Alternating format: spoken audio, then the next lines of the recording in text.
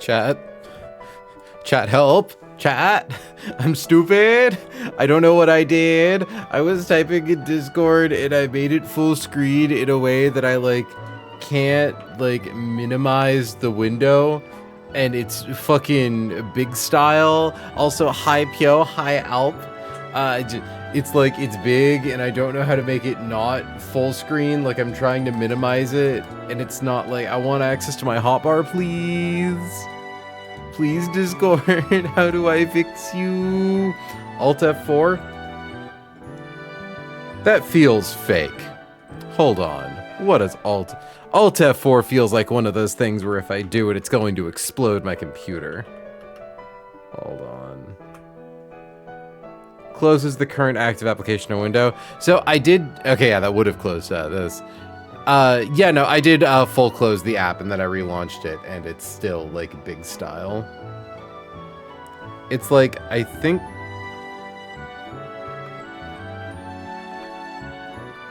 it's something with like, maybe pressing one of the FN keys. I like, hold on. App, Discord, locked in full screen. There we go. Control Shift F? No. Okay, maybe I try closing it in Task Manager.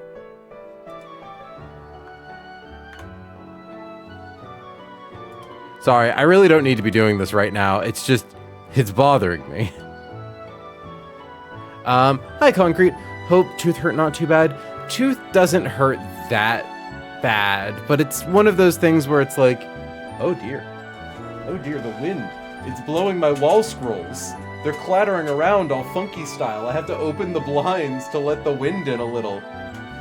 Jesus.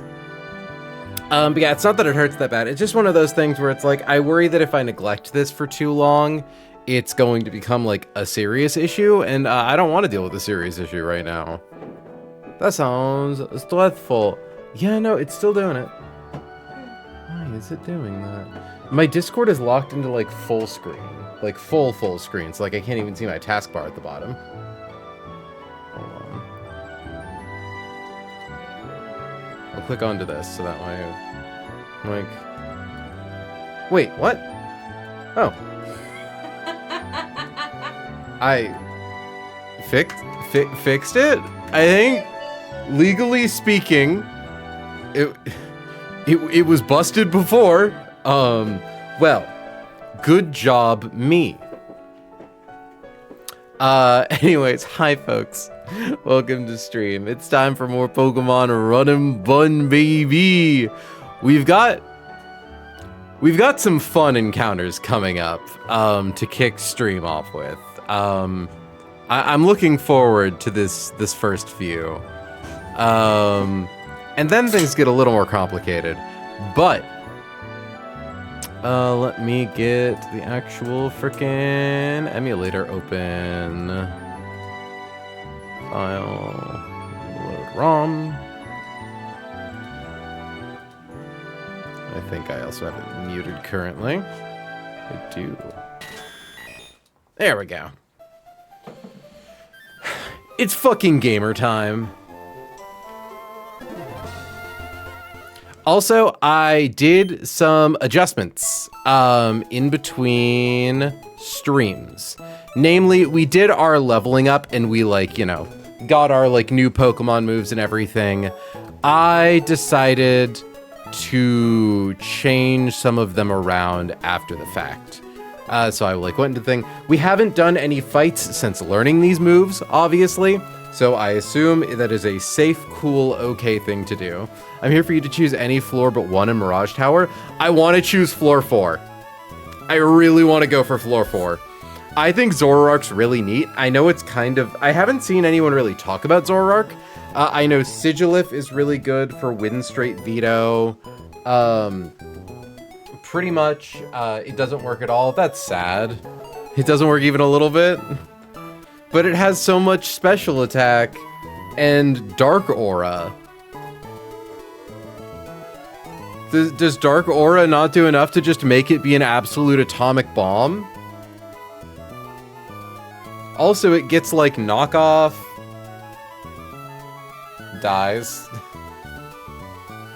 Well, I mean, like, so do a lot of things.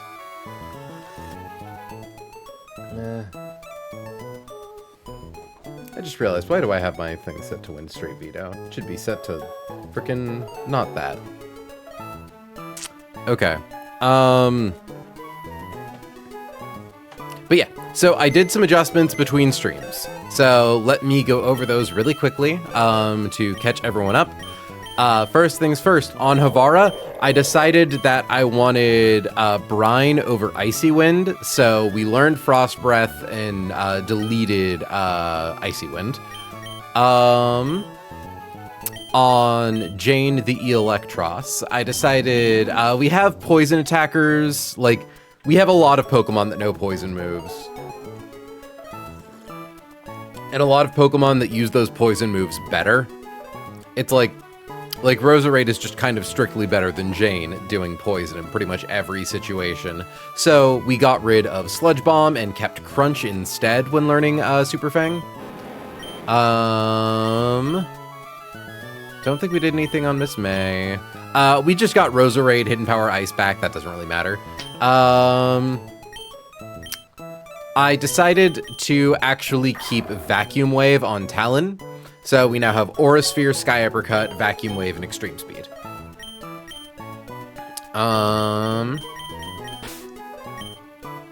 But versus a ground type, Jane's got this. True, Jane's got this versus a ground type, but how many ground types are there that are also, like, susceptible to poison?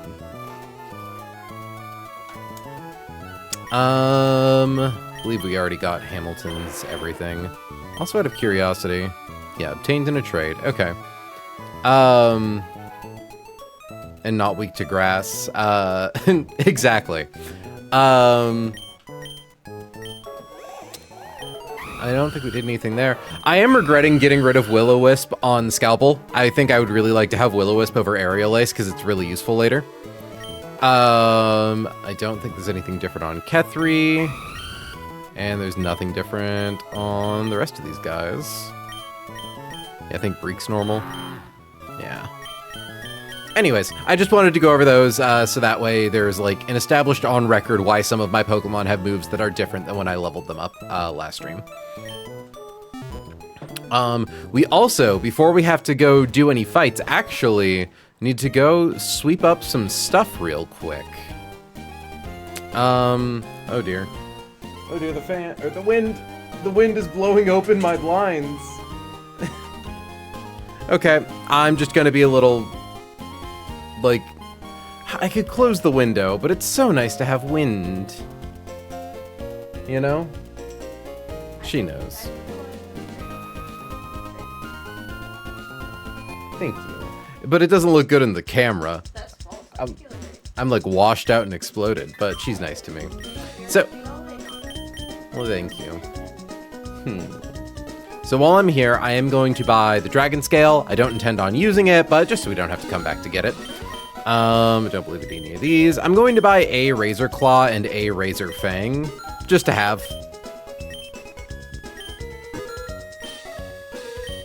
Okay. Next up, we need to hit the beach. It's around here somewhere. Turns out there's a full heal in the sand. I did some looking around with the item finder. And a pearl. You need to pound sand. Thankfully, we have Magical Leaf for that.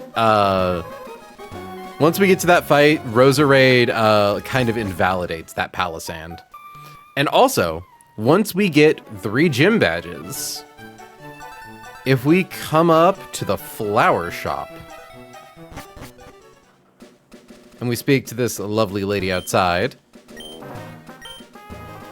she did a little bit of over shopping, bought herself a white herb that she doesn't need. You said hit the beach, pound sand, funny. And you know what? We're gonna go the fun way back to Mauville, even though we were definitely closer from the area we were just at.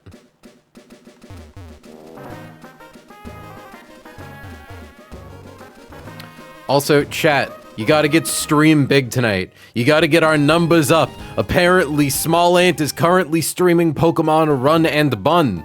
We gotta be up there in the fucking Pokemon Emerald Twitch algo so we can make Lightning Strike twice, a thing that notoriously happens. A thing notoriously known for happening.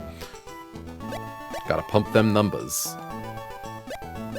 Also, I just realized you can never access those two swimmers down there. They are stuck.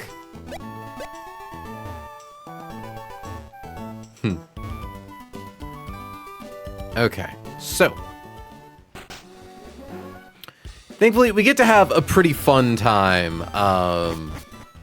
with the start of this stream. Or at the start of these fights. It won't stay fun. It might. If everything goes well, it might. But it gets to start off kind of funny, kind of silly. So, hold on. Let me just...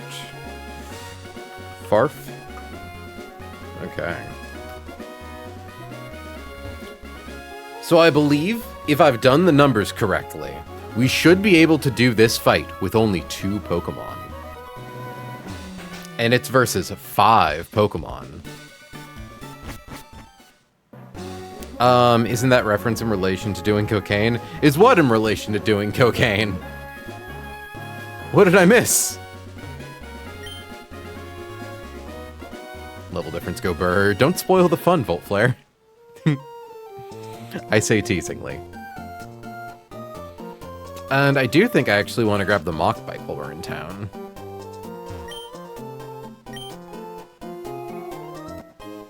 Oh, it probably doesn't pre-register the Mach Bike, does it? Oh, thank God. So, I mean, on-level fights are so easy, you can do them with 2 Mon. Exactly. I'm glad you wised up. Okay. So, we are going to grab Talon. And Hamilton. This should probably do it. And you watch F1? Like Formula 1 racing? I do not. And I believe we want to equip Hamilton here. With the hard stone. The hard stone? And we want to give Talon the wise glasses. Just double checking something. Yeah, cool. We're fine. The other guys are fine. They're hanging out. They're chill.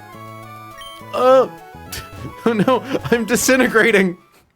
I'm the fucking Final Fantasy A Realm Reborn meme.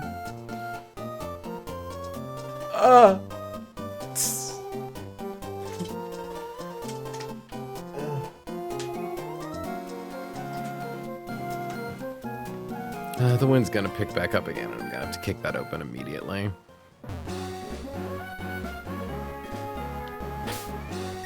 Okay. So, we've got a double battle coming up, chat. Notoriously difficult double battles. You know how it is.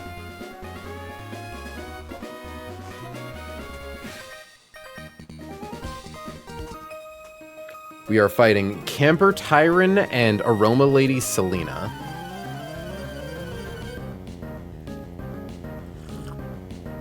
It actually might be Tyrone. I don't know if it's Tyrone or Tyron. There is not an E at the end. So out comes Farfetch'd and Bellossom. Now, if I'm correct... Hold on, I just gotta make sure I have my calcs right. This is a dangerous fight, chat. This is an extremely dangerous fight. Hard. Okay, so I just gotta make sure. Okay. So Talon is going to use Aura Sphere on Farfetch'd. Hamilton is going to use Flamethrower on Bellossom. Now, if I did my numbers right, this should have like a 70% chance to one-hit KO. What are you gonna fucking do? This one's a bit more dubious. Believe it or not, this flamethrower is a 1 in 16 to kill. But I believe.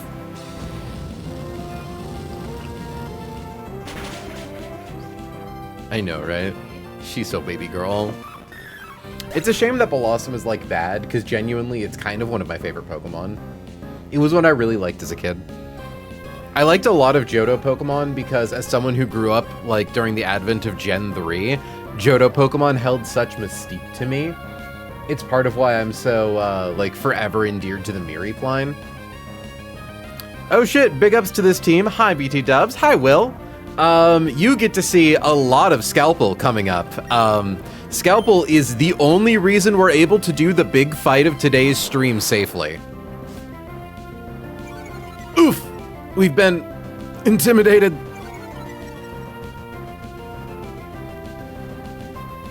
Not my physical attacks. Hold on, wait, actually. Yeah, okay, we're fine. Anyways, we're gonna use fucking... So, Arbok here has Coil, Sucker Punch, Gunk Shot, Stomping Tantrum, Intimidate, Black Sludge. Yeah, we're fine. And Flamethrower when he has Vileplume. My perfect girl. Your perfect girl indeed.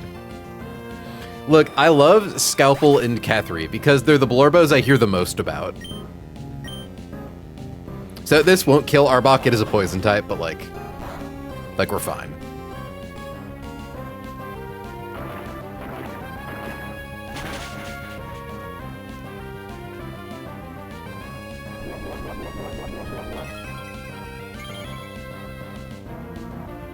My hubris. Okay. Could you imagine if I lost Hamilton to that? How cringe that would be? Oh my god. I'm like, it's literally max damage is 44%, times 4 weak, by the way. Yeah, times 4 weak, by the way. Okay. Yeah, it has no priority moves.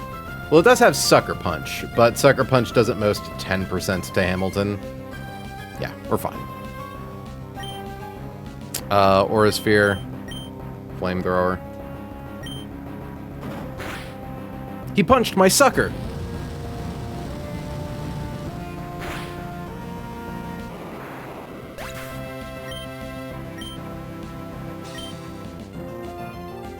The rare failed Aura Sphere.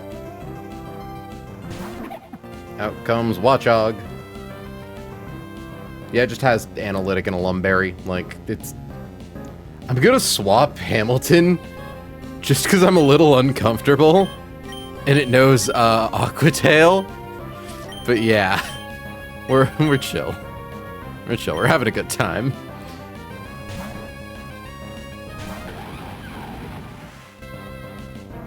Just another times 4 week that notably only does 60% to Hamilton. To be fair, I also do have Bulky Hammy. Mine has 31 defense and defense boosting nature.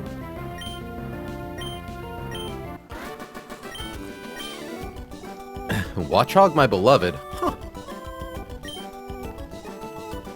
Yeah, no, honestly, having Bulky Hamilton has really been, like, nice. Our Hamilton came with near perfect HP, perfect in both of its defenses, and perfect speed.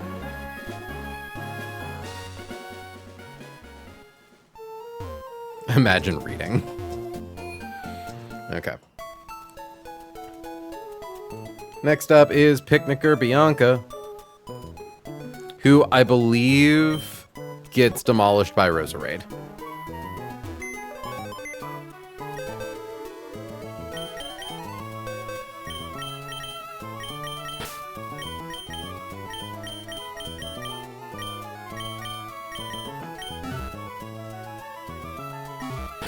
Just gotta grab the Miracle Seed.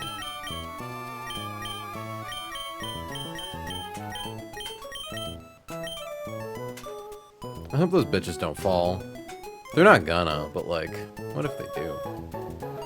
Okay, Rose is given Miracle Seed. And just making sure, nothing there, nothing there, nothing there.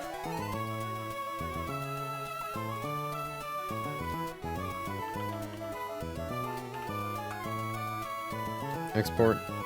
import. Should really turn on color coding.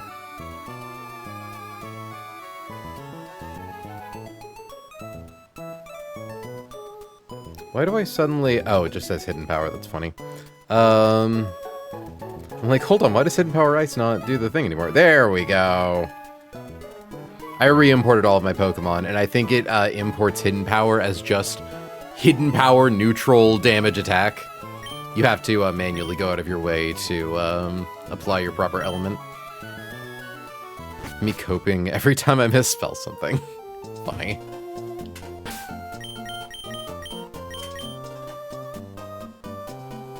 Okay, so just making sure you do that, you do that, you do that. That's bad. Yeah. Cool. That's the one thing with pre-damage Lewis script, the base one does it correctly. Oh, interesting. It's not that hard to fix, thankfully. Ooh, there's an item. I actually don't know what's up there. So this this is Picnicker Bianca.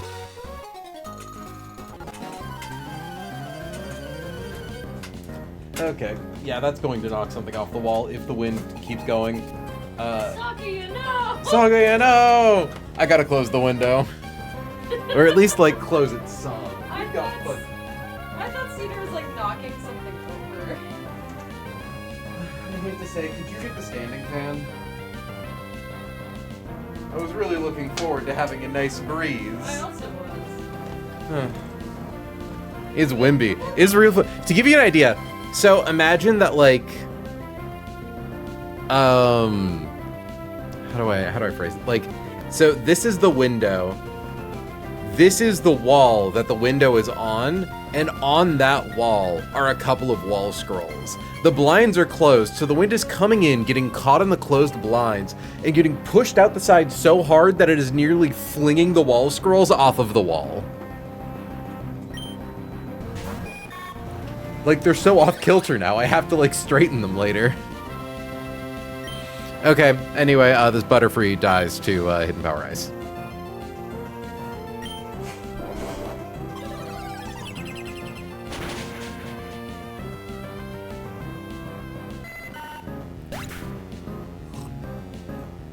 I thought I just poured coffee on myself. Okay, the wind can go fuck itself today. No, don't move the fan, it's fine. I have a little, like, napkin coaster underneath my coffee mug, and Ileana just turned on the fan, and the way that it's angled at me caught my napkin and knocked it onto, like, it bumped off of my hip and then landed on my lap, and I'm like, did I just spill coffee all over myself? Because I just felt like something drip-drop on me. I'm going to use my HRT bottle to hold my napkin down. It works. I call you Ileana on stream sometimes. I try to only call you Mintmod, but I do forget. Anyways, out comes Simisage. Simisage dies to Venoshock. Rip Bozo.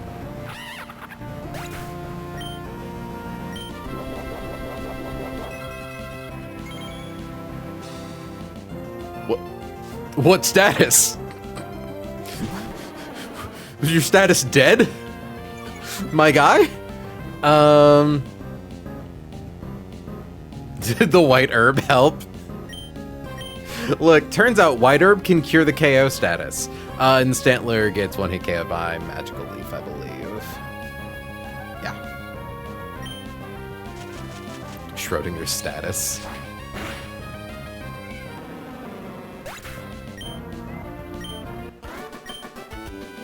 Okay. Get to knock these two. Oh, here, for context, though, with how much I got calced, right? So...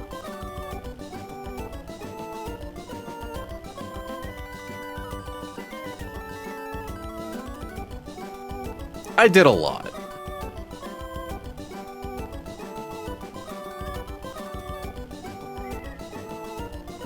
Just a couple. And the nice thing is that I did all of those calcs without our desert encounter, It's entirely possible that we find something in the desert that makes all these fights, like, even easier. Okay. I don't think anyone's gonna fuck with me if I walk to grab this. Revive, of course it is. And then I think that's Kindler Hayden. What is this? Oh, it's like the funny... Okay, cool. I get to swap my Pokemon around here. So we need Toge and Nido.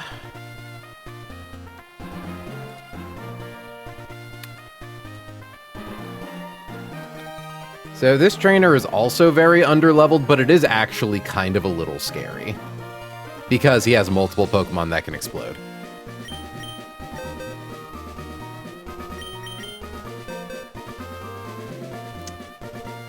Ooh, wait, hold on a second. Yeah, no, I have that right.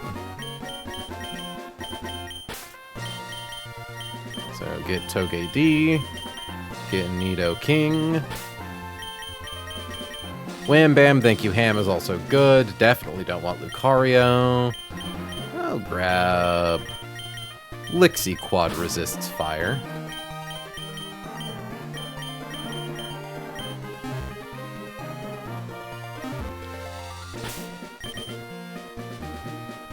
Are you a Pokemon Center? I mean, like an item shop? Pokemart, that's the word. Funny. Okay. I assume you people don't give me anything.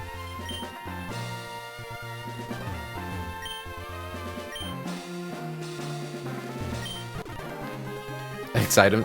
Okay, actually, X items for the wild Pokemon encounters is fair. It means that, yeah, if you have a Pokemon... Well, are you legally allowed to use X items during wild Pokemon encounters? Because I feel like then you could use, like, potions and stuff, and that feels like cheating.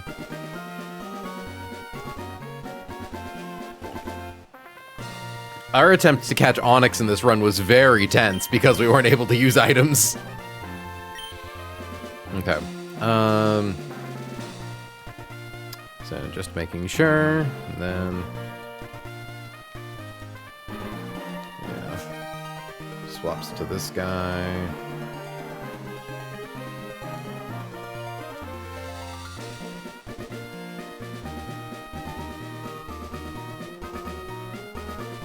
Hold on, dog, did I really? Ah, there we go, because it KOs with Earthquake.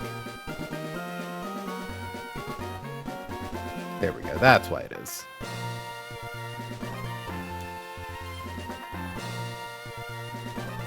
And then at that point, outspeeds KOs, outspeeds KOs, outspeeds KOs. Hi Rose, welcome to stream.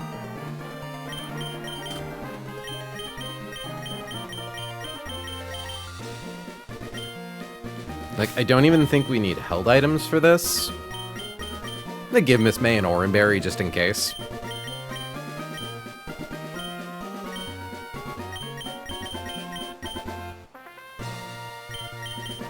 I'll give Maisie a Personberry also just in case.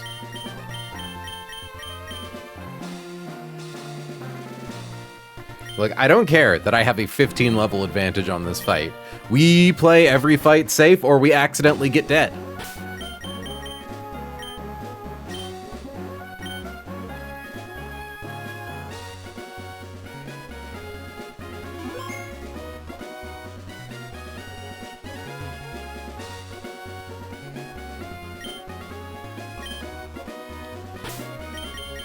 Togedemaru in the front, Togedemaru in the front.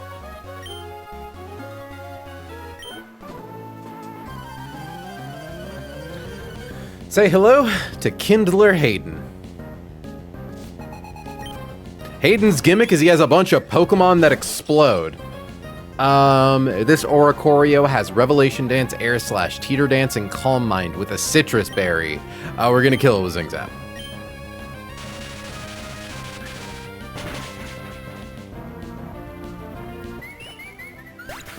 Next, it should see Camerupt, because Camerupt can one-hit KO Maisie with Earthquake.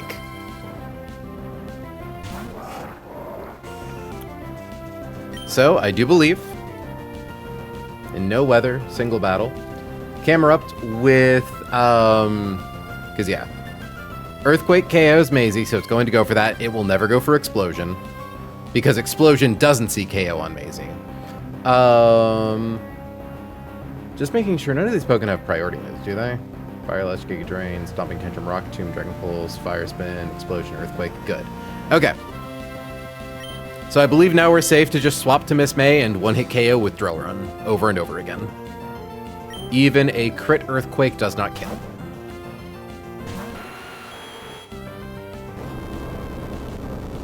It doesn't care about the damage it does, but at full HP, move priority for Explosion is still less than a move that sees slow KO.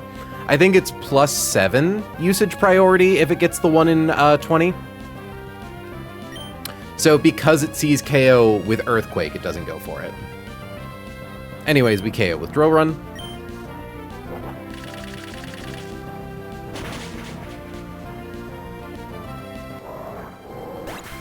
Next, we should see Heatmore.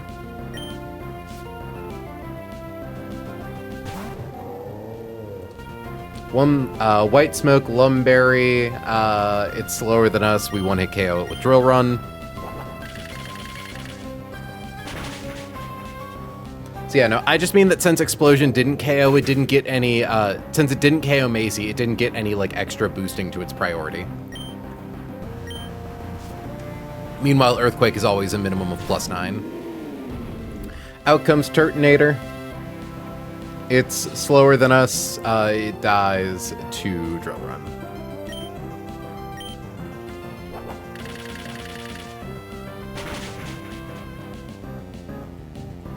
Okay. There go the last of the fun, straightforward, easy fights. Though I do think we can actually explore north of the Winstrate house just a little bit, because I think there is a TM.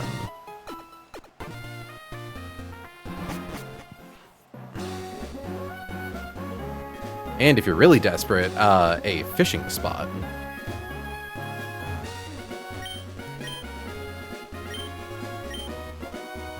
We aren't going to be using the fishing spot, though.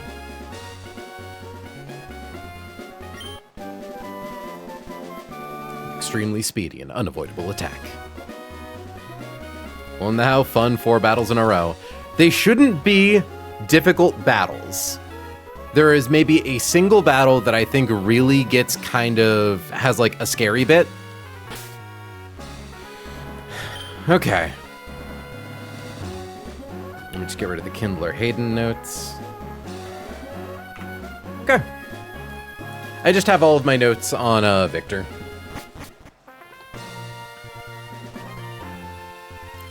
So, we need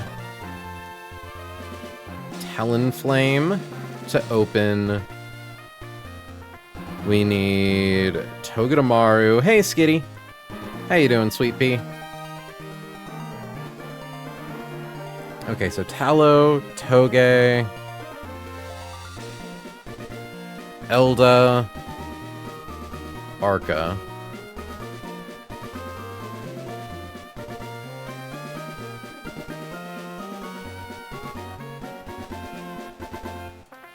Because, yeah, you get your shit rocked. Okay.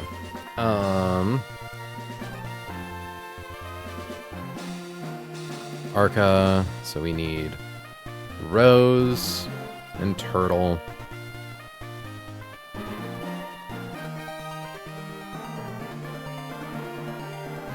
Tallow, Elda.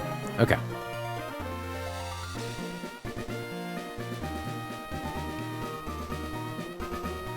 Just making sure. Without Miracle Seed, you do always still one-hit KO. Good to know. And you're always 1 point of speed slower. God, I love Eldegoss.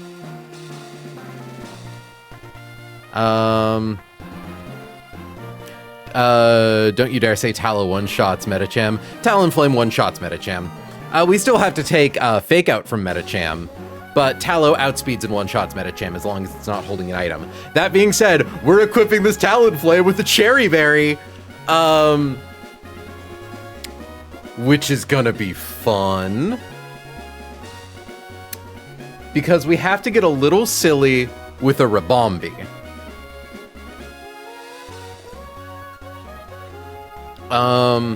Nothing could go wrong. The Rabombi has a Focus Sash. We cannot one-hit KO it. The idea is that we are faster than Rabombi. We use Acrobatics. On the turn, it uses Stun Spore. If it doesn't use Sun Spore, we spam Roost until it does. Because we are faster than it, it basically is guaranteed to use it like sooner or later. Once it uses Stun Spore and eats off our Cherry Berry, we then kill it through its focus, like we get the second hit in to kill it after Focus Sash. Why are you faster than the bee? 31 speed Talonflame. It was our first heart scale. We used it for Brawly. To manipulate Sucker Punch AI.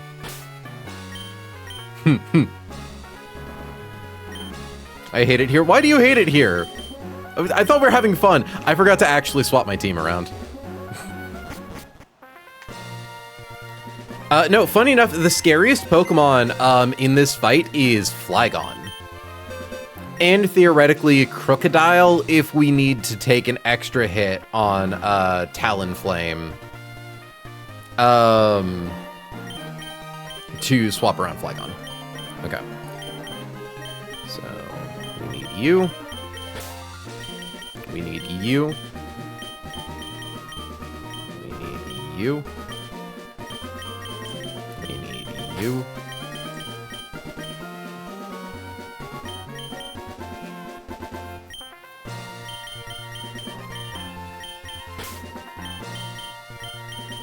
Okay.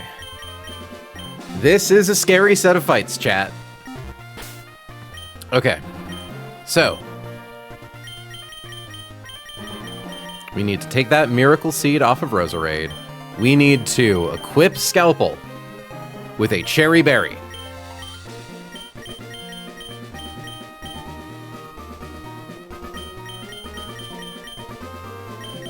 We need to equip Turtle with a Miracle Seed.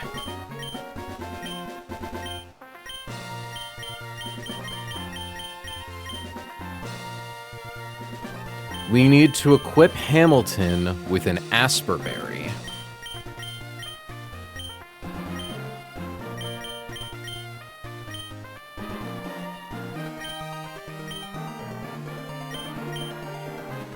We need to equip...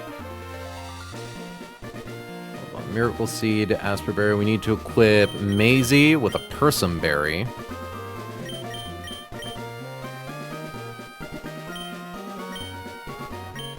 We need to equip Elda with a Cherry Berry.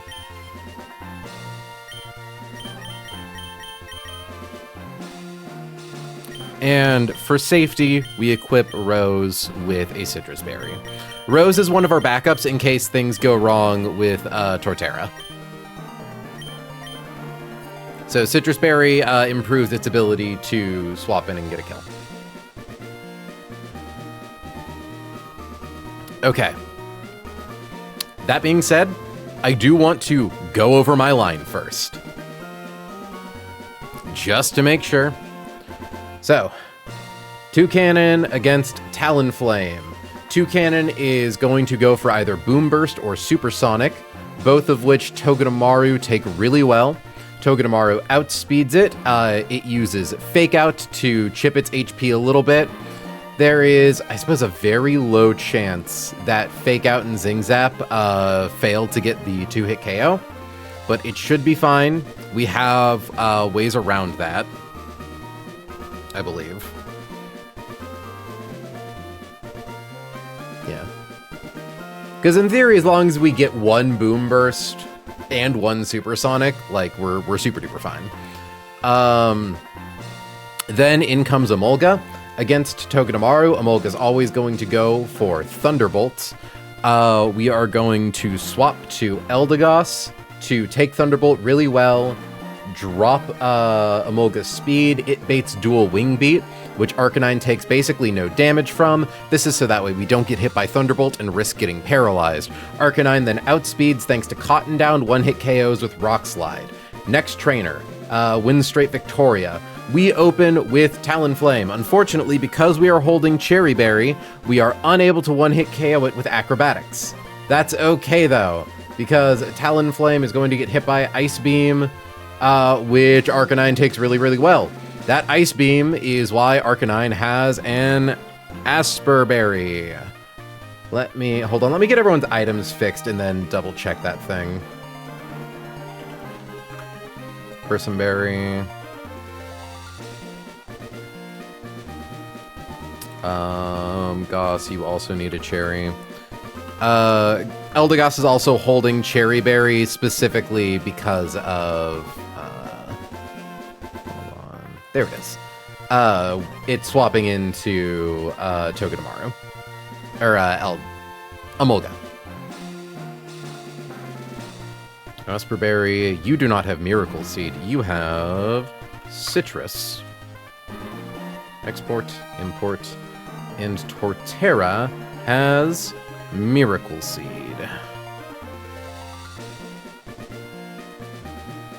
Okay. So, this fight starts. Abomasnow goes for Ice Beam.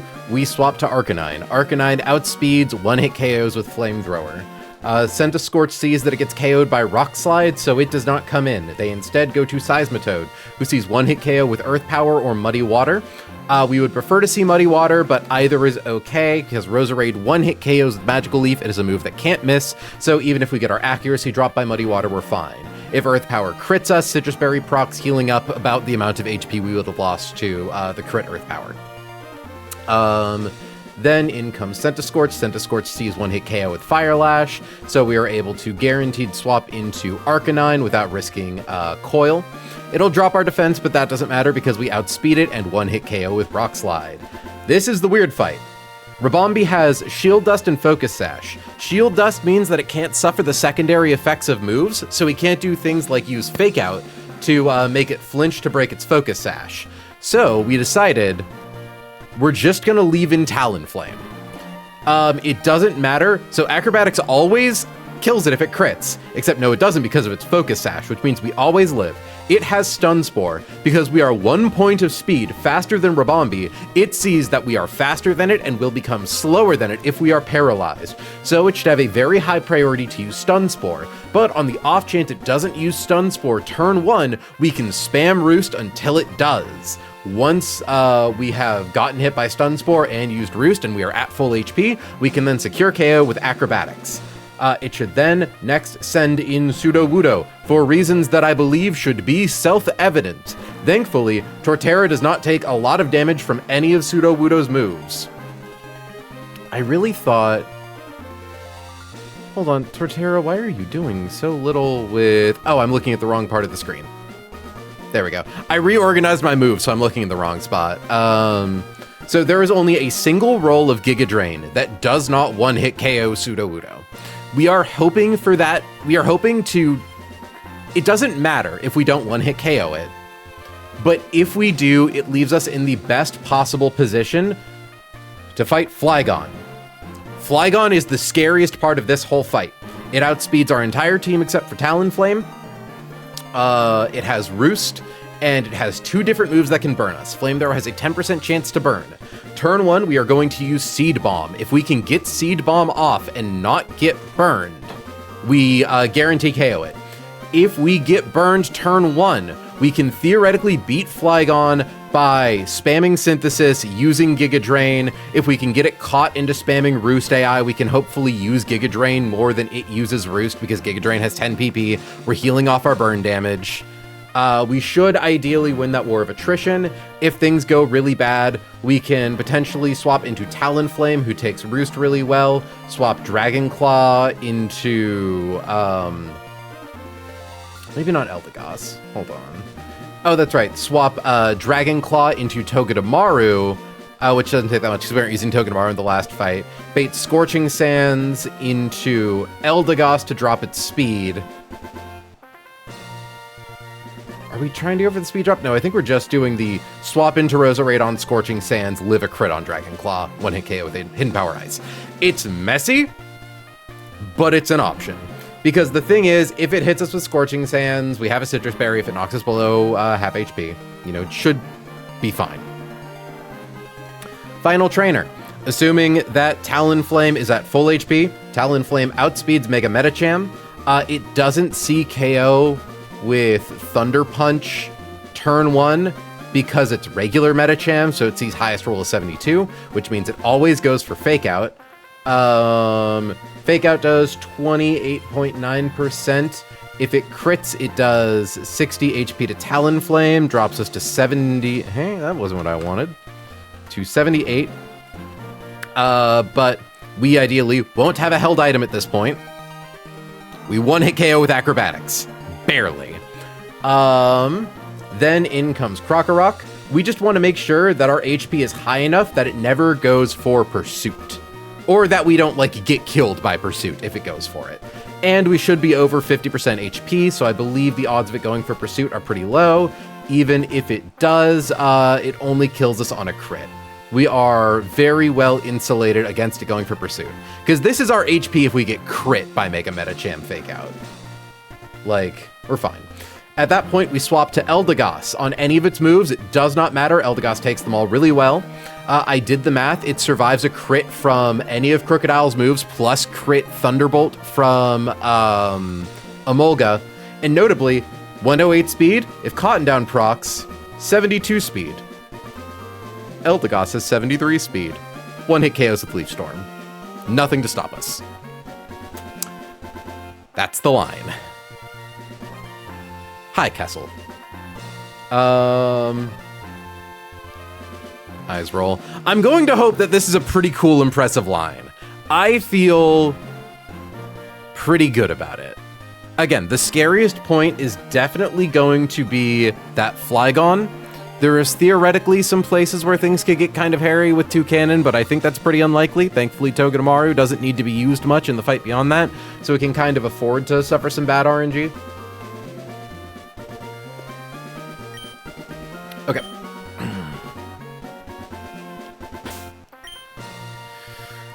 Final item check. Cherry Berry, Persim Berry, Cherry Berry, Asper Berry, Citrus Berry, Miracle Seed. Feckin' 1 speed faster.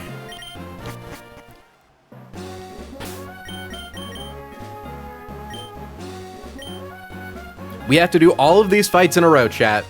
If you thought Aqua back-to-back was scary, what if it was Aqua back-to-back-to-back-to-back? And there's a Mega Evolution at the end.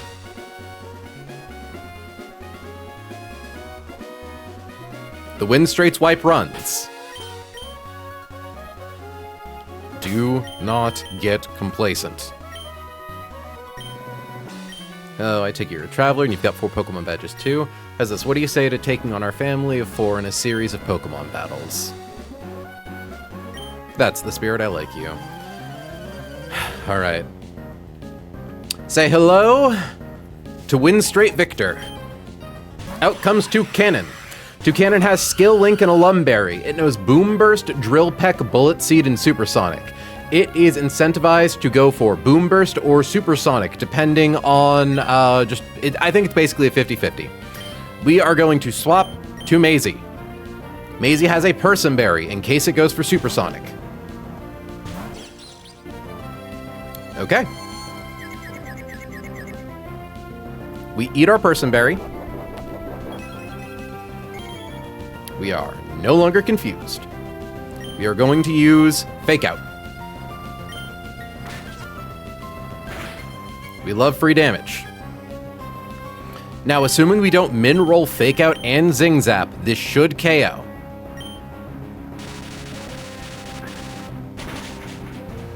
Nice. All right, good. That's the best outcome for taking care of that Toucannon. Out comes Emolga.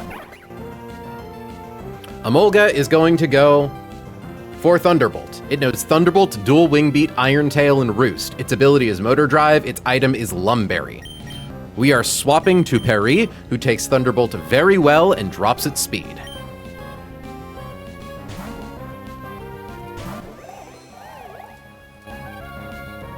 We have a Cherry Berry in case Thunderbolt paralyzes.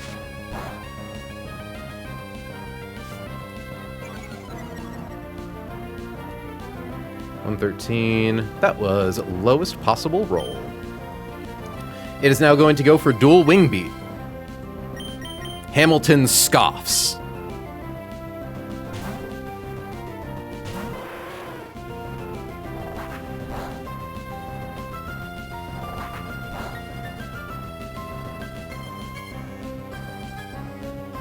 Okay.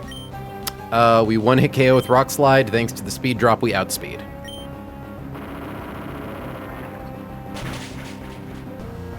I'm back, cup cleaned. Welcome back, Rose. Okay. That's one fight down.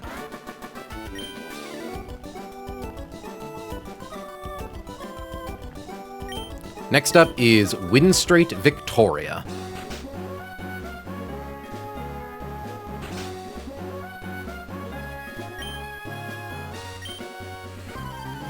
I'm sorry. I'm sorry, chat. I have a weakness. I have a weakness for doddering old women who say, "Oh, aren't you a young thing, but so powerful?" We have been suckered into the MILFs. I will not let my internal biases stop me from kicking ass. So, it should go for Ice Beam. We swap to Hamilton.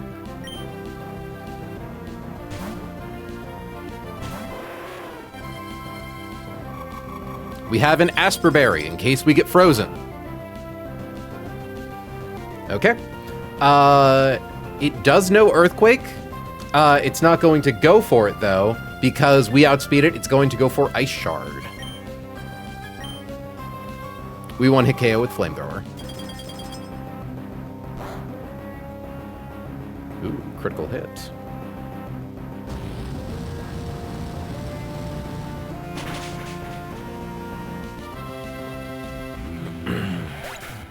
Okay. Next up should be Seismitoad.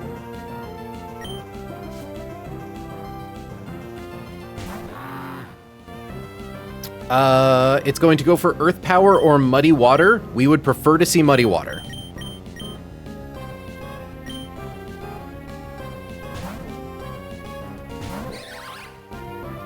Damn. Okay. That lessens our ability to effectively play around Flygon later.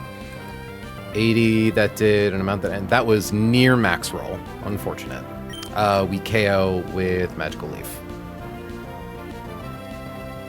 I don't know why I'm triple checking. We KO with Magical Leaf.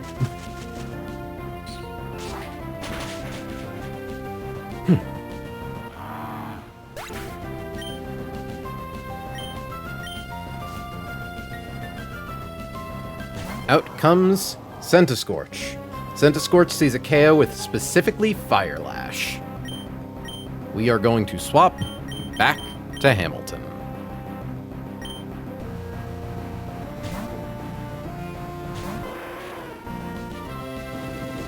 Fire Lash always drops her defense by 1.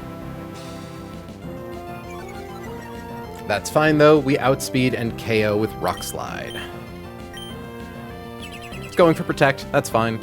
Doesn't change anything. It's probably going to use it again. But it failed.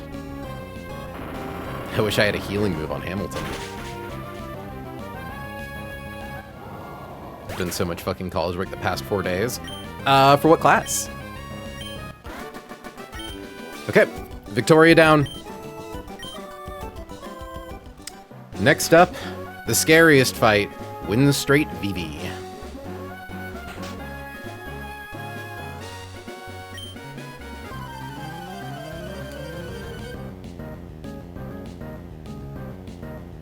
Okay. Out comes Rabombi. Out comes Scalpel. Rabombi has 139 speed. Scalpel has 140. It has Shield Dust and Focus Sash. It knows Dazzling Gleam, Signal Beam, Energy Ball, Stun Spore. It always goes for Dazzling Gleam if it wants an attack move. We want it to hit us with Stun Spore. We are going to use Acrobatics. We cannot KO it because of its Focus Sash. Perfect. Okay. We have a Cherry Berry. Talonflame is now unencumbered, which means we have full power acrobatics. There was a part of me that was so scared that there might have been something weird with the AI about that. Out comes Sudowoodo. Sudowoodo is going to go for Head Smash. We are going to swap to Turtle. Even though our Turtle is 2 Speed IV with a negative speed nature, it still outspeeds this Sudowoodo. It missed with Head Smash. Okay. If we one-hit KO with Giga Drain, we are in the money. We're not in the money, but it sets us up for the best possible Flygon fight. There is a single roll where we do not kill. Good. Okay. Fucking nice. All right. Scariest turn of the fight coming up right here. Flygon is going to use Flamethrower. We need it to not burn us. Going to use Seed Bomb. Seed Bomb does a minimum 62%.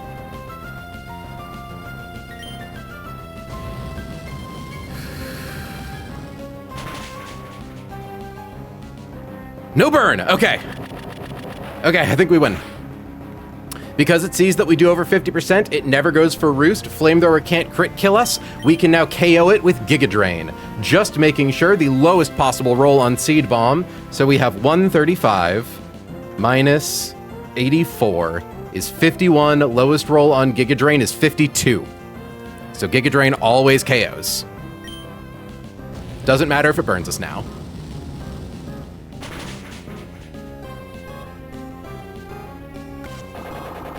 Looks like I joined at a good time. That Flygon calc has had me nervous for like a day and a half. I've just been like, it's pretty good, but if we get burned turn 1, that cuts Seed Bomb's damage. And it means that it can now see that it can heal more with Roost than we deal with Giga Drain, and it makes the whole fight a lot more complicated. Okay, I believe the final stage of this fight is a guarantee.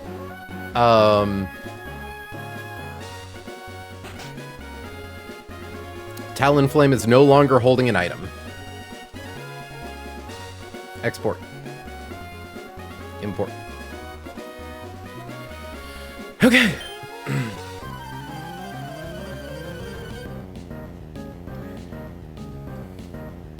Winstrate Vicky. So, because this Medicham has not Mega Evolved, they don't understand that Thunder Punch could one-hit KO us. For that reason, they're going to go for Fake Out turn 1. We are just going to use Acrobatics anyways.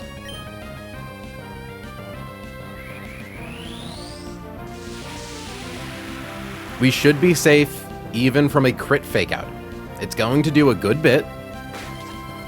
No crit, no crit. Scalpel flinched. Okay. We now outspeed it. Acrobatics barely one-hit KOs it. Nice. Okay. Is there any world with 98 HP if we are switching out Pursuit crits? Its highest roll is 103. But I don't think it ever goes for Pursuit because of how high our HP is. So, we swap to Parry.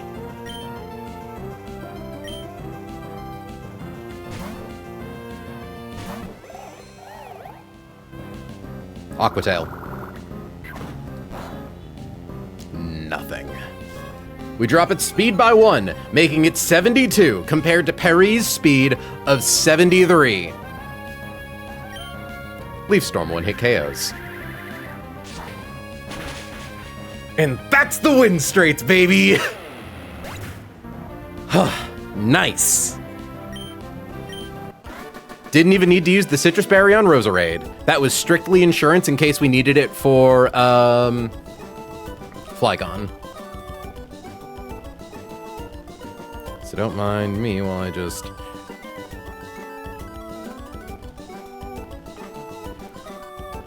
I believe we get our next encounter. The good news is I did the work in the model and some of my missing work. I now have a 78 average in the class. Nice. Oh, that's right. I asked you about what class. Operating systems concepts. Is that a good or bad class, Rose? It's my bad class. The work itself isn't the worst, but there's just so much of it. There were 27 assignments in Module 16 alone. Ugh. Excuse me. Not including the exam. The good news is I did the work in the model and some of my missing work. I now have a 78 average in the class. Damn, look at you go, girl. So checking something really quickly.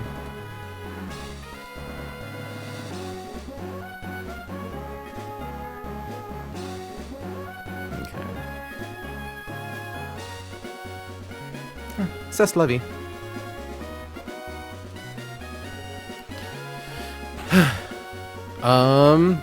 I believe now that we've beaten the Winstrates, I'm going to go heal, but I believe we get the Go Goggles.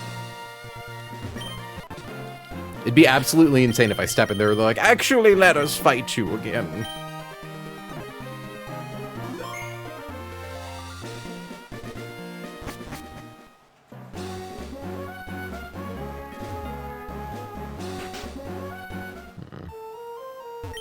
First trainer I've seen who deploys Pokemon so masterfully, but I should tell you, my Shellnet is stronger than you.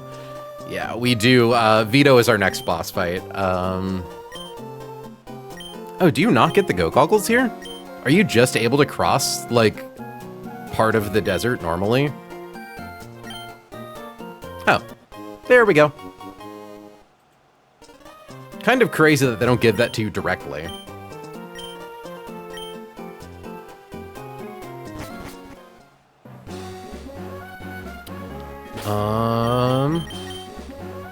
We get our next encounter. I think. Picnicker Irene. Yeah, it says the next trainer is a picnicker, so I don't think that big guy sprite up there is our next fight. Oh, he moved. He's probably there to, like, tell us, hey, you better fight the fucking Winstrates. Okay. Got some interesting Pokemon here. We actually have a lot of dupes already. I'm gonna grab Jane. Actually, no, I should probably open with Arcanine. I'm trying to think about which of our Pokemon takes Explosion the best.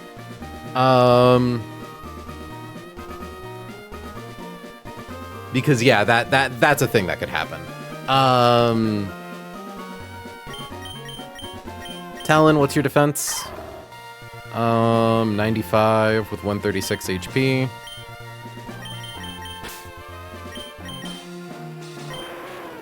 .105 with 164. Yeah, okay. Arcanine lives in Explosion better. There's a Boldore we encounter that might it just knows self-destruct.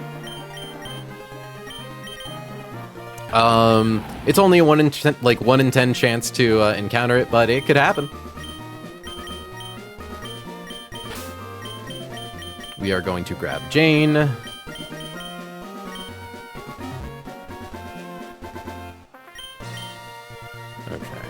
Or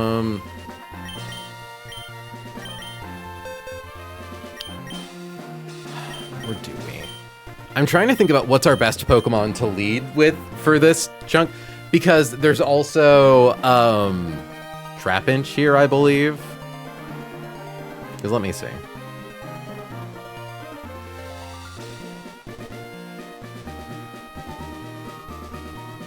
Vibrava, Trapinch, yeah, okay. So we currently have duped out Vibrava, Onix, and Trapinch. There's a very high chance, well, not very high, there is a 14% chance to get Krokorok or Crocodile, a 14% chance to get Dwebble or Excadrill, a 10% chance for Maractus. Sorry, did I say Dwebble and Excadrill? I meant Drillbur and Excadrill. So, 10% for Donphan, 10% for Drillbur, well, 14% for Drillbur, Excadrill, 10% for Boldore, 10% for Dwebble, 10% for Maractus, and then another 14% for Crocodile. The biggest hit here is getting Excadrill. The biggest miss is Dwebble. And even then, I wouldn't say it's necessarily a bad get. It's like I need something that can live in Explosion, but also doesn't suffer like Arena Trap.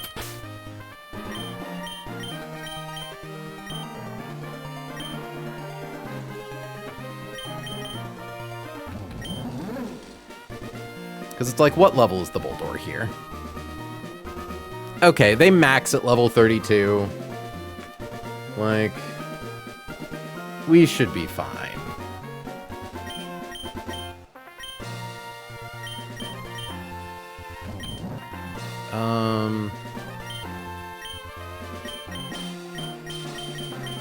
So actually, let's do... Because Turtle can't be crit. Turtle has good defenses, and Turtle can kill a Vibrava if it needs to. Though I don't even think Vibrava has Arena Trap. I think it's just freaking Trapinch. Okay, we have Jane in case we need something paralyzed. Also question, you don't get encounters from breaking rocks if you have the max repel on, right? Or is there just a chance that our encounter gets sabotaged because the rock?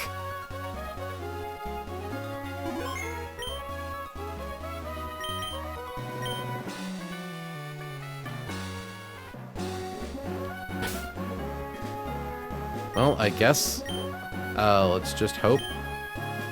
Okay, good.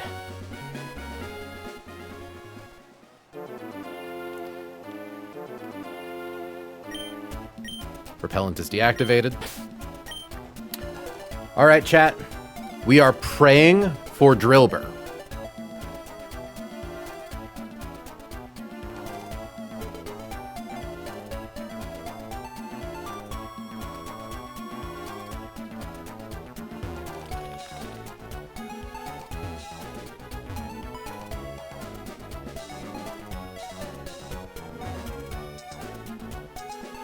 Did I? Hold on, did I fuck up? No, I didn't.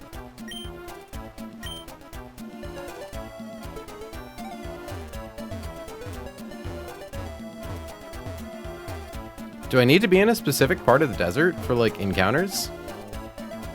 Do I need to be, like, on those sandier patches of sand? Do I have to beat this first trainer?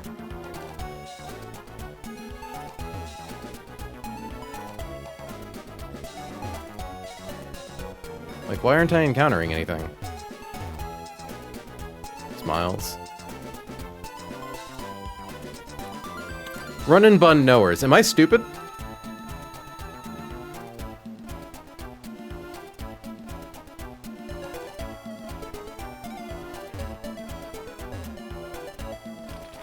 I'm gonna do something dumb.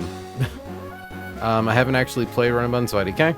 Yeah, I guess if anyone who has seen an encounter there. I'm gonna do the shiny hunter strat. I'm just gonna get the acro bike and bounce in place. I'm nervous that I'm going to like fuck up my movement slightly and like walk into that trainer. So I just don't want to even risk it.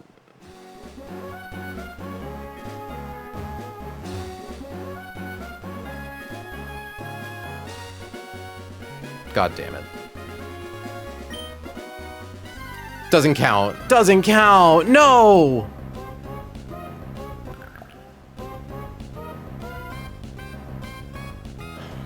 I'm stupid. I didn't reactivate the max repel. I'm so fucking dumb.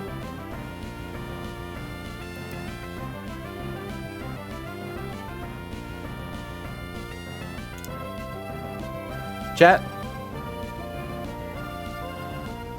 Chat, will you judge me?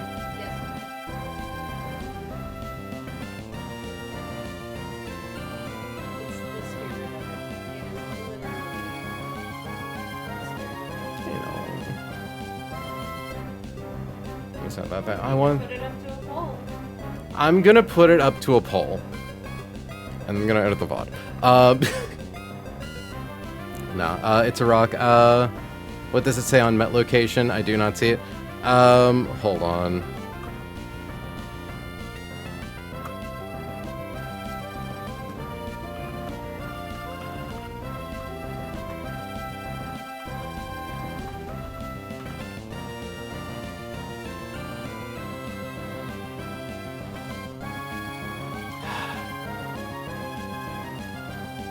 But yeah, I don't know. It's so stupid.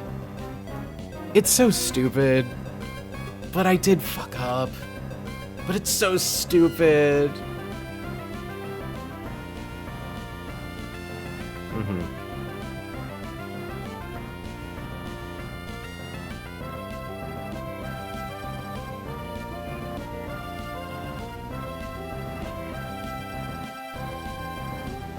So, Turtle, sometimes you can encounter Pokemon by breaking rocks. I believe it doesn't happen because if it doesn't say it was met in the desert route, it's technically your first encounter. Route 111 is the same top to bottom. As soon as you, like, leave Mauville to the north, you're in it. I'm such a fucking moron. God damn it. Okay. Chat voted. It's fine. Gigalith isn't bad. It was also a possible thing to encounter anyways. I just feel so dumb. So you're gonna say, like, reset or what? No, it would basically be like, yeah, could I just... Because I made it past the rocks to begin with, but I left to grab a different bike. But I forgot to reapply the max repel. Because I'm like, I just want to hop in place in the sand. And I fucked up. And I forgot to reapply the max repel when we encountered the Roggenrola. Hey, no, we be nice to ourselves. I don't think Run and Bun is about being nice to ourselves. I just... do what makes you happy.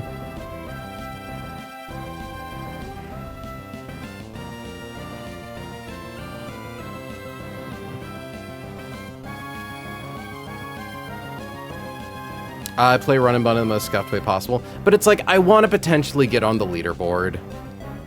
If I were to beat Run and Bun, I want to get on the leaderboard, and I would hate for something as dumb as this to, like, scuff that, you know? Because I thought rocks stay broken because they stay broken in the fucking Rusturf tunnel. I'll scuff that. Here's what's gonna happen. I'm gonna catch this Roggenrola. I'm going to catch the first Pokemon that we encounter in the desert, and then we're going to, like, continue this discussion from there. I don't think Roggenrola has self-destruct. We're also not even gonna look at the Roggenrola. We're just gonna catch it. Because we did make it past the rocks the one time.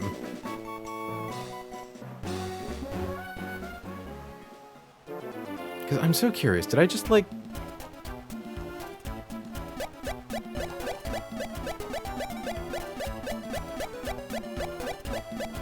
Oh wait, hold on. We want to be at full HP for whatever we see here.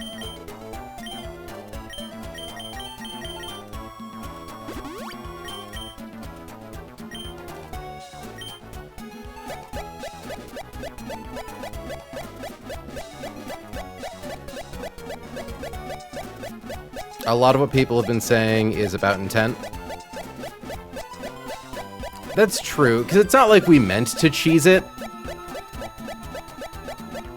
So did you intend to encounter the rock? I definitely didn't intend to encounter the rock. Because, hold on. Okay, so do I have... Yeah, repellent is activated. Okay, do I need to be standing in the sand, like, to the left of here?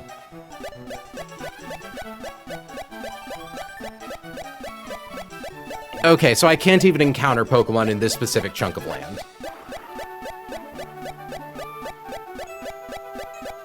Okay.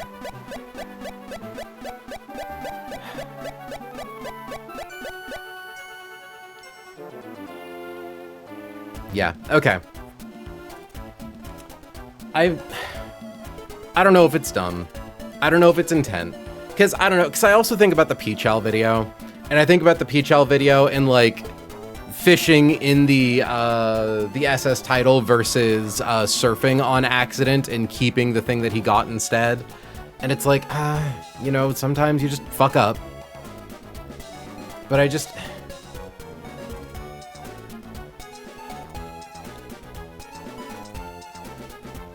Yeah.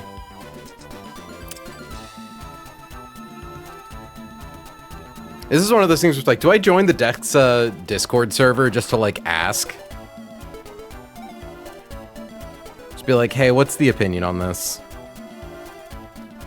But yeah, I'm not even going to look at that encounter. I just want to do this next fight. And then we'll catch the thing that comes after that. And then honestly, I might just... Hold on, yeah. Actually, I'm straight up going to go to the Dexa Discord server and ask. Because I know what the answer is going to be, but I can hope. And theoretically, as long as I don't use either of these Pokemon, your run, your rules, I think. So it's like normally it's your run, your rules, but it's specifically because I want... in the world where we make it, in the world where we beat this run, I would like to be able to go on the leaderboard. And I would hate to invalidate the run over something as stupid as being upset that I fucked up my desert encounter.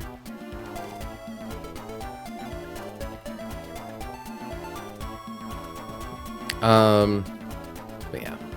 Either way, we gotta fight this trainer. I'm not gonna look at that rock. I do have a calc for it. This is a kind of messy fight.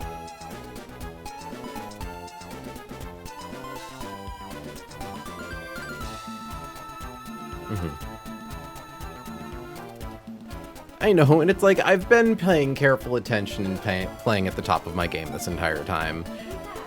And it's like, there's no visible indication that you have the repellent on. So it's just kind of easy.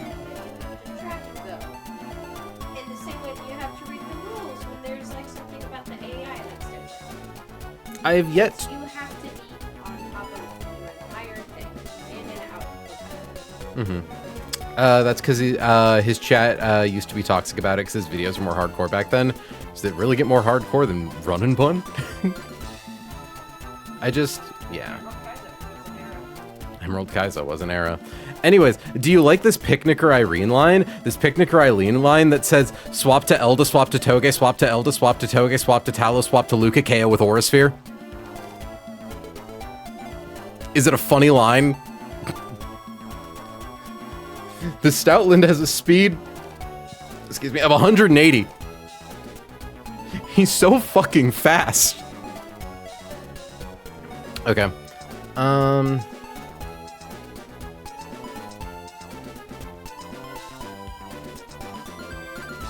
Yeah, I don't know. I'm gonna catch the two of them, and I'm going to, like, see what the internet thinks. I'll see if I can get through all of my fights today without needing either, so I can genuinely, like, do some consulting with people. I think that's fair. But if our encounter just ends up being a Bulldor, we're just going to disregard it and use the Roggenrola we caught. So that way it's not like we're re-rolling for the better Roggenrola, you know?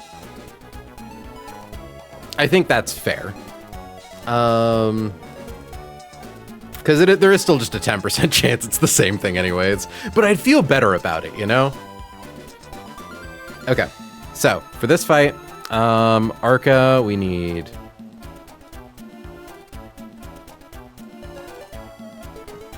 Arcanine, Eldegoss, Togedemaru, Eldegoss, Togedemaru, Talonflame.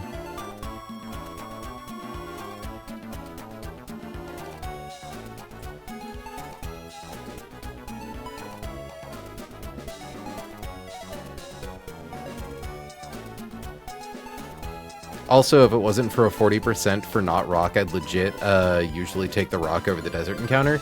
Yeah, but like, the way I see it, Excadrill's one of the best Pokemon in the game. I genuinely would not be upset if we rolled a Maractus. It gets Spiky Shield at current level. Again, you could just encounter a Bulldor anyways, and like, bada boom, there's a Gigalith.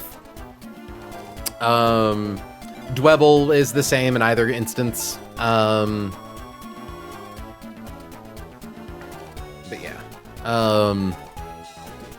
Truly, there's basically no misses on this route. And Crocodile would be great. We already kind of are spoiled for choice for ground types between Nidoking, Torterra, and Flygon. But like, all my Flygons have minus attack and I've never hit anything else. Hey, you want to see some proper fucking zip code numbers? Look at these. 7 attack, 9 defense, 3 special attack, 1 speed. Okay, so Livani has Overcoat, Focus Sash.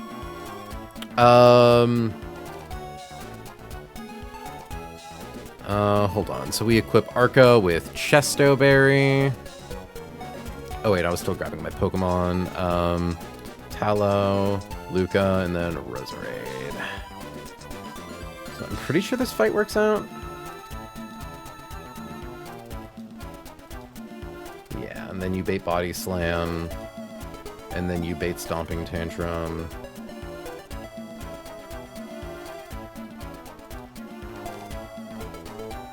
Those damage numbers are higher than I thought they'd be.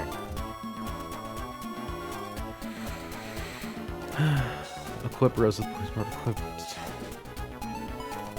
I suppose because Toge only needs to get swapped in twice, but Also, I've never hit Exa anywhere, so I don't care about him. It's just Excadrill's really strong. It's shockingly bulky. It gets Rapid Spin.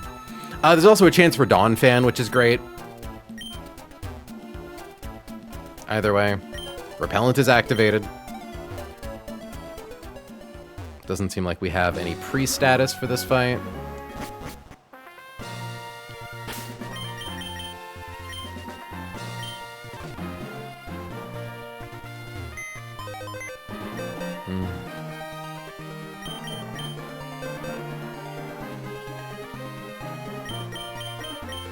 So I'm just going to move Roggenrola. Hold on.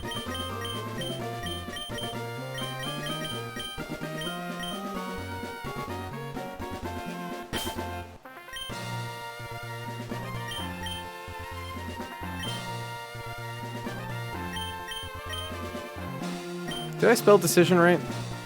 I don't think I spelled decision right. I don't think I know how to spell. Hold on.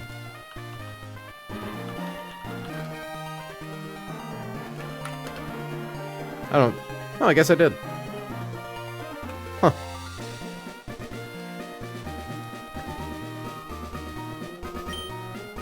Okay. And the way that it's going to work. Well, here, let's worry about catching the second Pokemon first before I start talking about the rules. Okay, so we need Arcanine. Eldegoss, we need Togedemaru. Talonflame. Since we didn't end up needing to use that Citrus Berry on Roserade, I think I'm going to give Togedemaru a Citrus Berry as well, just to guarantee safety. I've been trying to be a little stingy with my citrus since we got so many poor citrus rolls, but I think we can afford to spare one here.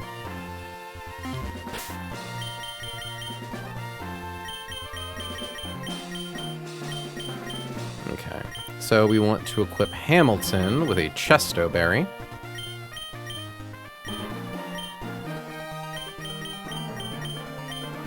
I love the Chesto Berry because it makes no fucking sense. How do you eat that while you're asleep, my guy? We are equipping Roserade with the Poison Barb.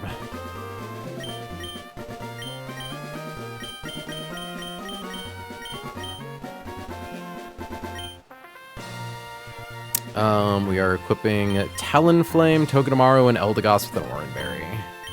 But I will instead give Maisie a Citrus, just to make it a little safer. We've saved a lot of, like, just-in-case citrus berries. It's already just resting in its mouth, Avi. It's like it's a big round berry. You would choke on it. We are giving Talonflame an Oranberry simply because Talonflame isn't attacking in this fight. It's just being used to switch around.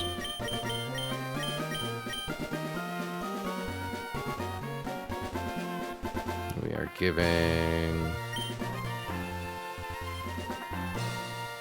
yeah. And then I believe Talon already has the Wise Glasses. Good. And we want to pre-burn him. So I think we actually have to run back to Mauville for that. Lamau.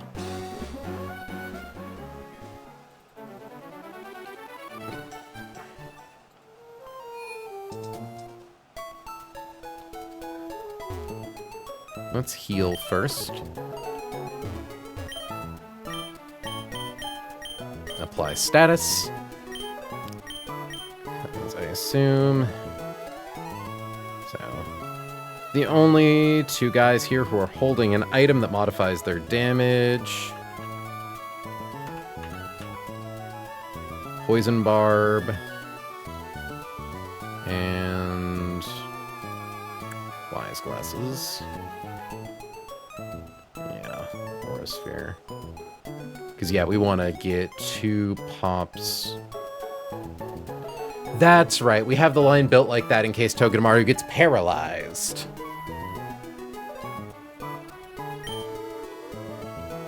God, that really is a choice, huh? Body Slam does so much damage. What makes me think this is a good idea? Sand.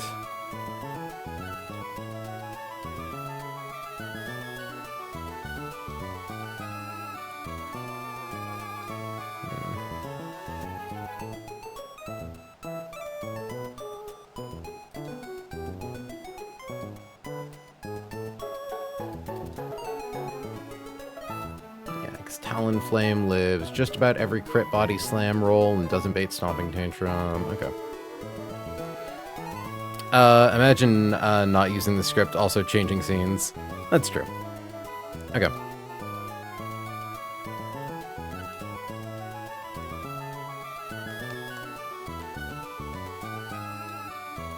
Because, I mean, like...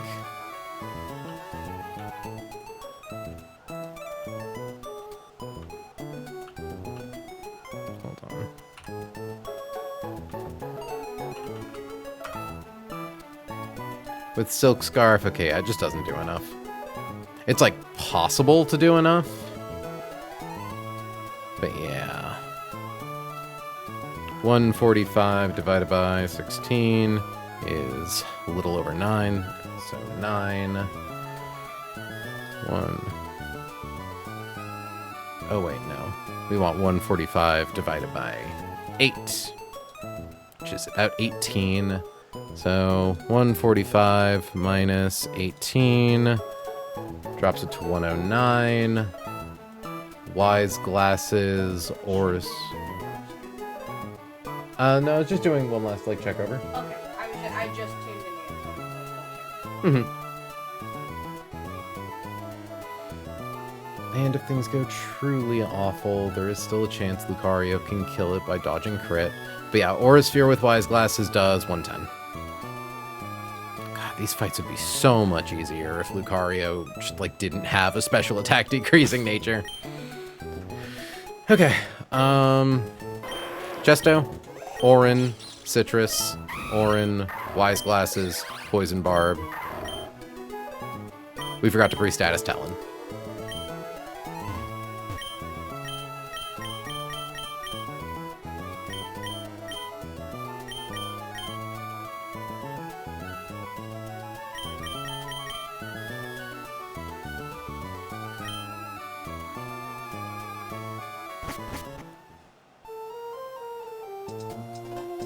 Okay. Low-key, some of the scariest fights in the desert are the first two, at least for our specific team. But we should be fine, she said, lying. Ah, that's right, we don't do a KO with Rock Slide, we use Flamethrower and then Extreme Speed. Hold on, let me just use Flamethrower, KO with E-Speed. There we go. So out of curiosity, Repellent is deactivated. Repellent is activated. Yeah, I think if you have Repellent up, you just never get rock encounters.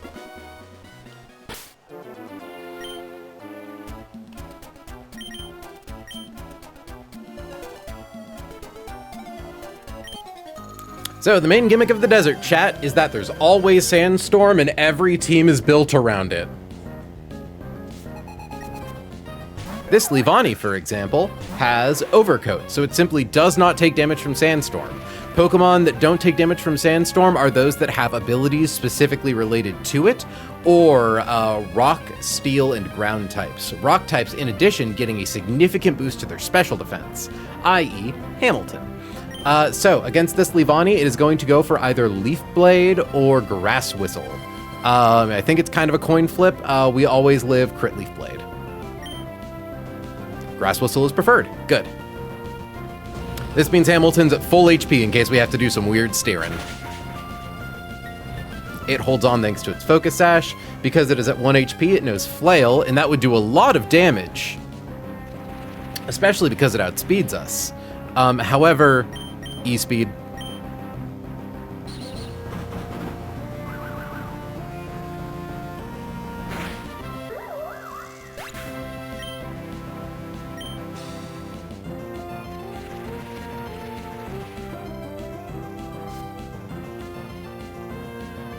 Out comes Stoutland.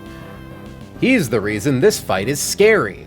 Stoutland actually doesn't see KO with Stomping Tantrum because we're at full HP. If it crits us, it kills us. But, you know. That being said, it always goes for Stomping Tantrum, which Perry takes very well.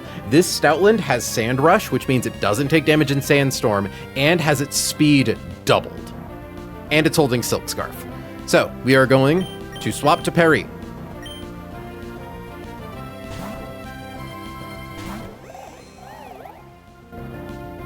Stomping Tantrum. Cotton Down procs.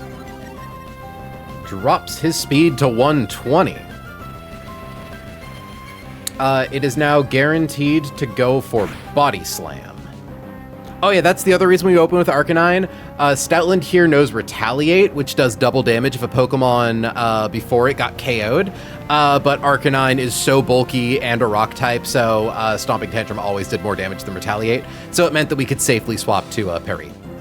Anywho, it is now going to go for Body Slam. We are going to swap to Maisie. Maisie still takes a good bit of damage from Body Slam.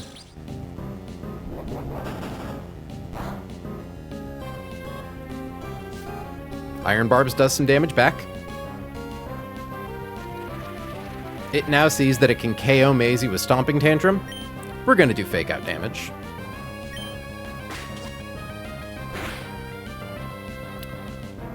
So I believe we should be... Because let me check something. Crit Body Slam does a max of 78. Good to know. Because we only need to let it hit Togedemaru twice. Okay. We swap to Perry. Perry is getting hit by another Stomping Tantrum.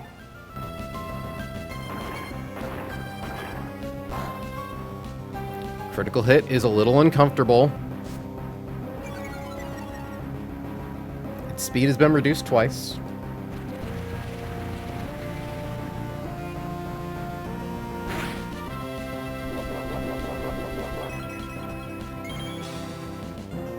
Berry, good. Okay, I think we're just about good.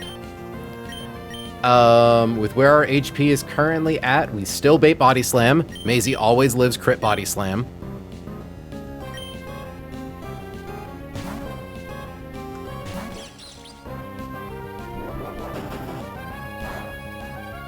Okay, procs our Citrus Berry.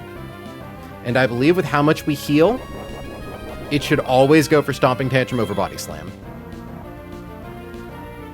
We have 67 HP. Highest roll on Body Slam is 52. Okay. We don't need to use Fake Out. I'm going to. Just for the satisfaction of it. Okay. It's going to go for Stomping Tantrum. We are going to swap to Scalpel. Scalpel, obviously immune to ground-type moves.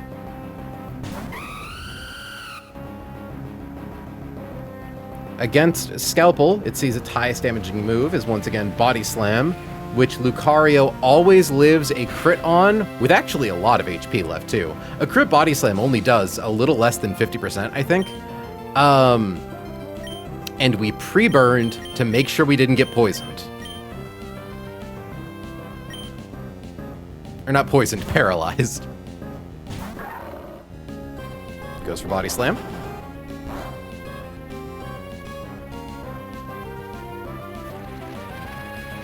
Thanks to all of those speed drops, it now has a base speed of 90 compared to our speed of 106. It has no priority moves. We KO it with Aura Sphere. Does minimum 75%.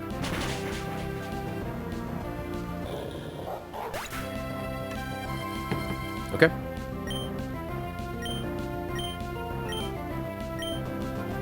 And lastly is Clefable, who could be a little problematic. Thankfully, Roserade just fucking, like, dances on this thing. It has Magic Guard, which means it cannot take damage from effects other than, like, attacks. It has Soft Boiled for healing, Counter to reflect physical damage. Moonblast, Focus Blast. It just hits you really hard. It's kind of hard to predict. And it has Leftovers. Thankfully, Roserade takes at most 18% from Moonblast. And does minimum 72% with Venoshock. And Counter doesn't reflect special attacks. Focus Blast is a max of 62%, or sorry, not 62, 16.2. And of course we outspeed it handily. We use Venoshock. We do a lot of damage with Venoshock. It goes for Moonblast.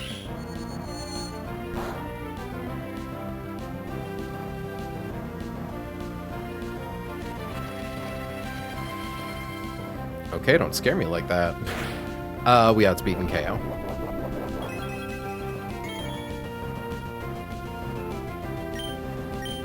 I'm like, hold on, I thought Clefable was a sure thing. Don't do that to me. Cool. All right, nice.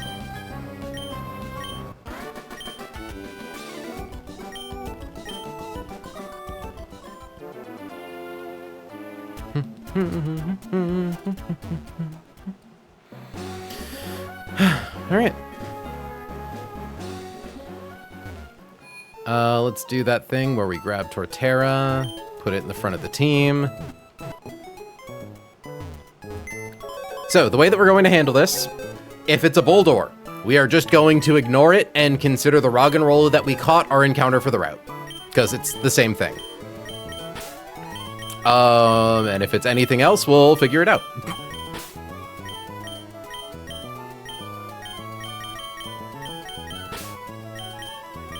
Essentially, once we catch the Pokemon, I'm going to do some consulting. If people feel that it makes, like, the intent was to get the thing beyond the rocks, we did get beyond the rocks, we just did a little oopsie-doopsie with Repellent. Is deactivated. Okay, is reactivated. Like, we will always take the second encounter, even if it's worse. Is how I'm gonna say it. Our team's healed, right? Yeah.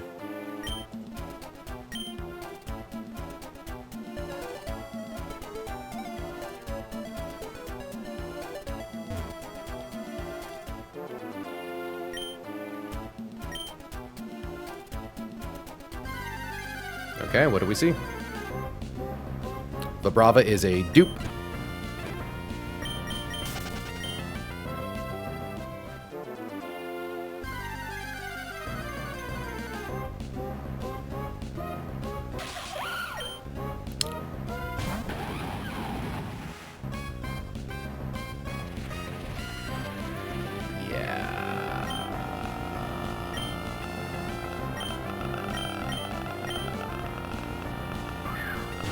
Yeah. It's low level too. You want a low level Drillbur.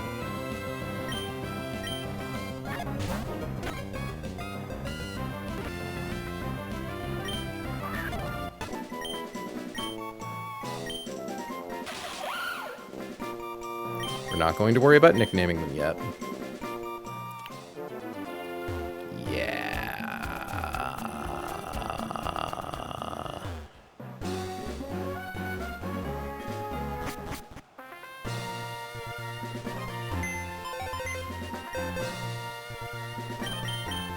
Am I about to cave on my morals and just say, actually, no, I want the Drillbur?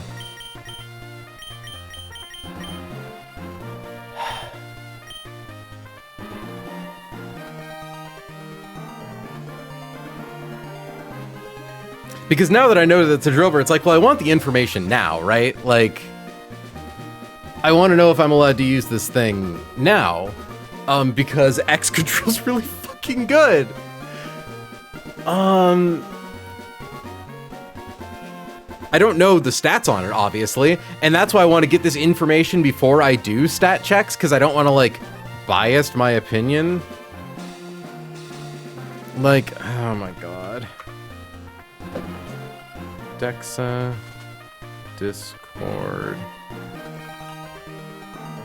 server. Dexa, Discord, server.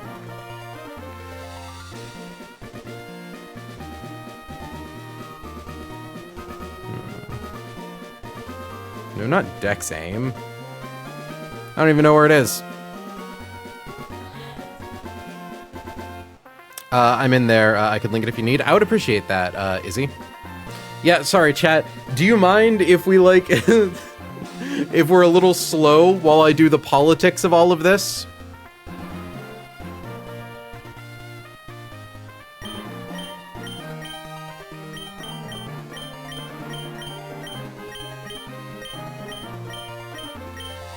Because I just want to know, like, would it invalidate my run? Because if it invalidates my run, obviously I want to take Boldor.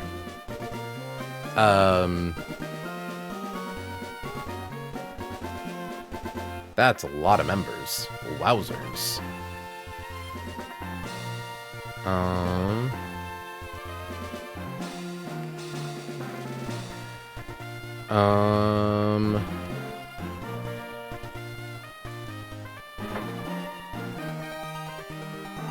Okay. Oh, there's just people in there right now.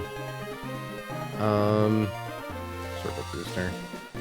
Now the question is, how do I get, like, how do I get mod attention? Because I don't just want to at mods. I don't just want to roll up and be like, mods, I spilled my chocolate milk. I think it would make you feel better to know for sure. So you could, or I think it would make you feel better to know for sure, so you should take care of it. It's not a mods thing. Well, because, like, who handles... You can just ask, people will respond. It's just a random dude who does the Hall of Fame. Okay. That does make me feel a little better about it. I wasn't sure if there was, like, a board of, like, approvals or something. Fuck it, then. I think... You all are here. You all saw it.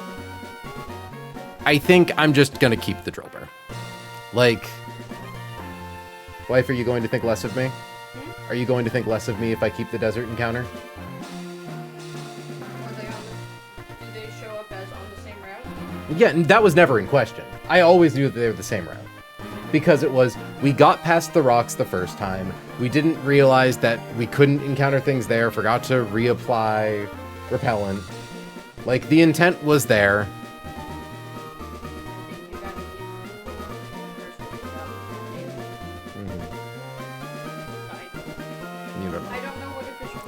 It's because it's kind of, it's your run is what's most fun, ideally. And given I'm trying to stick to all of the consistent rules, but this is just kind of a, like, well, if is the it... for run is most fun, then no, take the mole. But, like, if the mole is leaderboard... Well, because apparently I guess it's kind of an unofficial leaderboard. Like, there's just a guy who handles them all. Yeah. And I can theoretically disclose that information if we somehow... This is all assuming that we make it to the end of Run and Bun, by the way. I should be less of a... Okay. But don't do it again. No one can take away from you beating them. That's true. Yeah, chat. With all due love and respect, I'm going to... So I'm going to take Little Roggenrola here, and I am going to put it down in the upstate box. Let's look at that little mole.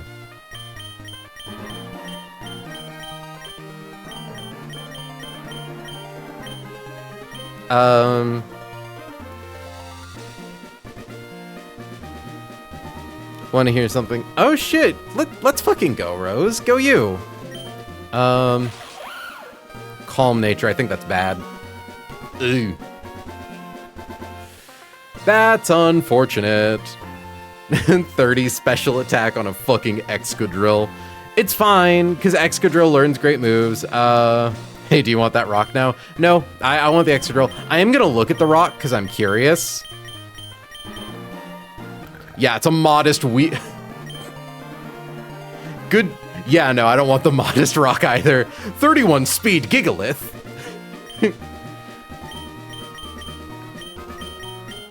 Here, I am going to nickname Roggenrola, just for funsies. This route would never be nice to you. Yeah, I was gonna say, look, because we're going to actually name the Drillbur. Like, again, we want Excadrill. Like, I think Excadrill is still kind of good even without insane IVs. Like, it'd be nice if it had them, obviously, but you could take the water encounter here real quick. Okay, thanks. Yeah, I know, right? Nah, but, and if the water encounter is bad, we'll come back after we get Surf.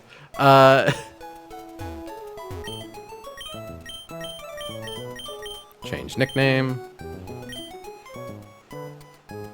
So we're just going to nickname little Roggenrola here.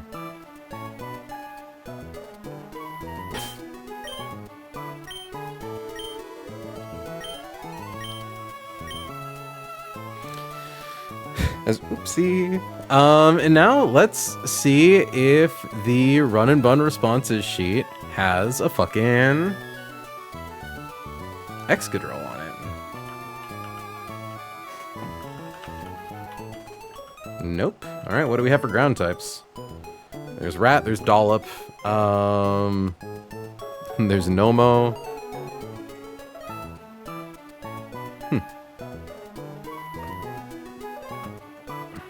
All right, I guess we're doing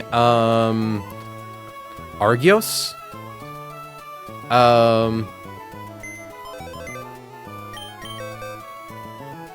So first, now we're just gonna get rid of little Oopsie here.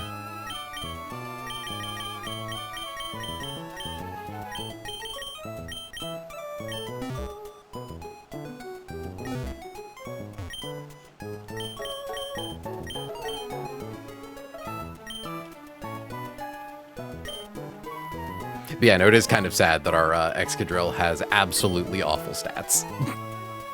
And a bad nature.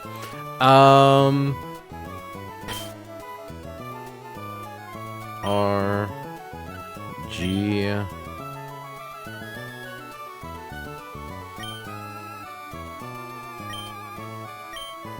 I'm going to go with our Gyros.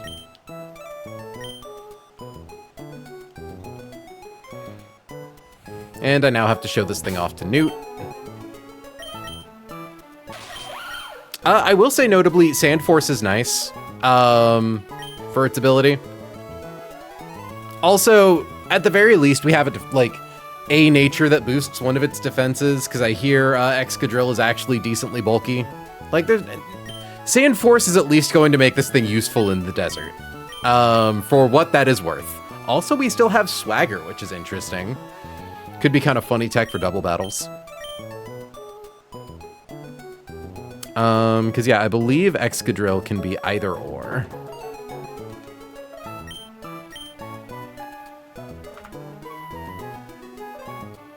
I do already have the desert calced, but we don't have, we have most of the desert. We don't have the guy with the Dragapult that sets up screens figured out.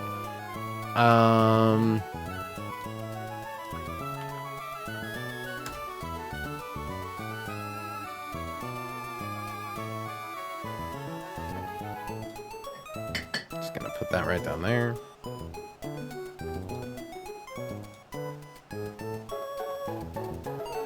I still really want to see the, oh, so the only guy in the desert that matters? That's not true. There's quite a few fights in the desert that matter. There's a lot of really frustrating encounters that have, like, accuracy reducing held items and abilities. Just fucking, should be nice to me. Okay, so we need to be smart about...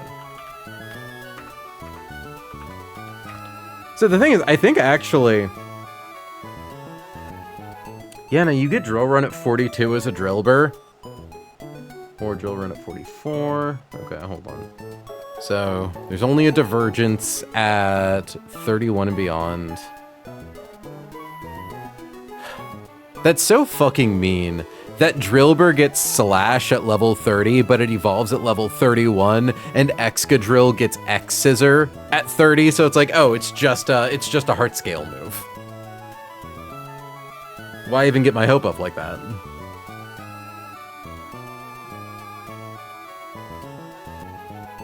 Okay, yeah, there isn't actually, Ooh, wait, Crush Claw? What's that do?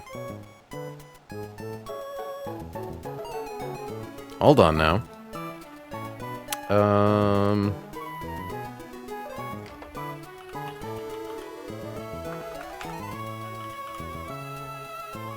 50% chance to lower the target's defense by 1. Huh. Because X Scissor isn't even that good. Yeah, you're probably right. It's better than Slash. At least it can hit stuff super effective.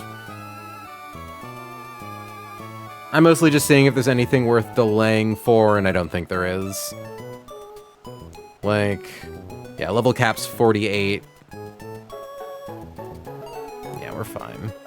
It's like you theoretically get Earthquake at 65, but that would require us delaying for multiple level caps. Like, yeah, Flannery is 57, so we wouldn't even have it in time for Flannery. It's fine, we only need Drill Run.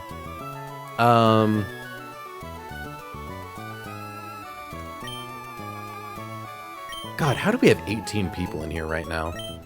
Like, thank you. I hope you enjoy being here. Continue being here. But like, golly. Sorry, I'll leave. You don't have to. Wait, does X Scissor not have boosted crit chance in this? Wait, is X Scissor not heightened crit? What the fuck? It never had boosted crit. Okay, never mind. I don't know shit. That's crazy. Also, lightning did not strike twice. That's right. Why are we joking about lightning striking twice?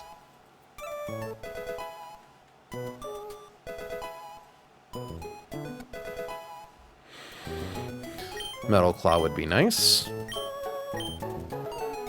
I think I will take that over Scratch.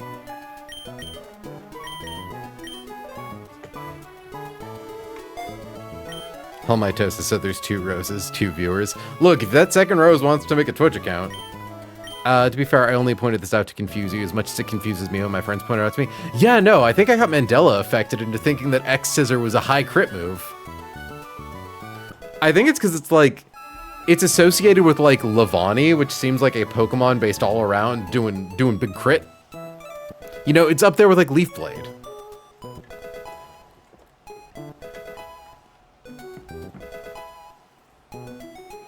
Wants to learn Dig. That is an improvement over Mud Slap.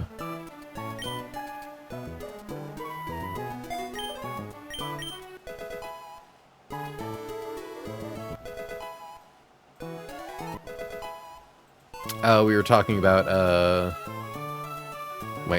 we were talking about second spent raid was the joke. Wait, what are... I'm confused. Oh, right, lightning striking twice. Yeah, no, I saw earlier. He went offline a while ago. That's right. It's fine, though. Honestly, we're fucking vibing with 18 people right now.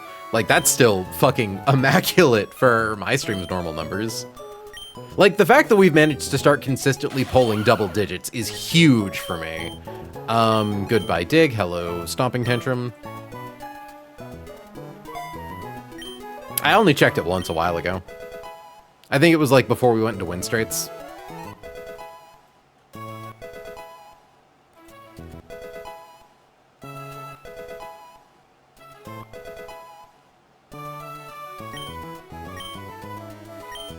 Slash is funny, but I don't think we actually want Slash. Yeah, it's base 70 power with a high crit. Oh no, basing my strats around high crit, a thing I should definitely do.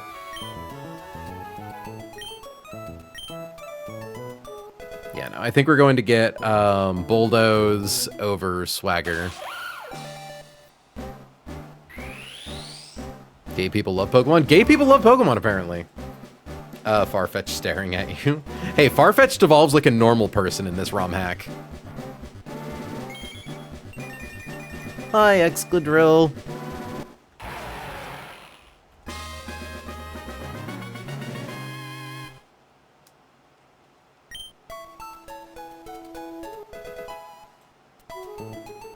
What, does Leak make it so that its high crit moves always crit?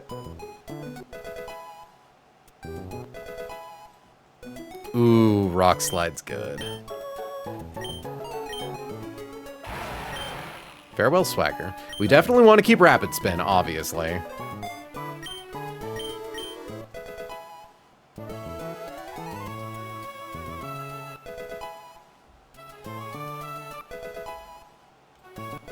Hold on, I'm gonna look up Leak.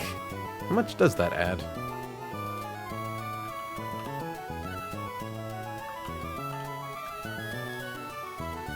Its critical hit ratio is raised by 2 stages. Yeah, it makes it so that high crit moves always crit. That's crazy. It's just focus energy on a stick. That's fucking hilarious.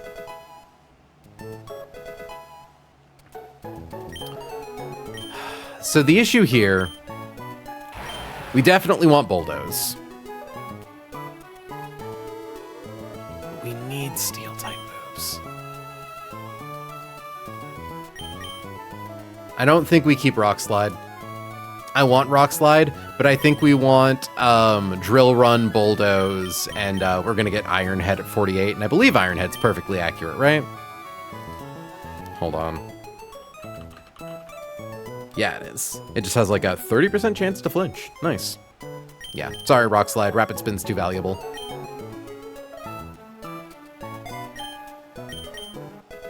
Eldegoss does go very hard for speed control, but it's nice to have other options. And like, if we want a thing that can use Rock Slide really well, we have Arcanine.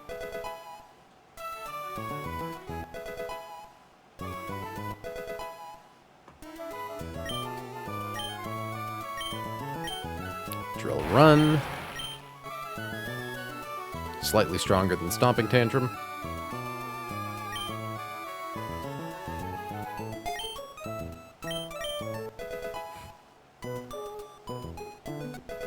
What about 2 Rock Slide users?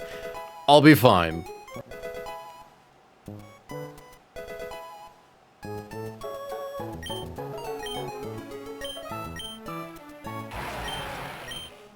Farewell, Metal Claw. Hello, Iron Head.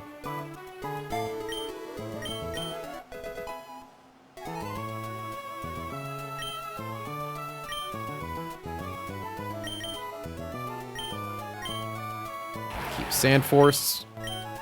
Yeah, no, it still has an attack stat of 125 compared to my Lucario with 110. Like, yeah, no, this thing does still have, like, a crazy attack stat even without.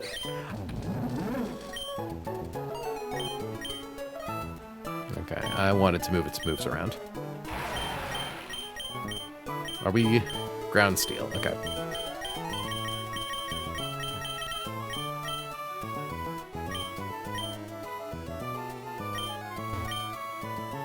Because when I think of crazy attack stat, I think of Electros. Volplayer, you need to be nice to me. You need to chill, okay? I'm living my life. I'm doing my best.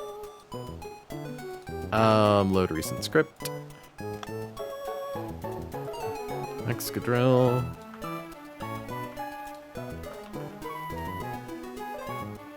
Sorry, that was more pointed at Electros. Fair enough. Oh my god. Turtle, though, can you tell Laika that we are going to be pulling top floor of Mirage Tower?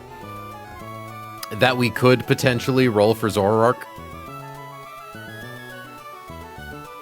I used to love this, man.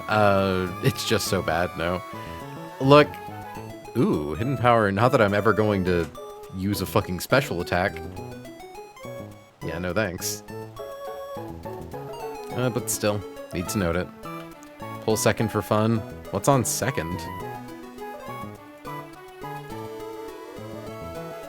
Hold on. Because thankfully we don't need to pull on first, because we already have Excadrill, the best thing you could pull on first floor.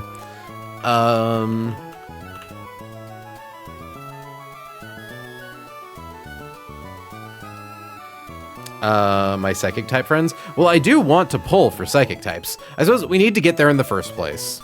Like, We still have a minute. Also, encounter checklist. We need to look up.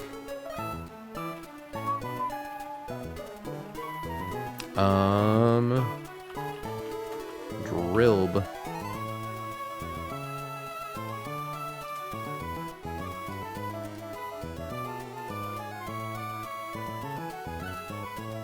Because let's see, what is in Mirage Tower even? Baltoy and Claydol are kind of bad. I hear them described as poor man's Excadrill. Solosis, Duosion, Rionculus are kind of bad. Munam or Sharna are kind of bad. Mawile would be fun. I would pull floor 2 just for the 10% chance at Mawile. Also, Lairon is good. Nosepass is bad. Sigilif is good. Hatterem and Hatterene are at least take back all the psychic type hate. Don't get me wrong, Duosion and Rionculus are like Mintmod's like top 6. Are they still in the top 6? They're still in the top 6. But it's like, unfortunately, I love Zorua and Zoroark. I hear Zatu's pretty good. Sigilif is still a 10%. Absol gets good, especially if you can make it to the point where you get its Mega Stone. Also, we need a Dark type. We really need a Dark type. The only real miss up here is Hypno. Drapion's great. Hatterene is, you know, like it's a Fairy type. Curly is a Fairy type, and Claydol's still like an option. But yeah, that being said, I really need to pee, so I'm gonna go do that, and I'll be back in just a couple of minutes. BRB, folks. Oh, Laika. Never mind. Laika showed up. Hey, Laika, guess what I just caught? Excadrill is the only reason that we would, like, consider not pulling one of the weird floors of Mirage Tower. And we got it. So it means that we're probably going to pull floor 4 of Mirage Tower. 30% chance of Zoroark. I gotta go pee now.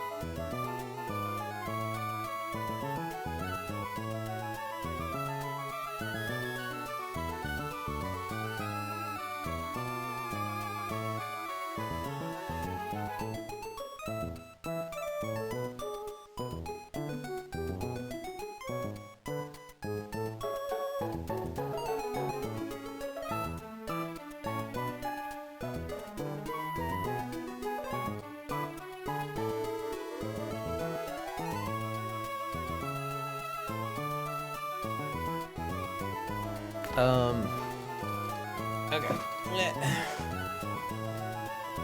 Adjusting my pocket. I took my phone out of it and it like turned my pocket inside out. Chat, you can't see it. There's a little guy sleeping down there. It's a little shoe baby. I'm gonna take a photo of him and post it to the Discord.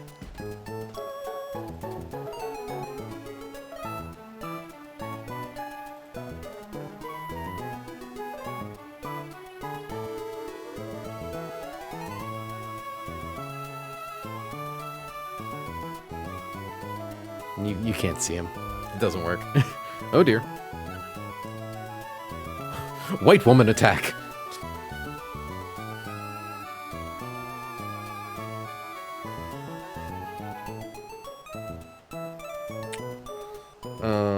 Posting that to neat stuff. Because I consider him a neat little guy. Hag minus 2 HP for white woman attack. But yeah, regardless, we got Excadrill, so it means we don't need to worry about getting one later. 30 special attack IVs. That's so unfortunate. Like, yeah, this thing has a base attack of 135. It's fucking insane. I'm curious about something. Excadrill, how well do you fight this Beware? Poorly. Good to know.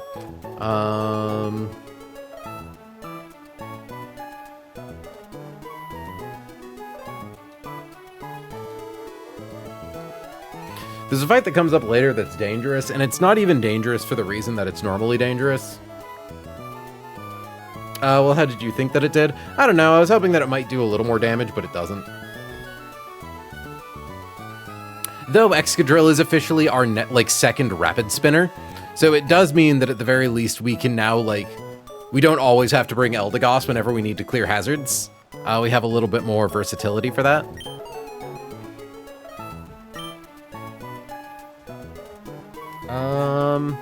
Okay. We are going to... Is this next fight? Yeah. This next fight is what made me realize, no, I do actually want Brine and Super Fang on Walrein. Here. I'm gonna meet the game and get our, chill music going. Playlist.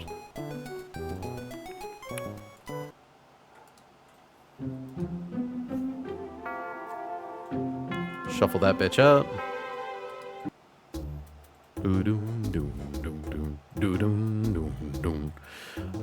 But yeah, no, I think we only have 2 more fights. No, I think 3 more fights before Mirage Tower. Okay. So this fight's kind of funny. The Crustle here is scary because it has Shell Smash and Weak Armor.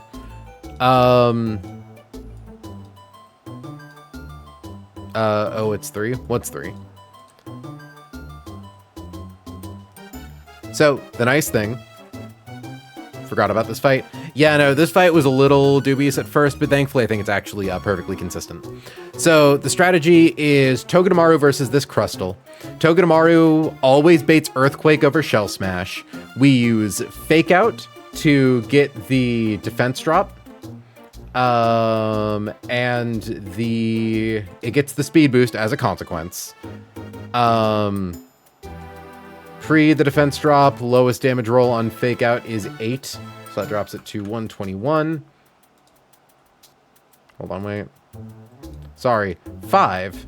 So 129 minus 5 is 124. Gets the -1 defense. It now goes for Earthquake. Eldegoss does the thing that it does, where it swaps in and takes Earthquake really well, and then basically, I believe, always guarantee baits X Scissor KO as long as we do a little bit of pre-damage. That drops it so it's only at +1 speed at 87 on X Scissor. We swap to Arcanine. We give Arcanine the Hard Stone.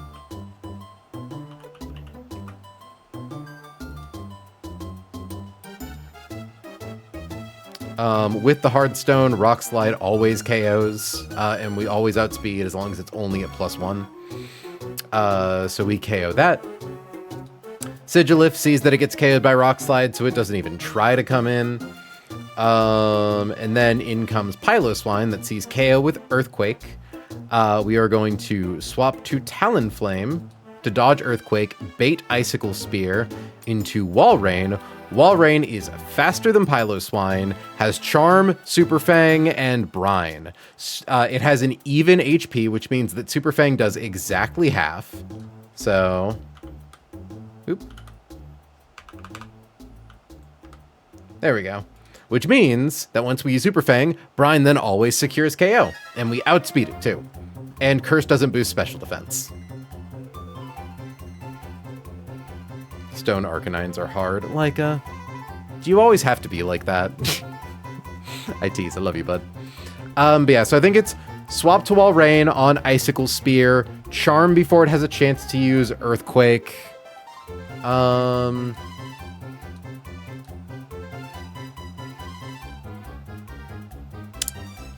No, Charming before it has to use Earthquake is a waste, I think, actually. We just Super Fang Brine. Yeah. If it was a more prolonged fight, maybe, but it's not, so we don't. Yeah, and I believe that always gets the KO because we outspeed it, so it can't go for rest, to rest up before we can get the Brine. And then in comes Sigilif. If we're baiting Energy Ball, which we typically are, we can swap directly to Togedemaru. Wait, if baiting E-Ball, swap to Toge. If not, swap to Step 2. That's right. We pretty much always have a safe swap to Arcanine here, but if we're baiting Energy Ball, we can swap to Toge, which then baits Heat Wave, which Arcanine always takes really well, just to like minimize the amount of potential hits Arcanine has to take. Because we have to take one X-Scissor that we now know doesn't have a boosted critical hit ratio, and like at least 2 hits after that.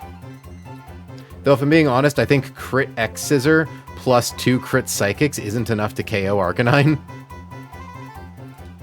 37, 64, no, sorry, 74. Yeah, I think we always live. Which is funny. Because, yeah, we have to take the swap-in move, and then it outspeeds us, so we have to take one more. And we kind of can't risk swapping random move into Eldegoss. Though, honestly... I mean, if we're baiting Energy Ball, TBH, we should swap into Eldegoss. And then Eldegoss baits Air Slash, which we take really well. Yeah, never mind. We do swap to Elda, not Toge. Toge or Elda. We'll do either or, depending on how things are looking. Okay, but yeah. Snivels, you are so fucking kind to be. Wait, why are we so nice? I think any Arcanine is hard for your sake, like, it's true. But also, Turtle is very nice to you. Okay.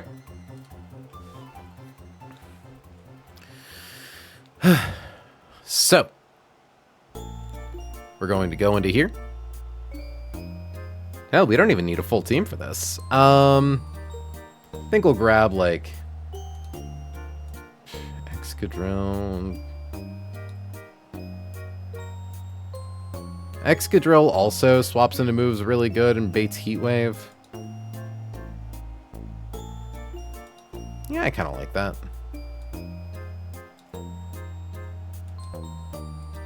Yeah. God, Sandforce is a massive boost to our attack, though. Yeah, so we'll grab X as our last one. So get Hammy.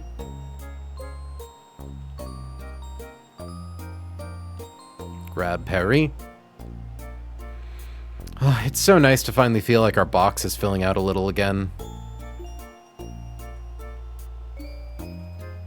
Oh wait, I need Toge.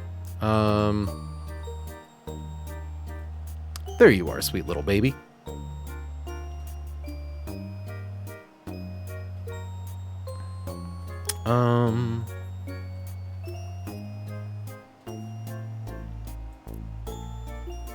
Talonflame, Walrein, Excadrill.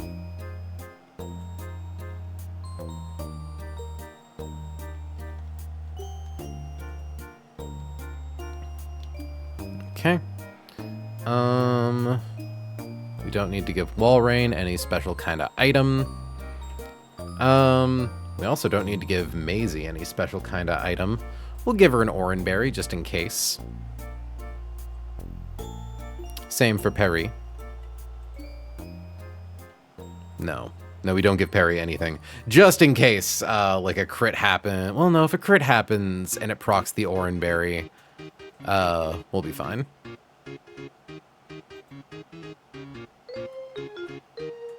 Muscle Bam.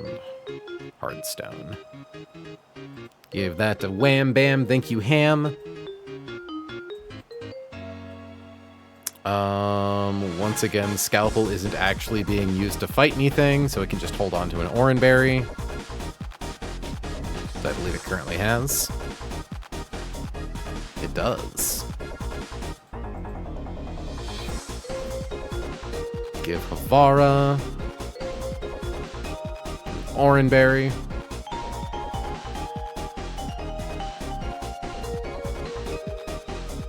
And give our Gyros an Oran Berry.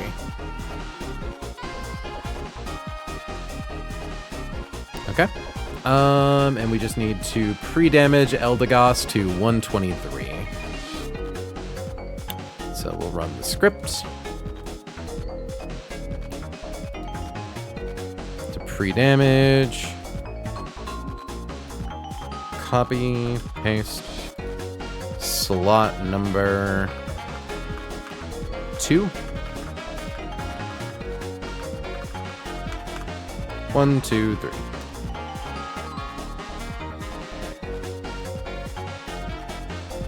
And voila!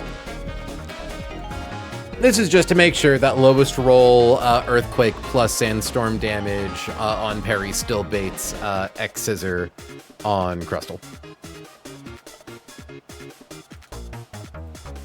Okay. Weak Armor Lumberry.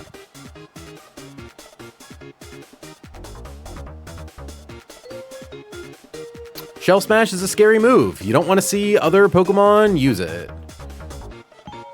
Repellent is activated.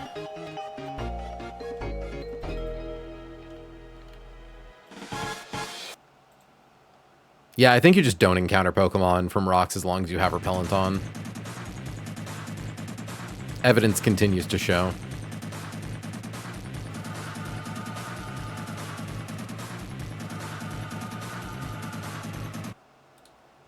Okay. So. Togedemaru in front. Togedemaru in front.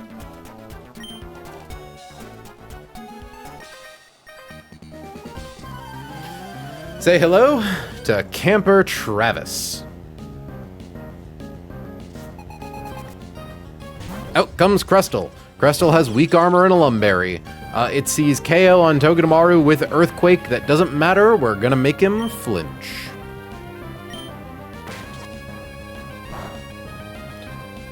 Weak armor drops his defense by 1 and raises his speed by 2. It's going to go for Earthquake to KO. We do that thing we do every time, where we swap to Eldegoss. Truly, it is the most powerful option in the game. Goes for Earthquake. We take an amount. I think we actually took lowest roll. But after that, plus Sandstorm damage, we're at 93. Lowest possible roll on X-Scissor is 96, so it now goes for X-Scissor. We swap to Hamilton. Its speed is now at +1 instead of +2. No crit on Ham. I think I'm going to go so I can focus on doing more work before I go. Y'all are lovely people, and I'm happy to be acquainted. Thank you for hanging out, Rose. Good luck with homework. Hopefully I'll see you in the next one. Also, the sun has gone down, so I can open my blinds. Yippee, yippee. Okay. With Hardstone, after its defense drop, Rock Slide KOs.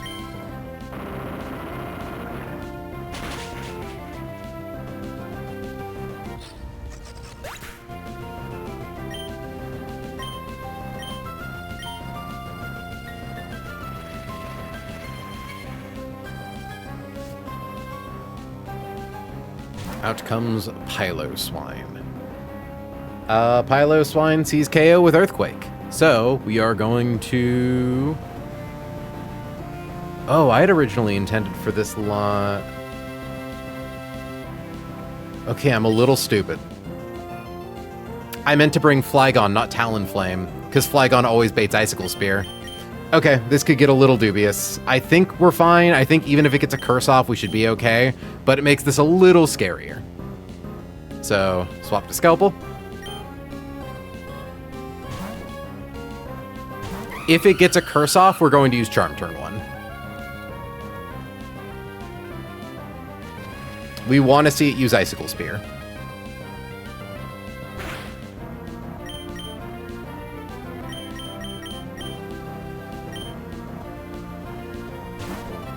Out comes Bavara.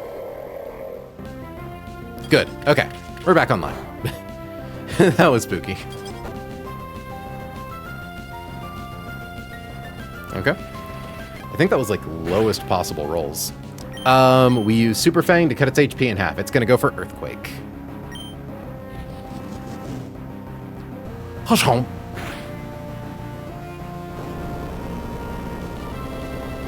Earthquake does a max of 34% without crit.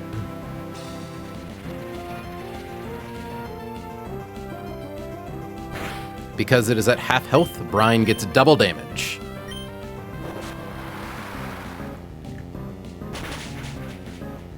Nice.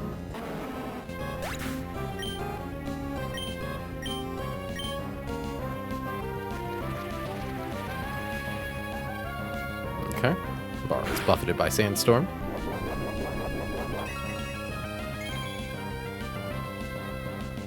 Next should come Sigilif. Highest damage is always Energy Ball. So I think we are going to not swap to Maisie. We are going to swap to Peri, who, let's see, we're at 93 HP. Let's assume we get hit by... Yeah, I don't think it ever baits Psychic. Just making sure.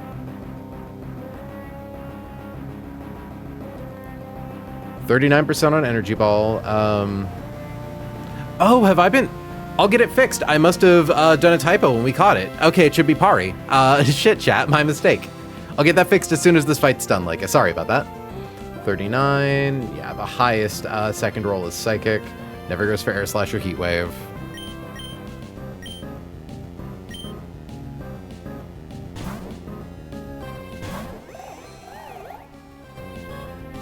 Energy Ball.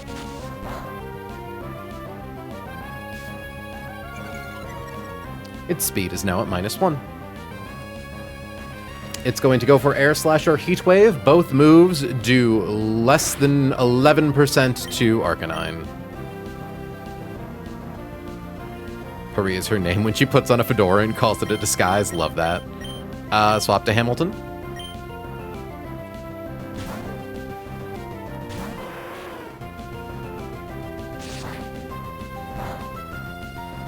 And because of that speed drop, we outspeed and KO.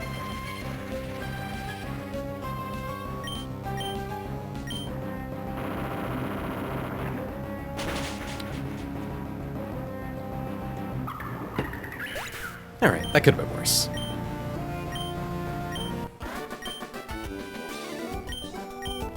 Yeah, no, that's the first time I've straight up, like, fucked up bringing the right Pokemon to a line. That was a little awkward.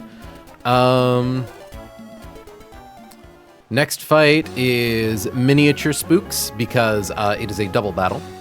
But I believe we have a perfect line for it.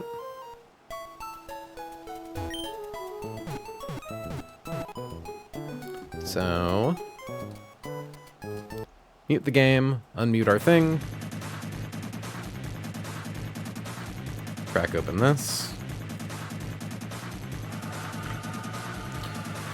Ruin Maniac, Brian, and Celia. Okay. This fight revolves around Nidoking being just the fucking goat. Just the absolute best. So it's a double battle. It's not true doubles. So we are up against Gigilith and Maractus. Maractus has Storm Drain and a Citrus Berry. Gigalith has Clear Body and a Citrus Berry. They're both bulky. They're both defensive. Hold on. I believe we want Soft Sand.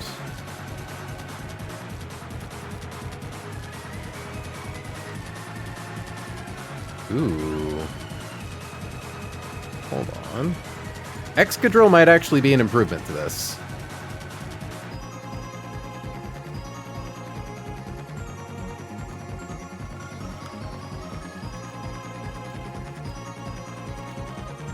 Ooh, Excadrill.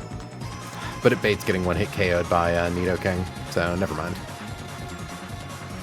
Yeah. We really benefit from Nidoking being bulky enough to not bait Drill Run from other Nidoking, because our Excadrill does not outspeed it. Okay. So I do believe... Let me just double check the math. 145 divided by 4 is 36.25. 145 plus 36 is 181. Okay. So we, in theory, don't 2-hit KO Gigalith if we min-roll twice.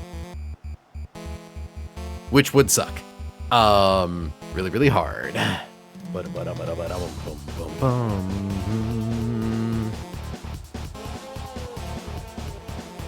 Odds of that happening are very low.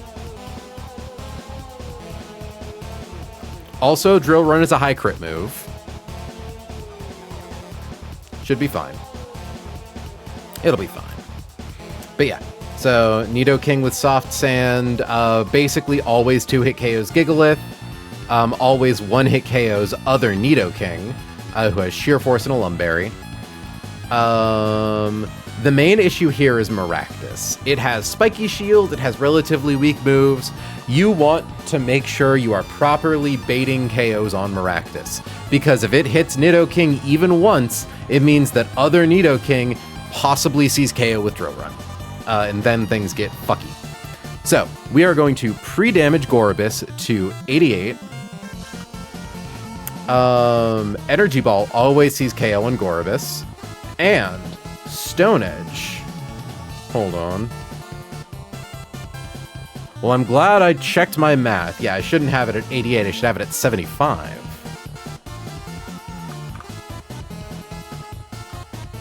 There we go.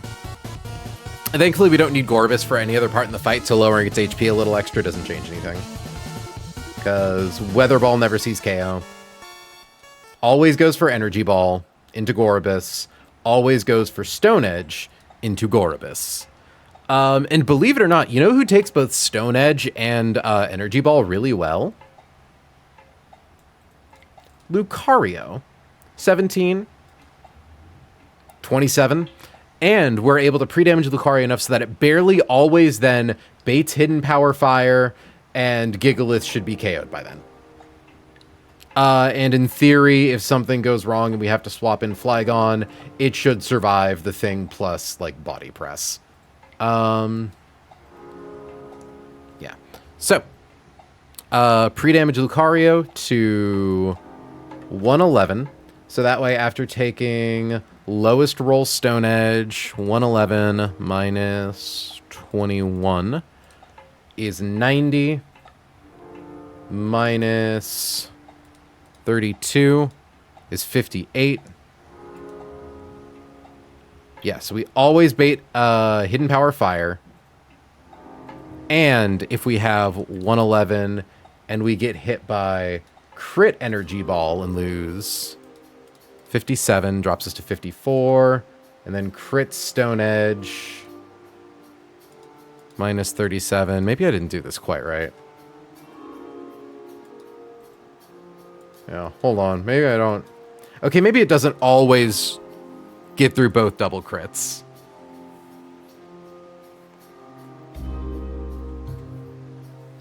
It baits random move on Maractus, potentially. The goal is to always bait HP Fire. I did not account for the fact that... Okay.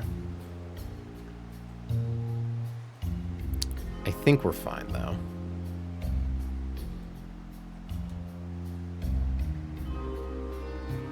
We'll be fine. Because thankfully, we don't actually need to attack with Flygon that much. And against Nidoking, Flygon pretty much always baits the same moves. And it should always bait Energy Ball from... Wait.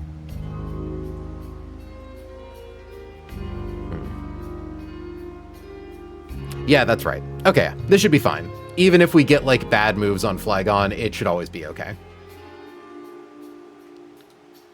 Because, yeah, it always... Lucario baits... No? Wait. Sorry, I'm trying to remember my own line.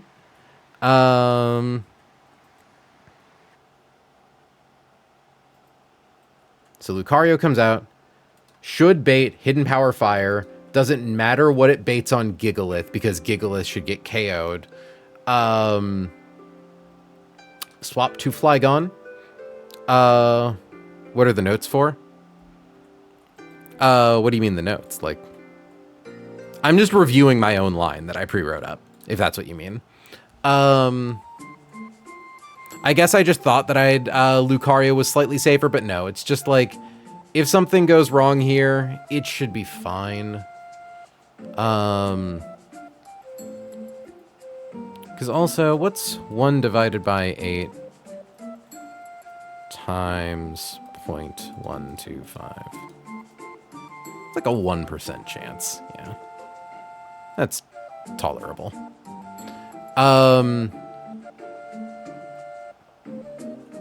Yeah, so as long as we always bait Energy Ball, I think we're good. Flygon. Because, yeah, it's Nidoking, KO's Gigalith turn 2. Maractus goes for Hidden Power Fire into Lucario.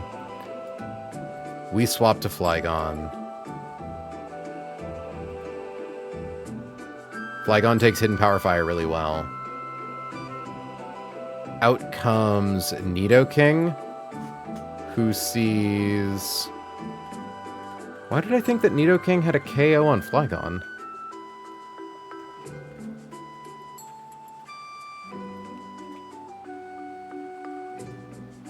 Oh, wait. Okay, sorry. Turn 1 is swap Gorobus to Lucario. Turn 2, when we KO Gigalith, is when we swap in Flygon.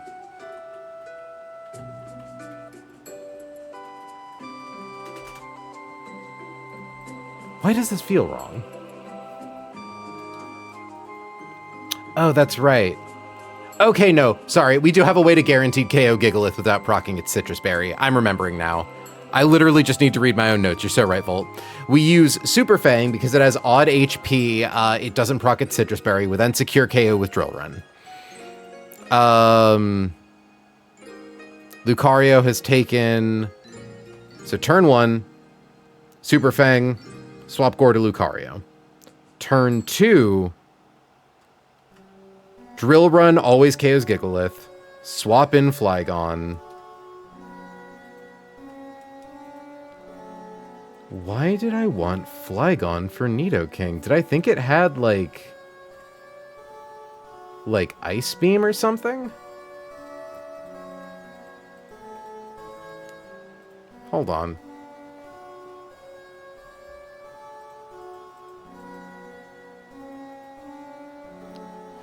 Thunderbolt, Flamethrower. Do I not want Flygon and instead want Talonflame? Because, like... Oh my god. Yeah, I swap Lucario to Talonflame. What are the notes for? I'm so fucking stupid. I don't know how to read my own notes. There we go. Yeah. So, Maractus basically never goes for Weather Ball against Lucario. That's what I calced for. Worst case scenario, we always have 17 HP. We never bait Weather Ball. We swap to Talonflame that takes both moves equally well. and baits Thunderbolt from Nidoking. I did the math so that the lowest roll on Hidden Power Fire plus Sandstorm damage still always baits Thunderbolt. We swap to Flygon, who then takes nothing from Thunderbolt. Nidoking KOs other Nidoking. Maractus gets Flygon with Weather Ball. Does some damage. Yeah, okay. There we go. Jesus. Okay.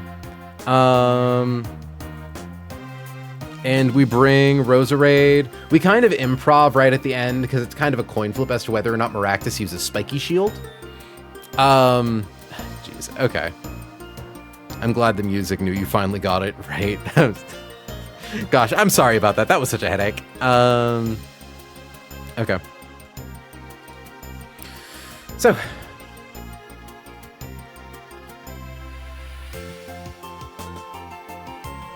having a Lucario being named Talon and having a Talonflame in the box would never be confusing, right? Yeah, no, I write them down in my notes based on their species name, not their nickname.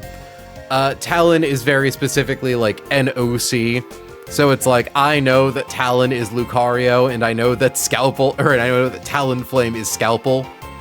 Funny as it sounds. Jesus. Like, truly the most embarrassing part is that, like, it's my own notes. I wrote all this down. I did the math right. I'm like, I could have swore that this double battle was a lot more consistent than this. It is. I'm just stupid. And this time we remember to get Flygon.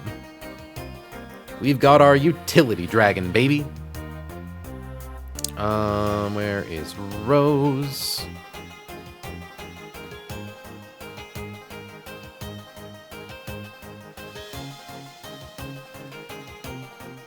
Oh, with so many O's. Wait, what with so many O's? Also, hold on. I need to fix Pari's name. My poor girl.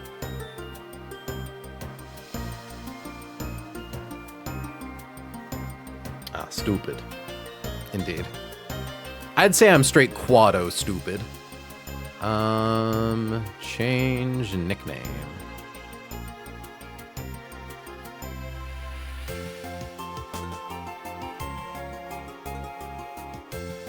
P-A-R-I,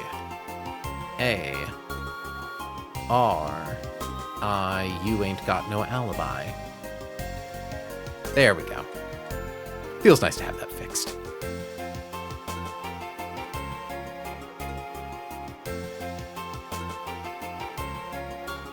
Okay. I'm gonna condense the box a little bit. Just that way it's a little easier to navigate. God, if we can just make it to Fall Arbor Town. If we can just make it to Fall Arbor Town, plus defense Steelix. Plus defense nature Steelix. Okay.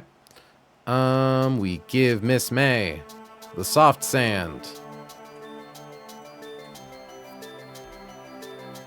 We don't give Nomo anything because we don't want to fuck with the AI. Similarly, I don't think we give Talon anything. I think Scalpel can have... No, we also don't want Scalpel to be holding anything. Honestly, giving protective pads to Lixie in case Maractus has uses Spiky Shield isn't awful.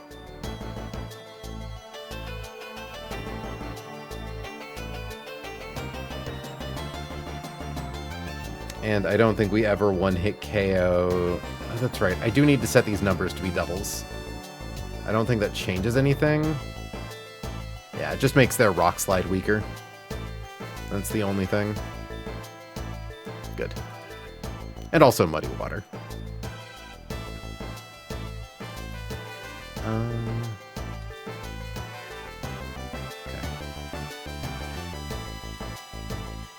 Yeah.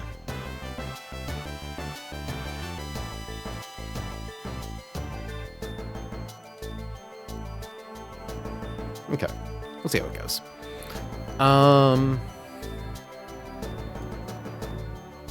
Like, do we even need... I mean, I suppose...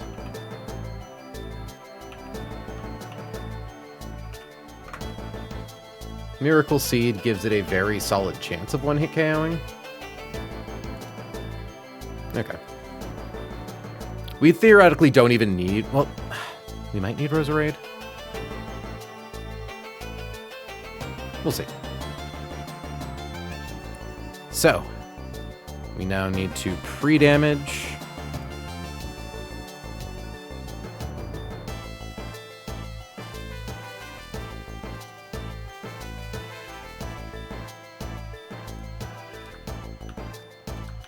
Pre-damage slot 2 to 75. Pre-damage slot 3 to 111. Okay.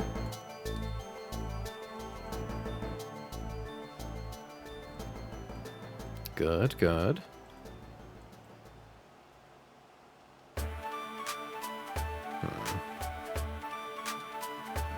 Roserade, how do you take Ice Beam from Gastrodon so fucking well?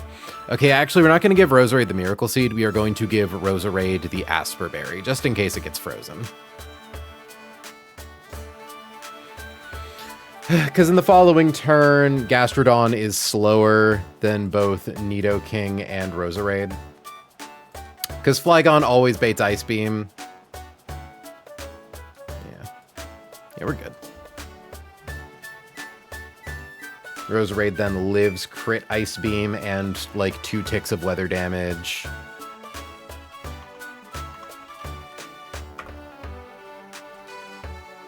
Export, import.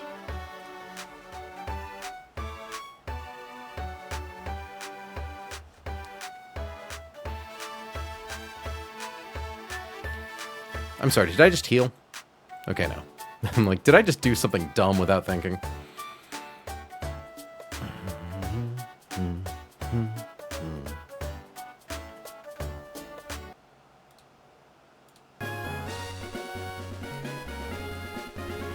Alright. Double battles always scare me at least a little bit.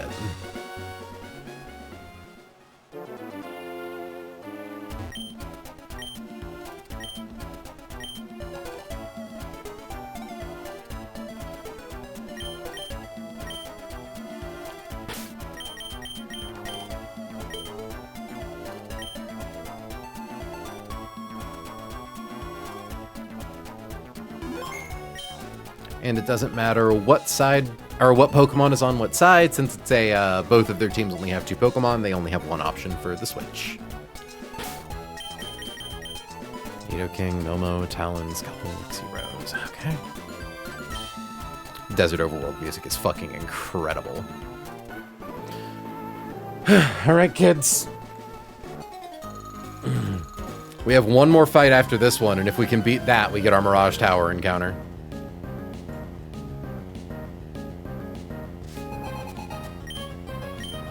Out comes Gigalith. Out comes Maractus.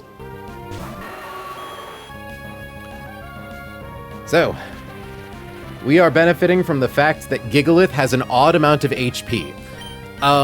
Numbers in Pokemon round down, be that for damage or for healing if it's a fraction. Super Fang always does half of their max HP. If it's an odd number, it does half of their max HP minus 1.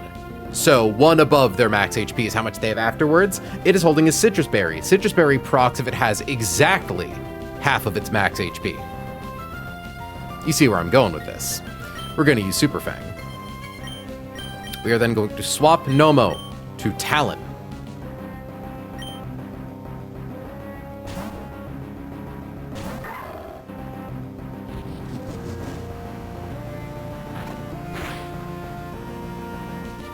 I hate that it shows yellow HP.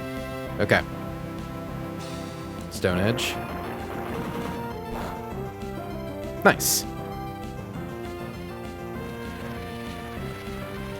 Hold on, let me check something. That's right, I do also forget Maractus slowly takes ticks of Sandstorm damage. So, Talon is at 51 HP.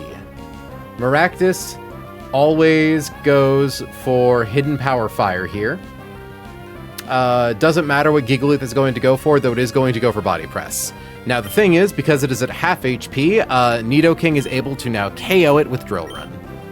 We are going to swap Talon. Hold on, KO with Drill Run, swap. Oh my god, no, I did fuck up my own notes because of that. Yeah, you're right. We're going to swap Lucario to Talon. Flame.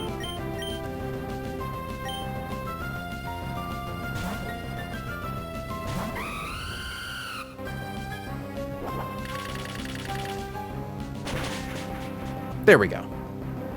Down goes Gigalith. The lowest roll on Hidden Power Fire against Talonflame. Oop. I feel like I need to touch him on Pokemon with the new game coming out. I have no idea what a Maractus is. I love Maractus. It's one of my favorite, like, silly guys. And with that, Scalpel gets knocked to 103. I believe that should be just low enough to always bait Thunderbolt. Yep, lowest roll on Thunderbolt against Talonflame is 114. Okay, Miss May is going to use Drill Run on Nidoking. Maractus and Nidoking are both going to attack Scalpel. Maractus with a Rock-type Weather Ball. Nidoking with Thunderbolt. Lixie takes that like a champion.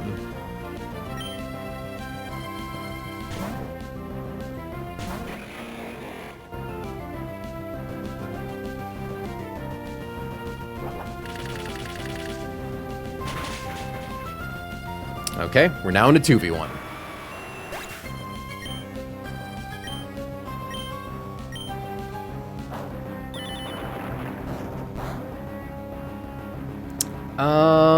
Odds are pretty high that Maractus... So, Maractus' AI gets a little weird now, because it doesn't see KO on either of her Pokemon. It's likely to go for Spiky Shield. So, what would it go for against a Nidoking? It would always be Energy Ball. Which Scalpel takes really well. So I think what I'm going to do is swap Miss May. Well, okay, no, because how much? 87, we take 12.5. We can afford to touch Spiky Shield once. We're going to go for Poison Jab. We are going to use First Impression. Oh, wait, it's not our first turn. Shit, well, I'm glad I caught... Wait. No, it is our first turn. Yeah, so we're going to use First Impression.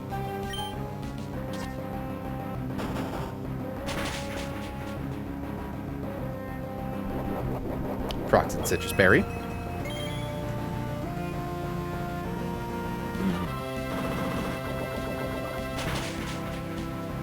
Okay. This is good. I believe we now know exactly how this fight ends. Out comes Storm Drain Gastrodon with a Rindo Berry.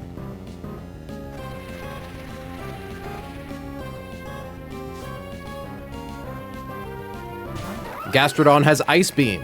It sees KO on Lixie. We are going to hit it with... Drill Run does the most... No, Super Fang does the most damage. But it has even HP.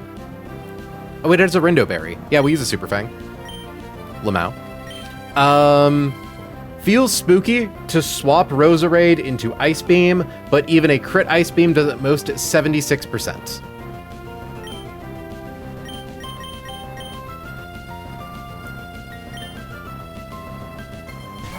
Slug.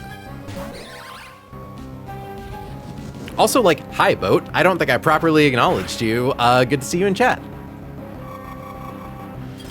Feels so wrong. Okay, good. Good, we're fine. Roserade now outspeeds and KOs with Magical Leaf. We'll use Drill Run for the funnies.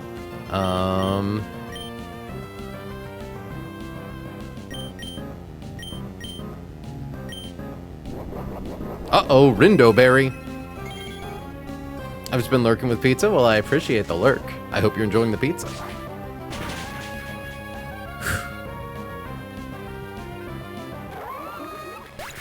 Okay, nice. That one took a minute trying to figure out the calc for that.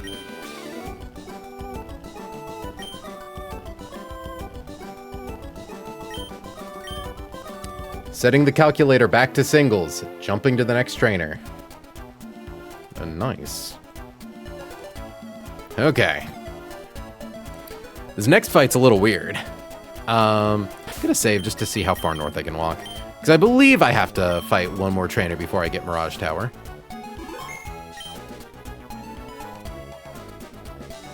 Yeah, there he is.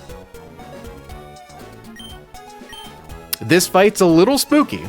Funny enough, it has a spooky gimmick, and the spooky gimmick is not what makes this fight spooky for us.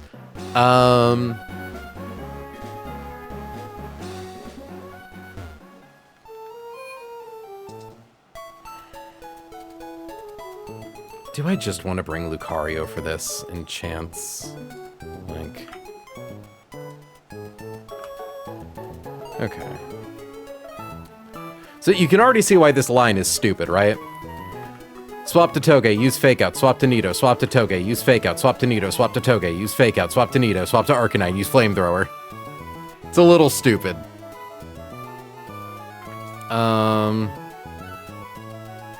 So let's go over it.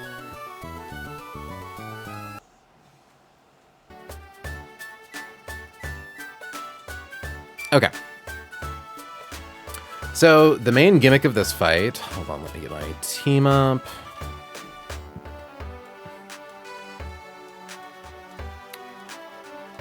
Is Skarmory Hazards.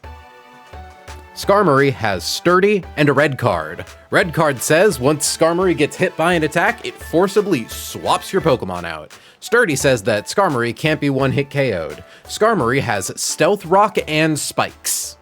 And then Dual Wing Beat and Body Press, moves that do damage. So Togedemaru, we need Arcanine. We need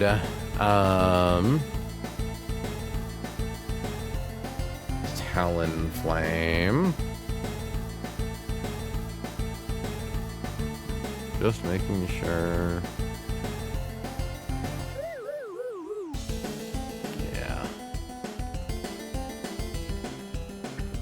We need Eldegoss, Talonflame, we need Roserade, and we need... Who's our fourth one? Togedemaru. No, we already have that. Nidoking. Okay. Skarmory, my beloved, what I wanted Scalpel to be originally. Indeed.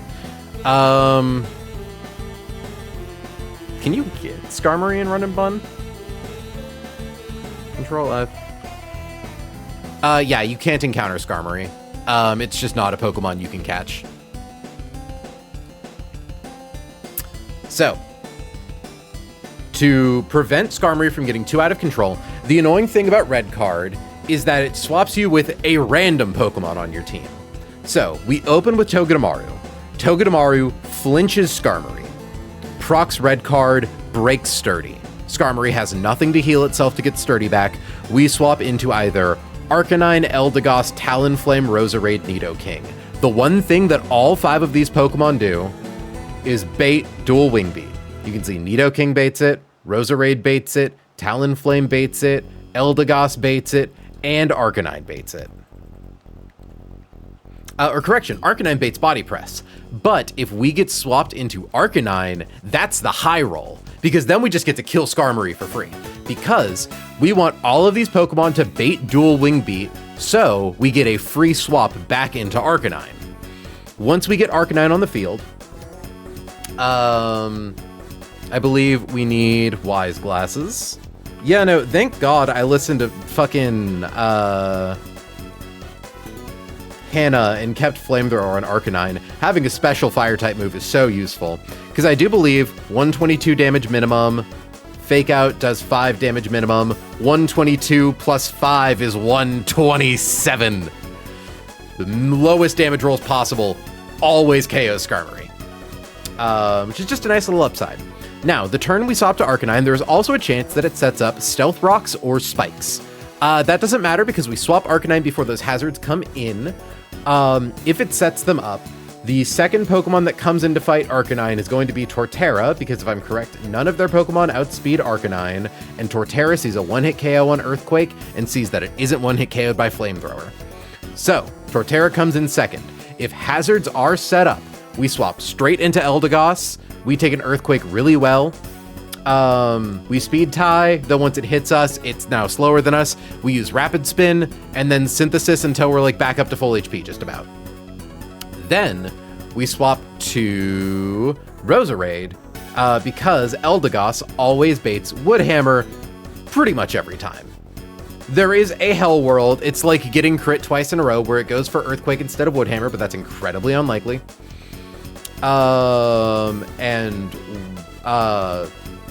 Woodhammer into Roserade does not do that much damage. Roserade then KOs with Hidden Power Ice. We could also theoretically KO it with like Leaf Storm or Energy Ball, but it's kind of awkward, you know? This is where things get scary, because we'll have KO'd it with Roserade. In comes Beware. Beware is most likely to use Zen Headbutt, though there is a chance that it can go for Body Slam if we get crit by Woodhammer. We swap to Togedemaru that takes both of them very well. We ideally want to take Zen Headbutt. So the thing is, this thing has leftovers, but we're in the desert and it doesn't have a Sandstorm ignoring ability, which means that the leftovers just exists to counterbalance the sand damage. So the idea is we swap to Togedemaru, we hit it with Fake Out, it takes Iron Barbs damage. It then sees Drain Punch, which does very little damage to Nidoking, which means it doesn't heal that much off of it. It then baits Zen Headbutt again. We swap back into Togedemaru, take Zen Headbutt really well, do the thing. There's also a chance that it baits Payback. That's fine. Payback doesn't heal it, and it shows that it does a lot. That's because Togedemaru is faster than it. Payback only does double damage if you like hit it that turn. So it actually never procs Payback damage. And Payback, yeah, it does less damage than Drain Punch to Nidoking and doesn't heal it. Depending on how the fight goes, I'm going to calc the math in real time. We might need to do 3 cycles of this. I think it's possible that we only need to do 2 if it doesn't crit with either of its Drain Punches. And if it ever goes for Payback, though I don't think it will. We are then able to, while Nidoking is out, it baits Zen Headbutt. We swap to Arcanine, who takes Zen Headbutt very well. Hold on. Yeah, swap to Arcanine. Because of Fluffy, it's weak to fire types. And it has really good defense, not good special defense. So at this point, Flamethrower should be able to one-hit KO it. Just generally the gist. Because yeah, we're going to do the math based off of assuming it rolls max damage on Drain Punch, and if it doesn't crit, we can kind of recalc the numbers in real time. At that point, Rhyperior is going to come out. It's likely to go for Drill Run. I don't think there's a lot of worlds where it goes for Avalanche. Yeah, if we KO'd Beware, it never goes for Avalanche. So it goes for Drill Run. We swap into Eldegoss. Shock and Horror. It takes Drill Run really well. One-hit KOs with Leaf Storm. Could also theoretically do it with Roserade, but obviously much less safe of a swap into Drill Run. And yeah, it has leftovers in Solid Rock. I think it's a relatively solid plan. We equip Togedemaru with a Cherry Berry in case it gets body slammed, so that way we can still always get in our fake outs. And how much damage do you do to Nidoking? 19%.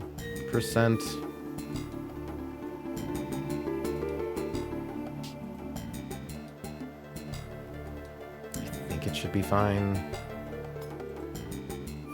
I think we're fine just giving Nidoking an Oranberry. Yeah. So this fight scares me a little bit. Just because I feel like there's a couple places where things could go wrong with the Beware. I think I'm mostly over-exaggerating, though.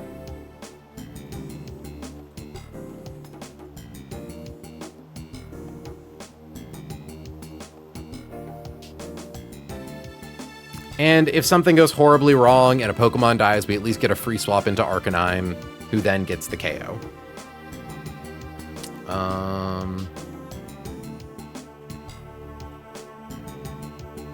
I had considered bringing Lucario because Lucario can also KO Bewear with Aura Sphere, but Lucario, it's a little hairier with Skarmory. It just makes the whole line a little less consistent.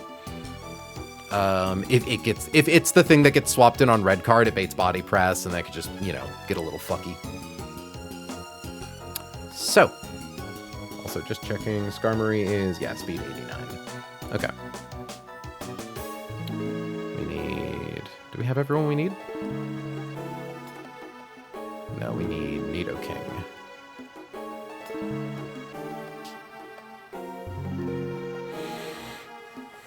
Okay.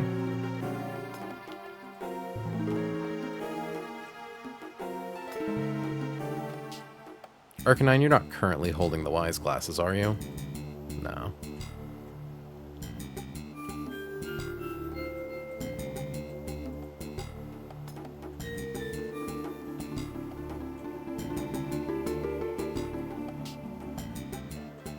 Okay. And thankfully, the Pokemon that we have to do a bunch of switching with are all ground, rock, or steel types. Gonna give Toge. Hold on.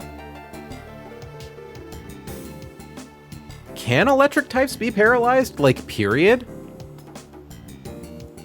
Because I know it's like, obviously, they can't get paralyzed by Thunder Wave. Like, are they able to get paralyzed from Secret Power and whatnot? Can electric types be paralyzed?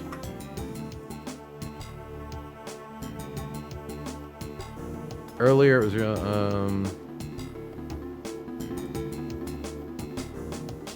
ooh. Ground-type Pokemon can be paralyzed, but not by electric-type moves. Shoot, I think I've kind of neutered myself a little, actually, trying to calc other fights around Togedemaru potentially getting paralyzed. God, Bulbapedia, why do you have so many fucking ads? Hold on.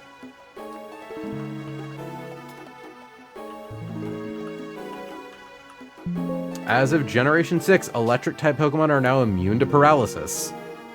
Okay. Shoot, alright, that makes this line even safer. I don't even need to give Toge a Cherry Berry, I can just give it Norin.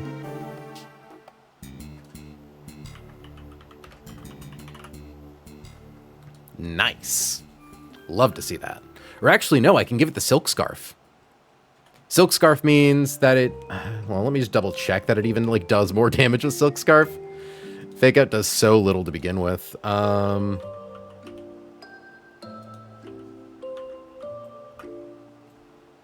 It jumps the damage to 9 from 8. Yeah, I think I'd rather have the extra guaranteed survivability. I don't know, eking out every point of damage against this thing is probably really nice. Because we basically never bait Body Slam.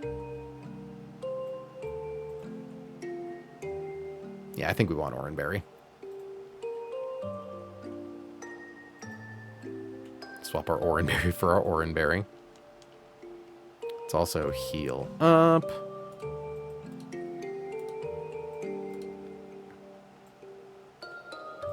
Well, that makes me feel a lot better about this fight.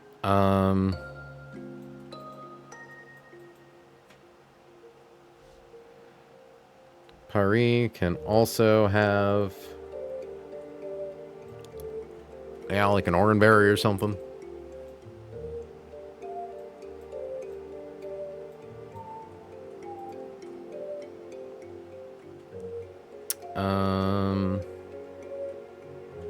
I'm actually not going to give anything to Scalpel. Theoretically, there's a world where we want Scalpel to be able to use as high of a power of acrobatics against Beware as possible, though ideally we don't have to do that.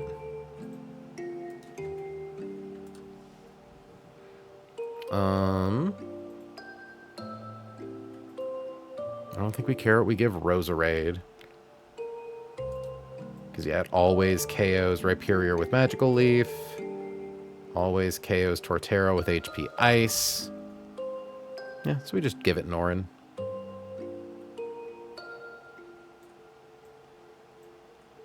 And Miss May, we definitely want to give an Orin.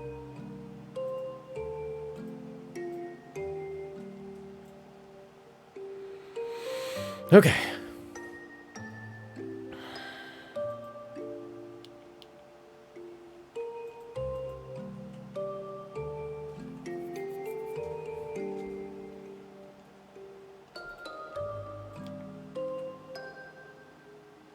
God, though, can we acknowledge we did, like, I know that they're easy. We did 1, 2, 3, 4, 5, 6, 7, 8, 9, 10, soon to be 11 fights today.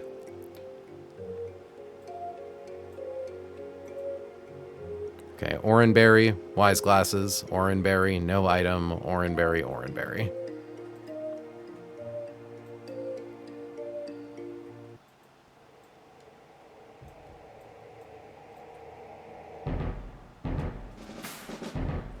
Ooh, I do like this song.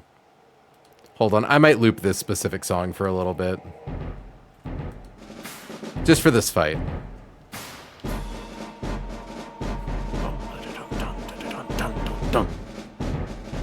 Okay.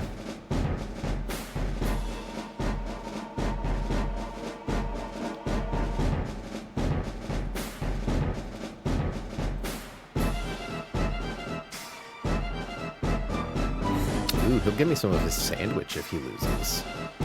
Okay. We know the strategy here. It's based around Fake Out. Skarmoria's highest chance to use hazard moves on turn 1 of the fight. We are going to use Fake Out. We want to see us get swapped into Arcanine. That would be the best case scenario here. We mostly just want to... We would love to also potentially get swapped into Nidoking. Talonflame's fine. It just means that Talonflame takes the Sandstorm damage this turn. And ideally, we'd like it as healthy as possible. Okay. It baits dual Wing Beat or Skarmory sets up hazards. We swap to Hamilton.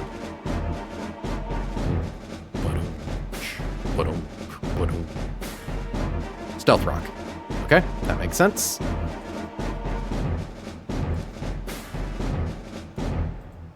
Arcanine should now KO with Flamethrower.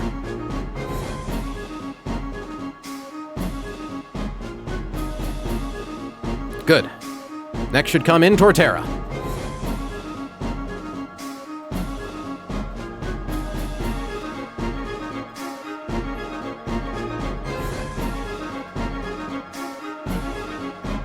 Okay. Torterra is going to go for Earthquake.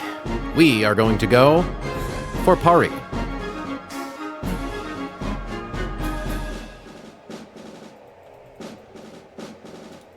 We take a little damage from Stealth Rocks. Thankfully, we're a Grass type.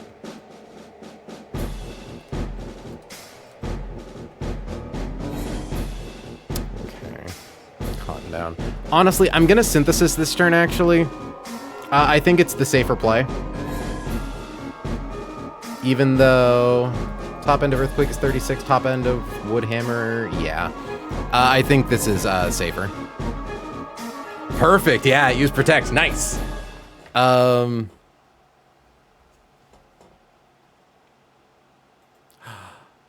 Sandstorm reduces Synthesis healing. Okay. That makes things a little more complicated.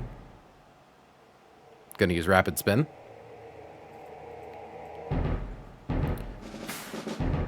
So the thing is, Torterra is likely to spam, obviously it's gonna go for Woodhammer. I think it's liable to go for Protect a bunch. I don't know.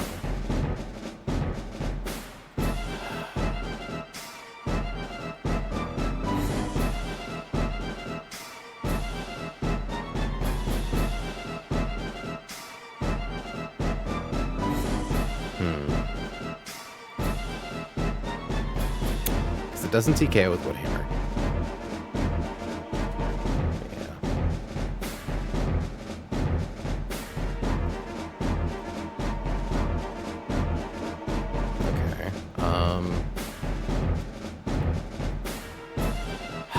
I forgot that Sandstorm cuts Synthesis healing.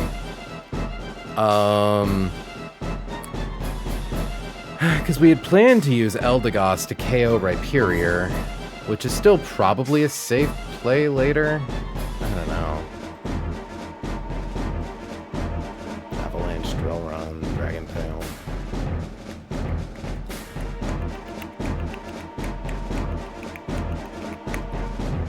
Because the thing I'm wondering, right, is would Torterra spam Woodhammer? Like, what's the AI? I want to live in a Zoroark world. Okay, hold on. I just need to look up Protect.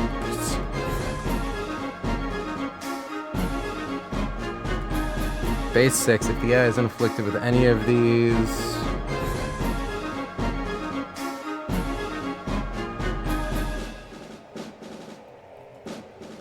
Okay, it has really boosted odds to use Protect. Because the thing is... Okay, I believe... Let me double check just how much Synthesis recovers in Sand.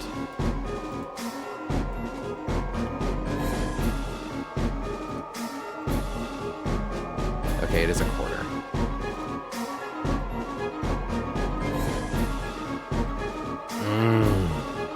Because the thing is, Woodhammer does a minimum of 28%, which means we would take more damage than we heal. Eldegoss, how much do you take from Drill Run? Not that much.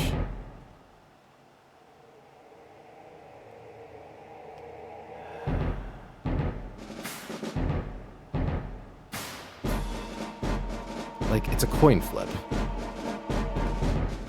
But if we get crit, or if we get unlucky... Because what?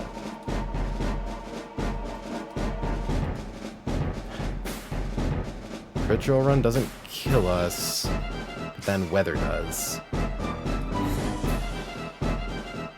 I just might have to get a little creative.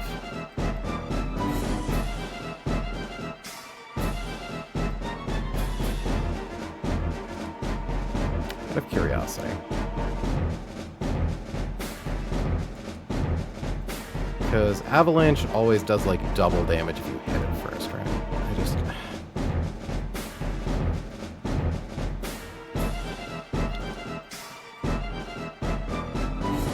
Because the scariest world here is the one where we get Woodhammered into a point where we always bait Woodhammer. I think it's a coin flip.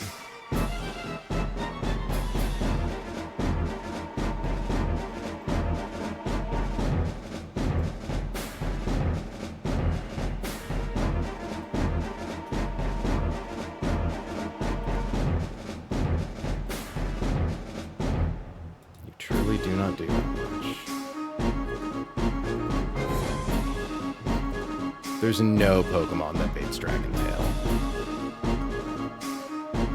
Which makes sense.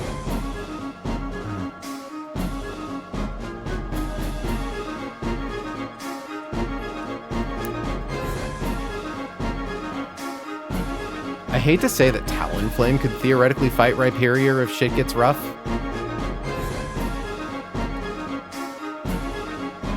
Yeah. Okay. I think Talonflame does 12% with acrobatics, but Rhyperior's highest damage is like 28. And like Talonflame has access to Roost. I think it's worth it to risk Synthesis. Uh-oh. I lost as much HP as I gained. Oh. Oh, Sand makes this worse. Yeah. Yeah, we just gotta... We gotta swap to Rose.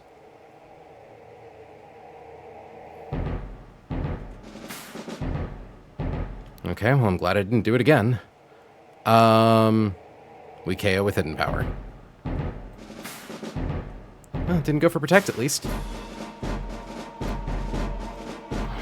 Yeah, okay, that was a doomed prospect if I stayed in with Pari. We're still potentially kind of doomed. Yeah, there are just now non-crit drill run rolls that kill us. At 80 HP, we bait either Body Slam or Zen Headbutt. Okay. That's spooky. Body Slam should be fine, but obviously we want to see Zen Headbutt. Shift to Maisie.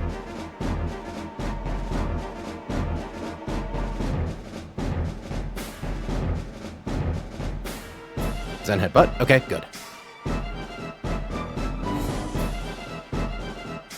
Iron Barbs. Okay, that's one. Beware takes neutral damage from the Sandstorm. We are going to use a Fake Out. Nothing here stops Fake Out from faking out. It is now going to go for Drain Punch.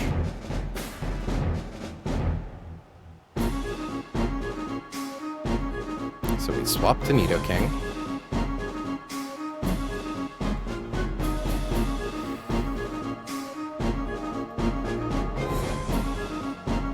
Do you crit? No crit, that's good. Okay.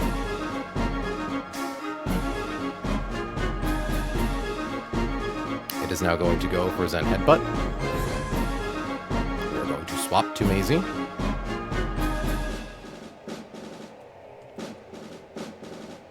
We are going to use Fake Out.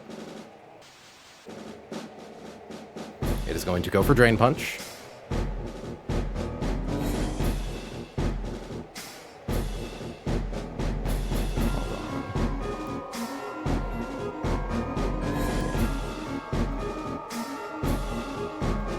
No crit. Okay. It is going to go for Zen Headbutt. We are going to swap to Maisie. Critical hit. Okay. We are going to use Fake Out. Its HP should be low enough.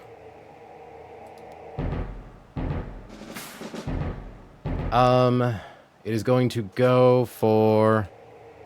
It could go for Payback or Drain Punch. This is kind of fine. We are going to swap to Miss May.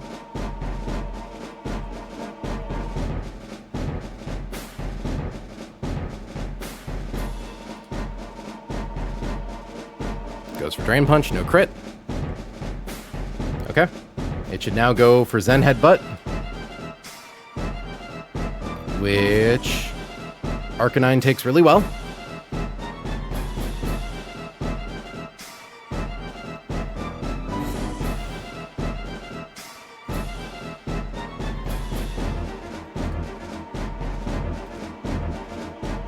Flamethrower does a minimum of 79%.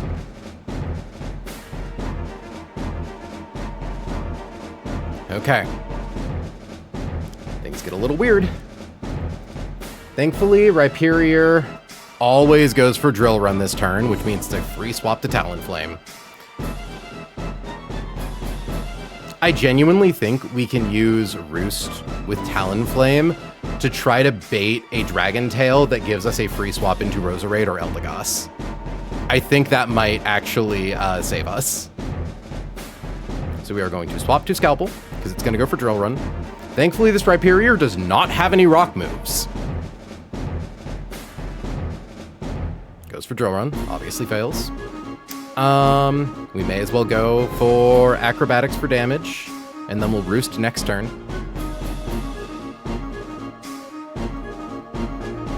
Crit, nice. It has leftovers, so Dragon Tail.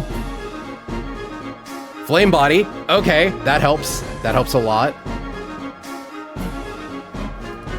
Never punished. Never punished. Eldegoss one-hit KOs with Leaf Storm. Outspeeds, yeah, okay. fuck, we got lucky.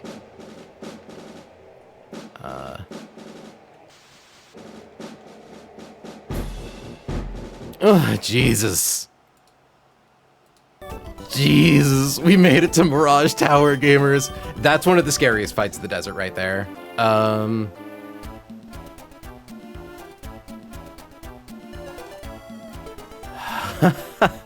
Jesus. Oh, Jesus, that was rough. Okay.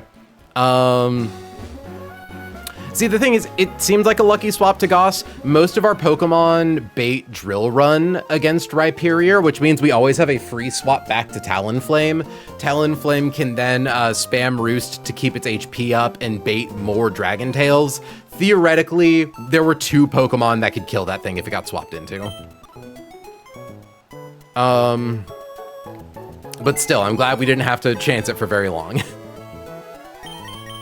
Okay. Good job, team. Oh my fucking god. We made it to Mirage Tower.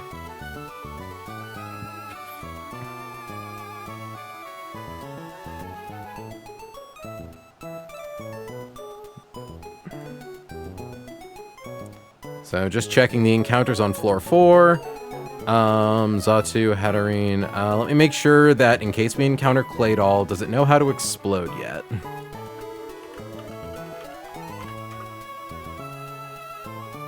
Gets that at 55. It does get self-destruct at 28. Okay. We're going to open with Arcanine because Arcanine takes hits really well.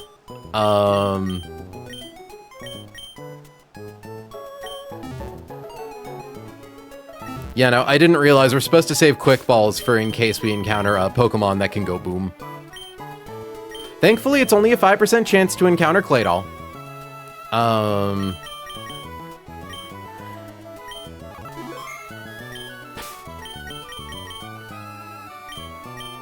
Just give Hamilton, like, an Oranberry. Because I should also see... Well, actually, hold on. Hamilton... Your defense is 105. Excadrills is 63. Yeah, never mind. Because I'm like, is there anything here that, like, has a trapping move? Because that would be unfortunate. Hold on. So Claydol comes in at 32. So it has extrasensory, self-destruct, skill swap, rapid spin. Okay. Curlia likely isn't a threat like that. Hatterene.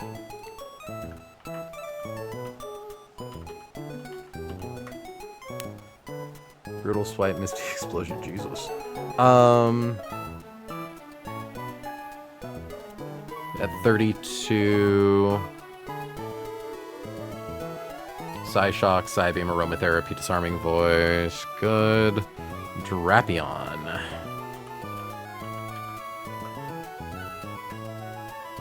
Night Slash, knockoff, so make sure not to hold a valuable item. Venoshock, Toxic, Whirlwind. Okay. Hypno.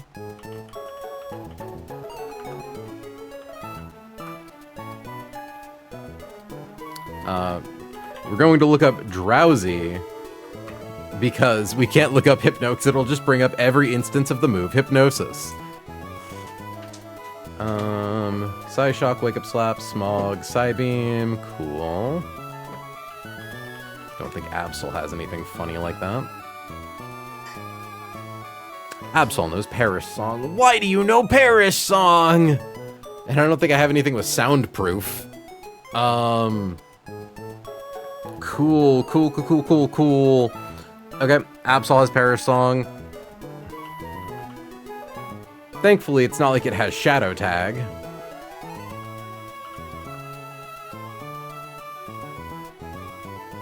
Sigilif has Extrasensory, Reflect, Light Screen, Whirlwind. God, Whirlwind doesn't force you out of the fight, does it? Hold on.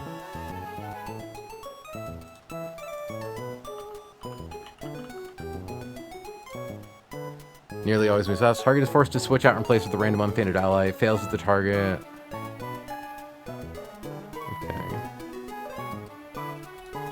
Google. Does getting hit by whirlwind make you flee the battle?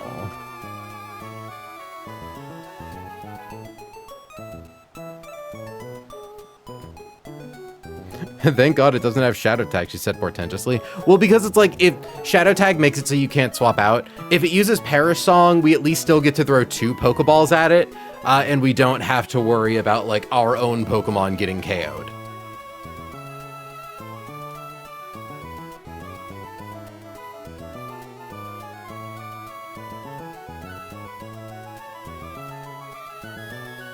Yeah, I think Whirlwind can end the battle.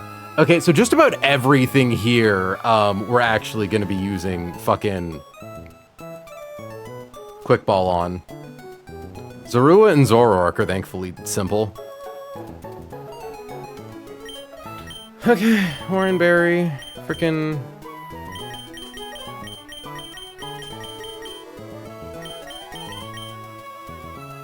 Yeah, be fine.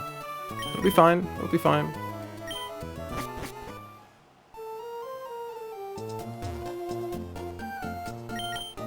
Repellent is deactivated. Repellent is activated.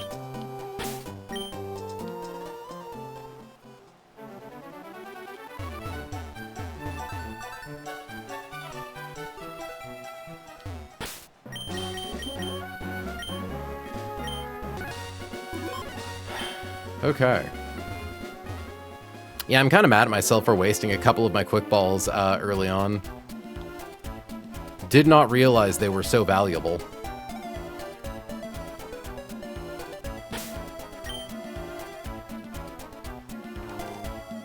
I thought I could go to Mirage Tower. Oh, Stardust. Wait. Hold on. Collector John. What the fuck? Do I have to fight another asshole? Why can't I just go to the cool tower with Pokemon in it? I have this fight calced to... But I wanted to go to Mirage Tower. Okay. Sorry, chat. One more fight. So I assume this is Collector John. Yeah, we have to do a funny heist for this fight. Thankfully, we have another Mega Kethri moment.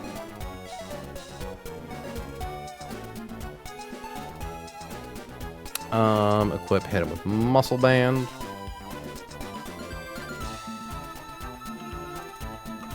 Because Kethri barely one-hit KOs Copperajah and always baits Delphox. And always baits Psyshock off of Delphox. Kethri is just so perfect for starting this fight.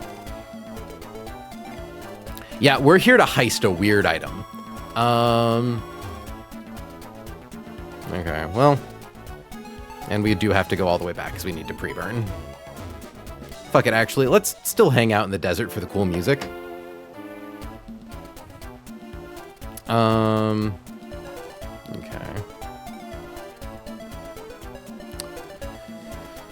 So we need Hitmonchan. We need Togedemaru. We need Arcanine. We need Hitmonchan again. We need Torterra. So I do now need to be more cautious about any of my lines that involve using Synthesis. Thankfully, I think that was the only one that did.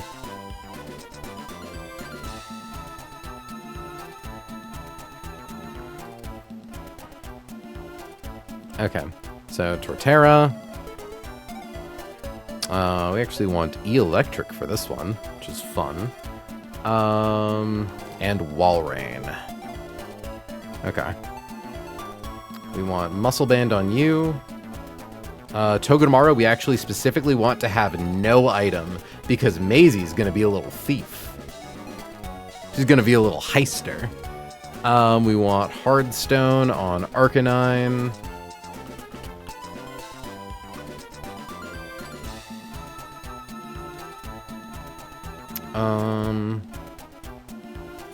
And then we want no item on Togedemaru, Torterra, Electric, or Walrein.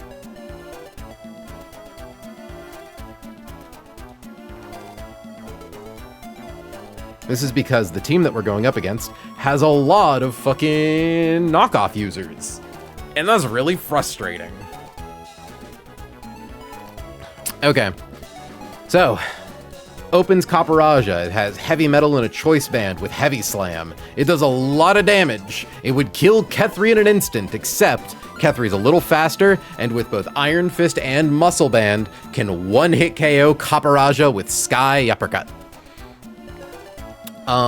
Then we swap, or then in comes Delphox, who sees that it outspeeds and KOs with Psyshock. It has a Sticky Barb, an item we want to get, and we don't want to wait for it to use Switcheroo to give it to us. So we swap Togedemaru in on Psyshock. We use Fake Out. Fake Out does damage to Delphox. By using a direct contact move, we steal Sticky Barb, because it's a move that if you hit the person who has the Sticky Barb, you start taking tick damage every turn, and it gets passed back and forth if a Pokemon isn't holding an item. So we steal the Sticky Barb. We Fake It Out. It then sees KO with Mystical Fire. Mystical Fire does nothing to Arcanine. Rock Slide KOs Delphox. Out comes Lycanroc that sees a KO with high horsepower. Which Kethri actually takes really, really well. Was that the plan here? Oh, it has Focus Sash. That's why we're swapping to Kethri. Yeah. We always live. Crit high horsepower plus 2 ticks of sand damage. Doesn't matter what move Lycanroc uses. It won't do that much to Torterra. Torterra can then... See, now, Torterra actually can heal up against Lycanroc with Synthesis, because Lycanroc's moves all do really low damage. And we can't be crit. So we swap to Torterra. We one-hit KO it with Earthquake. Then in comes Mandibuzz, because...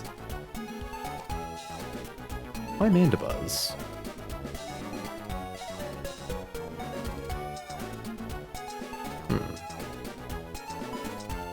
Okay, it actually might be... It'll actually probably be Sandslash next, won't it?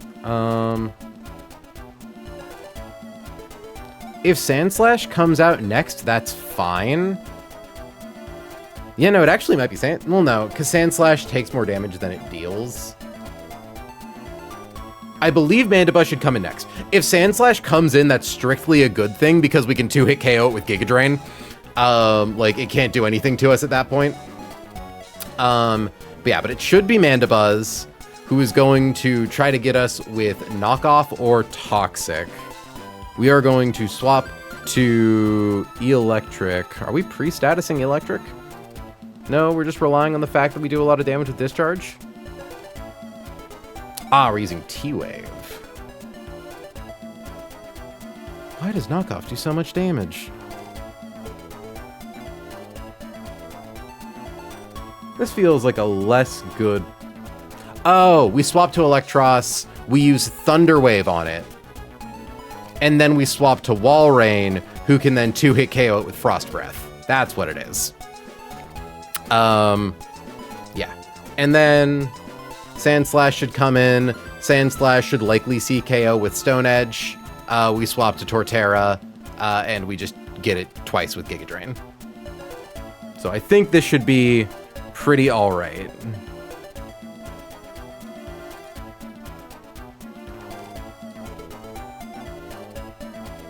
And yeah, no, I think against Lycanroc, since we literally can heal up as much as we want, we should probably do that. And we do need to pre-burn Walrein, so that way it can't be toxic.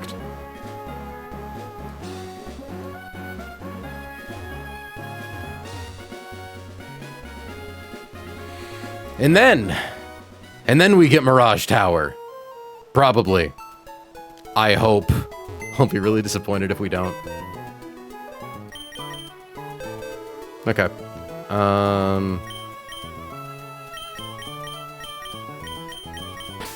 Catherine.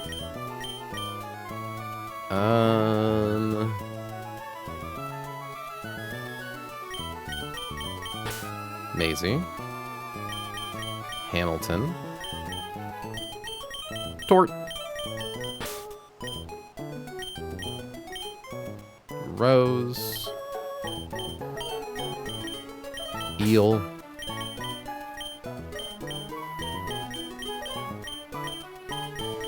Hashtag sexual eeling.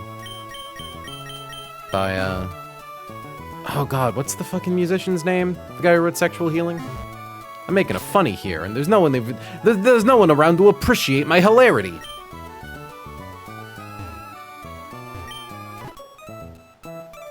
Everyone's healed.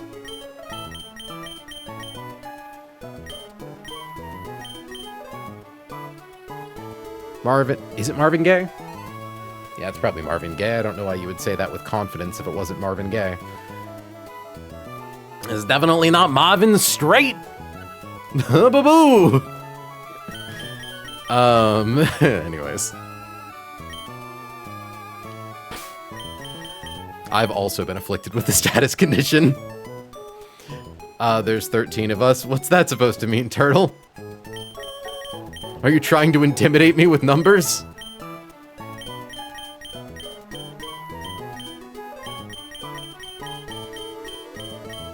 Muscle Band.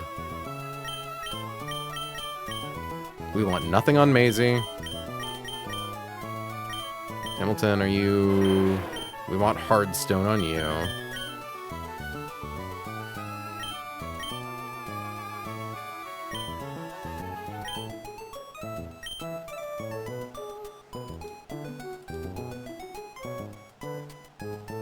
Yeah, none of its moves do that much to Arcanine. And I don't believe it ever goes for Switcheroo as long as it's not holding the Sticky Barb. Let me just make sure. Because that'd be really awkward. Yeah,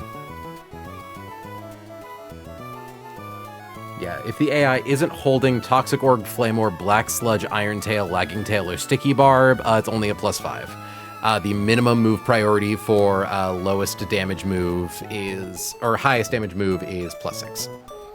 And we just have to survive a Psyshock and a Mystical Fire.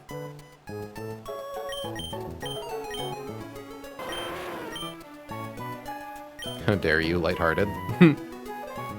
I'm honestly almost considering unequipping Hamilton just to be as safe as possible, because we still get the KO, theoretically, we just use Rock Slide into Extreme Speed.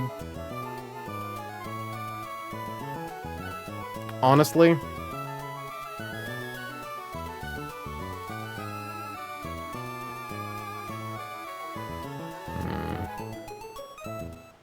But I don't know if that fucks with Switch AI at all. I don't think it does.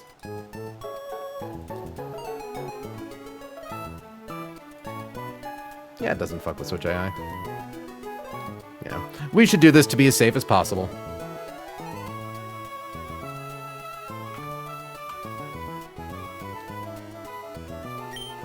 Here, we'll give Hamilton an Oranberry. In case it gets crit with, like, Psycho Shock.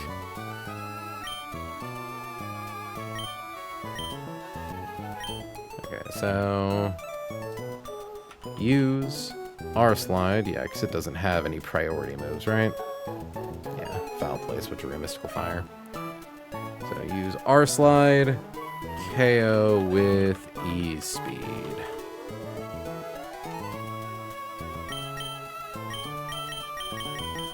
We want no item on Turtle, no item on Jane, no item on Havara.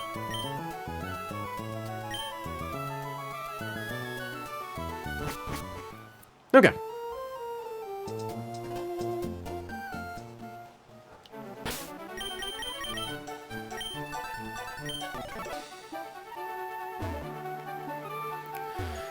Twelve fights. 12 fights and we're still going.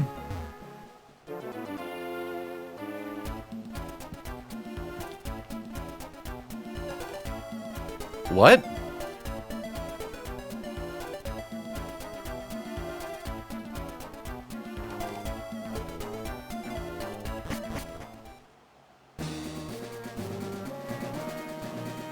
4th floor. Yeah, I guess. Can I get the fucking naps to Luke? Just not feeling it right now. Which is good. We have Hamilton in the team. So we have Hamilton to survive anything that might explode. Just gonna double make sure. Repellent is deactivated, so repellent is activated. That was fucking weird. Just not feeling it.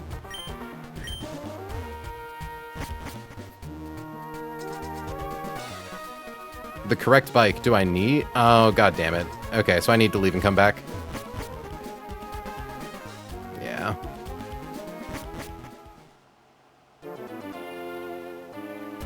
Like, what the fuck?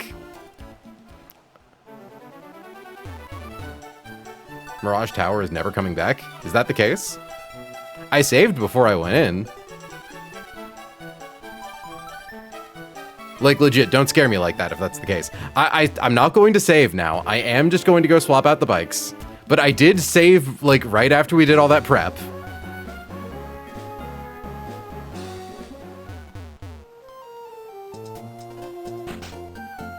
It's a 50-50 every time you enter the route. Got it.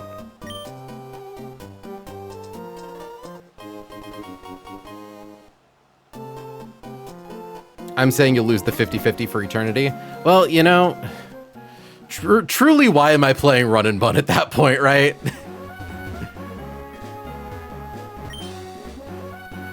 That's interesting, though.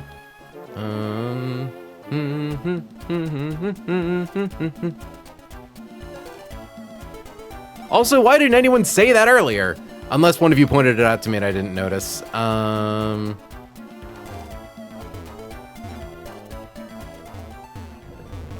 Mathematics hate her, apparently.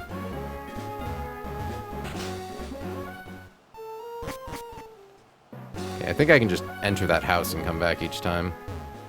Oh, we're so close, chat, real.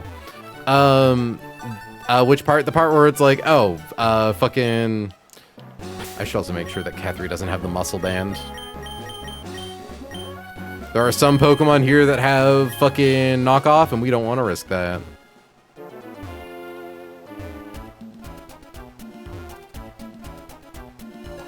This is gonna get really annoying, isn't it? But yeah, no, why didn't any of you tell me earlier that it's like, oh, yeah, no, it's just a 50-50. You just gotta, like, leave and come back. I thought that, like, oh, it was just further down.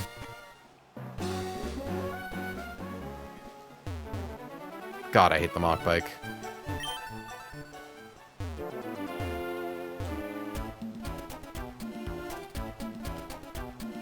Oh, you just weren't here for that? Okay, fair. There we go. Boom, boom, boom, boom, boom.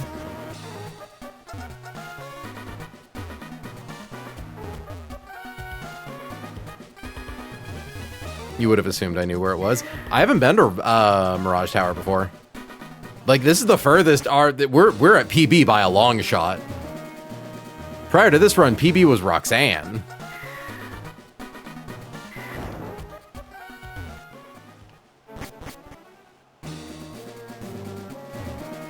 It's in the same place in Base Emerald.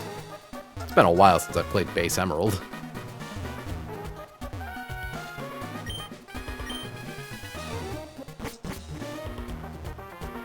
Fuck. God damn it.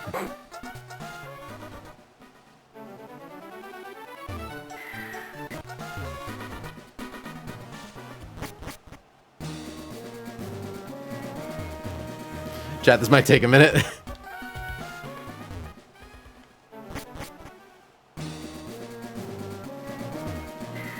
Were you ready for a manual dexterity challenge in your Pokemon game?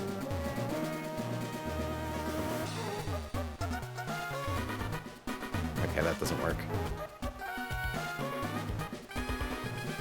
Yeah. I'm trying to, like, use thumbstick and D-pad at the same time for faster turns. Okay. We don't go up this time.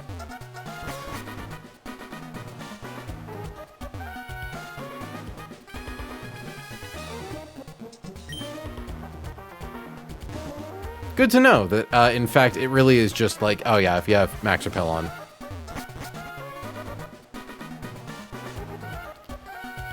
All right.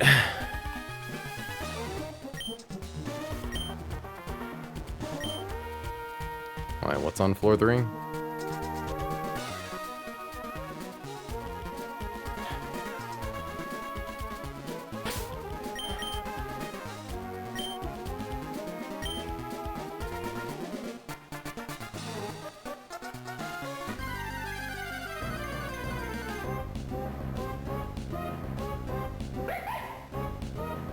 I'm just gonna wait for Lyca's pop off. All right, let me confirm. I don't think Zorua has anything that makes it a problematic capture.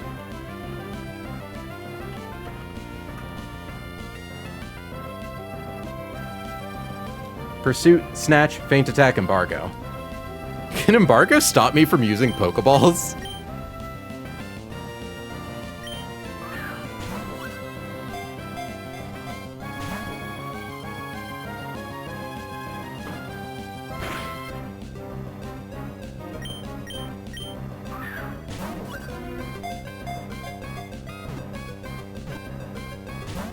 You should buy like 3 nest balls from Burden Turf. That's fair. Thankfully, I've got timer balls if this fight ends up going on for a minute, but it didn't.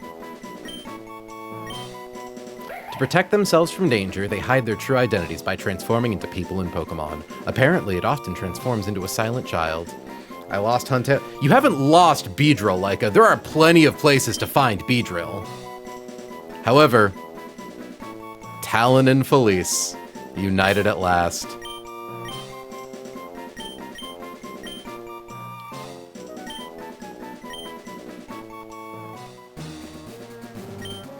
Activate Repellent. We already got our Rustboro encounter, but we may as well get the mysterious fossil.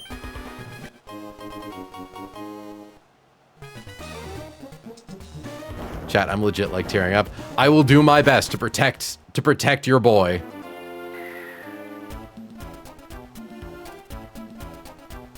So I believe it always has the ability Dark Aura. Which boosts the power of Dark-type moves.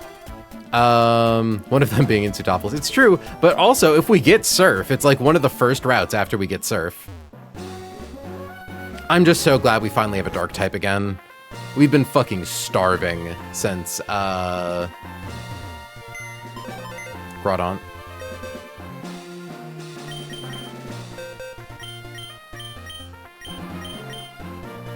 Naive.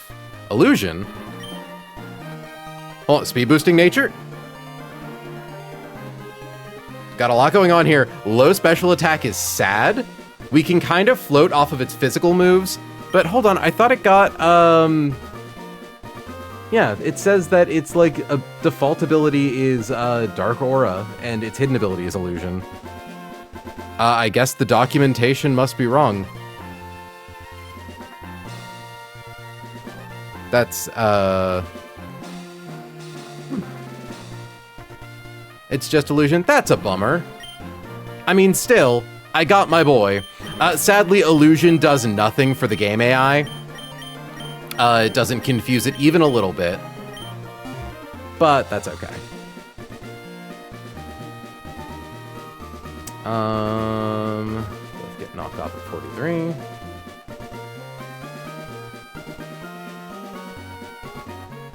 That's so sad. It sees through Illusion. Yeah, it's just, the game's AI has, like, perfect knowledge of all of your shit. I think it's partly because it's just really difficult to code.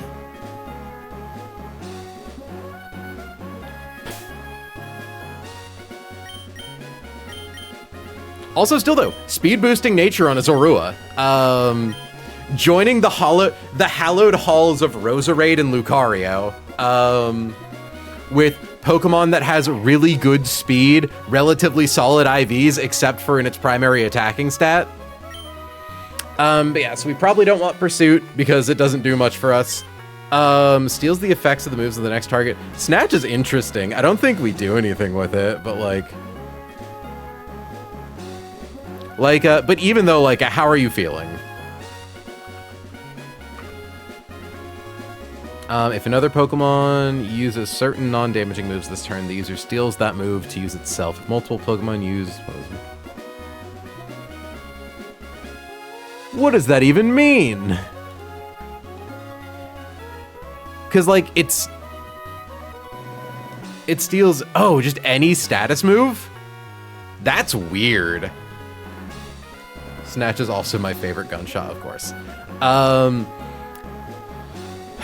God, choosing what moves we want on this thing is going to be difficult. Fake Tears is nice. Snarl is nice. So the thing is, there's a tutor for Fake Tears later in the game. I would never use it in Run and Bun, though. We don't know the AI well enough to risk it. That's true. Status moves are such an inconsistent thing in this game that Snatch kind of is difficult to plan around.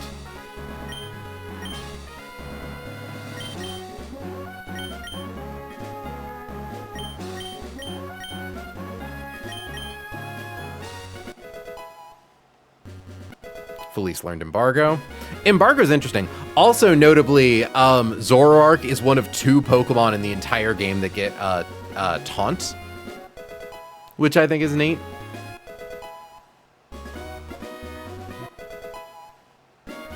Oh yeah, also Quash. Really weird double battle tech. If you're faster than a Pokemon, you can force it to move last, which, like, Zoroark is fast, and this thing has a speed boosting nature, but I think it's way too niche. Like, even more niche than Snatch. I'll take it over Snatch for now. Also, I think Embargo specifically, does it stop the effects of held items? For 5 turns, the target's held item has no effect. An item's effect... So, for as cool as Embargo seems, we're about to get knockoff. Like...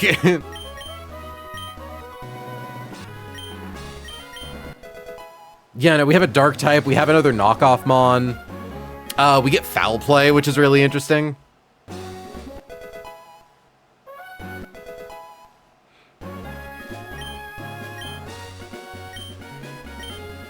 Yeah, no, we want Fake Tears. We want Fake Tears over Pursuit. Like, it's Screech for special defense. That's crazy.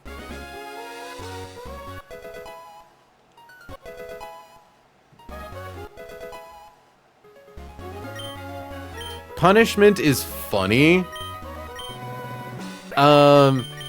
Its base power is increased by 25 for every stat stage increase the opponent has.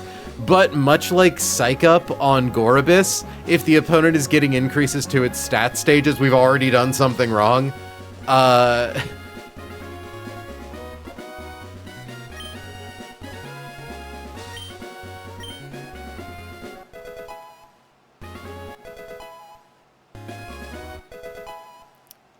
Sucker Punch, though.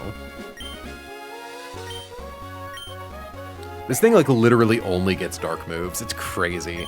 It is truly the dark Pokemon of all time. Like that more than Embargo.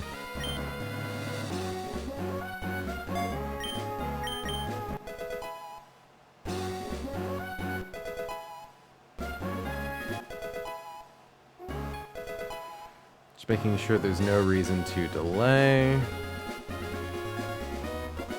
Yeah, not really. No, like, you know what's the most Felice thing about the Zorua? The fact that it learns Memento. Like, is that not the most Felice thing possible? To sacrifice his own life to spite someone and drop their attacks? Also Snarl. Low-key, like, Snarl dropping special attack. Does it hit allies? Hits all adjacent foes. Bypasses substitute. That's right, it's a sound-based move. But yeah, no, just a clean 100% chance to drop a special attack.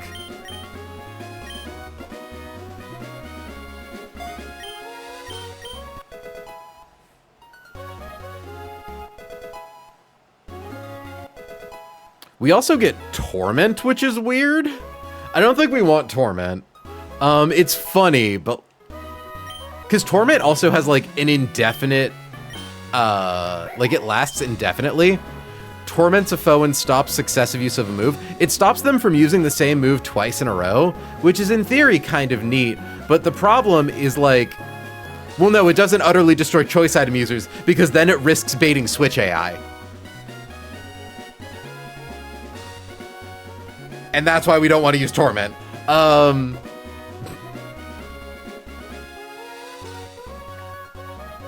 Yeah, I know, trust me, it's sad. Because it's like, oh, there's in theory a niche case for this. No, there's not. The AI will switch, and you don't want that to happen. My really niche Torment Pursuit strats. Instead of using, like, Fake Tears Dark Pulse.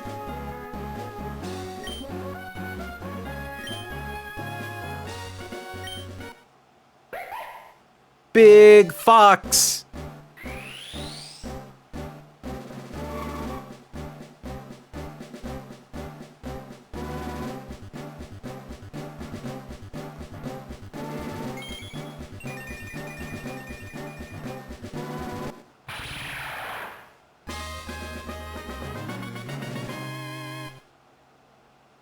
Also, like, low-key, this thing might actually be... Hold on. Felice, can you learn Brick Break? Wait. Hold on. If you can get move tutored Brick Break, you're kind of insane. Tutor. You can learn Brick Break. Oh, sweet. This thing does hella dark type damage. I think it's, like, great for fighting Screens Dragapult. Trying to learn Torment. It's funny, but no.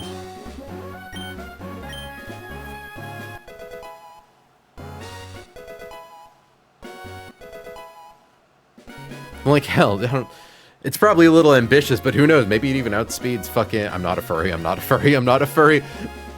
Will, you doing okay, buddy? Do you like Felice's persona? Or rather, do you like this Felice's human sona? The higher the foe... So, Foul Play is interesting, because its damage is based off of the opponent's attack stat. Do I like it more than Sucker Punch?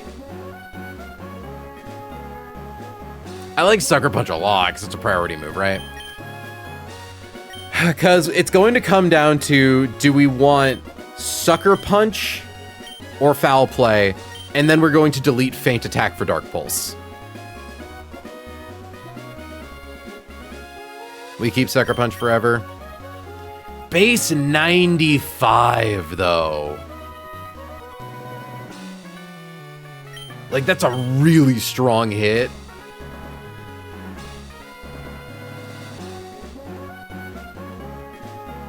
I might fiddle with this in the future. I'm going to do some research after this. It doesn't matter if it's not priority. Zoroark has near perfect speed IVs and a speed boosting nature. Felice is going first in all instances. We're gonna keep Sucker Punch for right now, but I might in between streams give it Foul Play instead.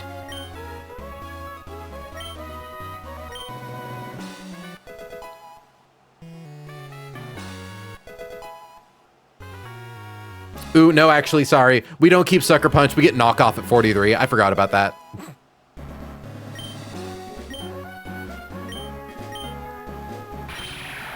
Because I really like Snarl for double battles.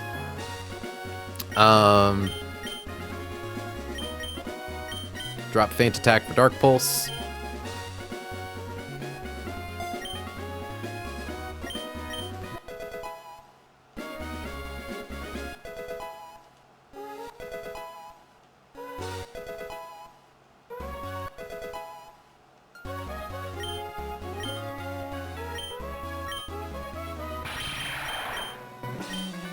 Yeah, sorry, Sucker Punch. Knockoff is just so good.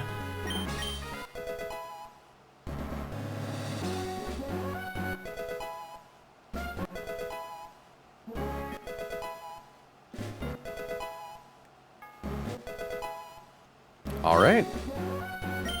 Let's look at our new team member.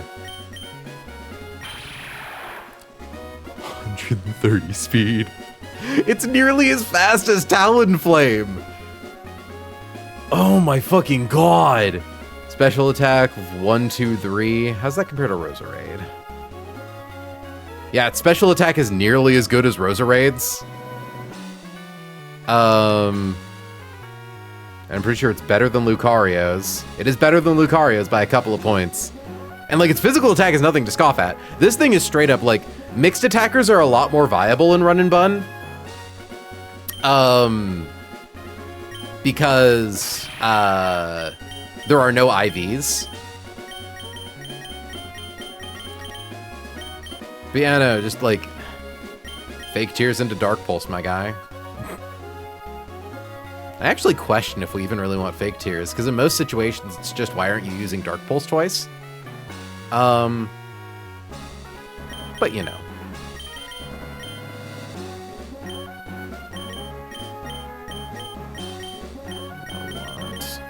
We'll take knockoff on top. It's probably going to be the move we use in those. But yeah, we finally have a knockoff Mon. We finally have a dark type. Like, Felice picks up so many of the roles that got dropped when we lost Clea. Ooh, you know what? Actually, I haven't even checked. What is its hidden power?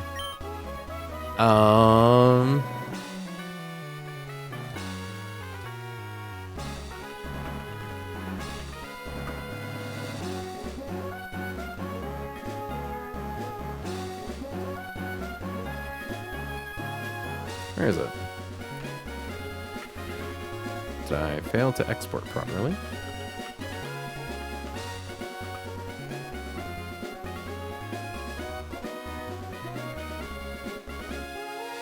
Where is it? I think it's right there. Excadrill, Talonflame, Lucario, Rosalia, Electros, Walrein, Seadra, Arcanine, Onix, Sawsbuck, Flygon, Togedemaru, Seismitoad, Nidoking, Gorbis, Hitmonchan, Torterra, Eldegoss. Where's my freaking... Where's my fox? Hold on. Scripting.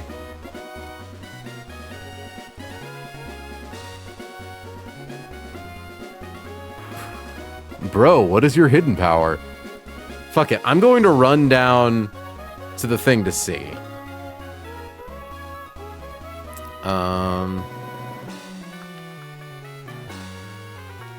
Welcome to the team, Felice. Out of curiosity, just how much do you do? Felice one-hit KOs the Dragapult. Felice one-hit KOs screens Dragapult with knockoff. Let's go, gamers. Unfortunately, yeah, no, we'll probably honestly get rid of, like, fake tears for Brick Break. That's so cool. That's so cool. To give it, that Dragapult's really problematic, for later in the run. Or not later in the run. It's like the final trainer in the desert.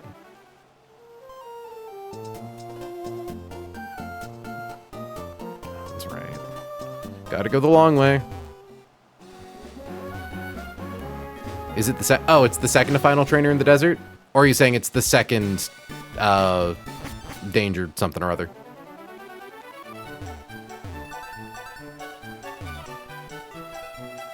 Hey, Leica. Are you happy? Are you happy about your little fella? Huh. Thanks, my guy.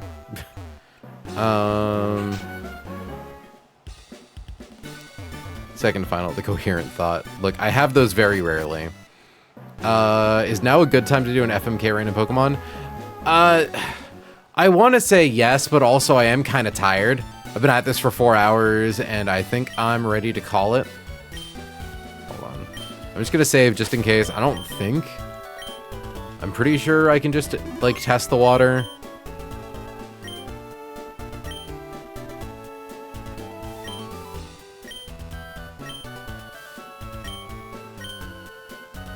Water type. Interesting. I'm not gonna complain about that.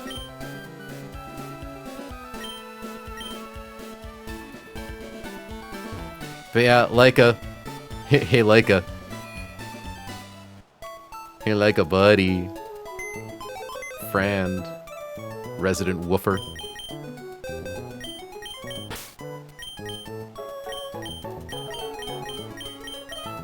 Two of them.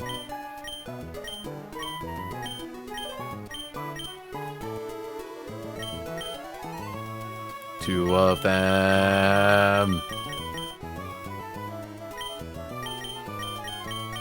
It's a shame that Excadrill's stats are bad, but like, I'm really pleased with our polls today. I don't know if Zoroark's all that good. Again, I hear it's a pretty untested, just the places that I've like looked at for information, it's kind of a Pokemon that people don't use a lot, but I think it's really interesting. So I can't wait to see how it does. If you do it fast enough, their pixels merge into one form. Please stop, like it can only get so horny. Yowie. What a fucking stream, though, in terms of, like, amount of content. That was, what, 11? I think 11 fights. I promised, hey, guys, I did a bunch of calcs. I've got a lot of fights prepped for next stream. And you know what? I fucking delivered. We sure did have a lot of fights today. And thankfully, they all went really well. And I'm so happy about that. Back to Twitch. You know what? I want to raid into Newt, but it's a very rare Spitzy is live right now, and I kind of want to raid into Spitzy, because it's been a minute. Or, like, basically an at-all. Spitzy speaks JP. /raid. Spitzy speaks JP. Cool. I'm going to raid y'all out to... am I allowed to call Spitzy a friend of the channel? Like, she's a pal for sure, but we don't, like, interact that much personally. But Spitzy's really cool. If you like people who play RPGs and stuff, that's kind of what she does. Though, honestly, she plays kind of a little bit of everything. Her channel's gimmick is that she is certified, like, speaker of Japanese, like, has the license and everything. Like, certification to, like, be able to teach and stuff. And so she likes to play games in Japanese and like do little teaching lessons about it. You know, it's a fun, good time. She's got great energy. Blech, she's got great energy. So I'm going to send you all off to go hang out over there with her. We should be live tomorrow with more Pokemon Run and Bun. I don't see why we wouldn't be. Where we're gonna hopefully finish up the desert. I still have quite a few more fights pre-calc, by the way. But yeah, until then, friends, I'd like to thank you so much for joining me. I have been April, she has been May, you have all been incredible, and I will catch you all in the next one.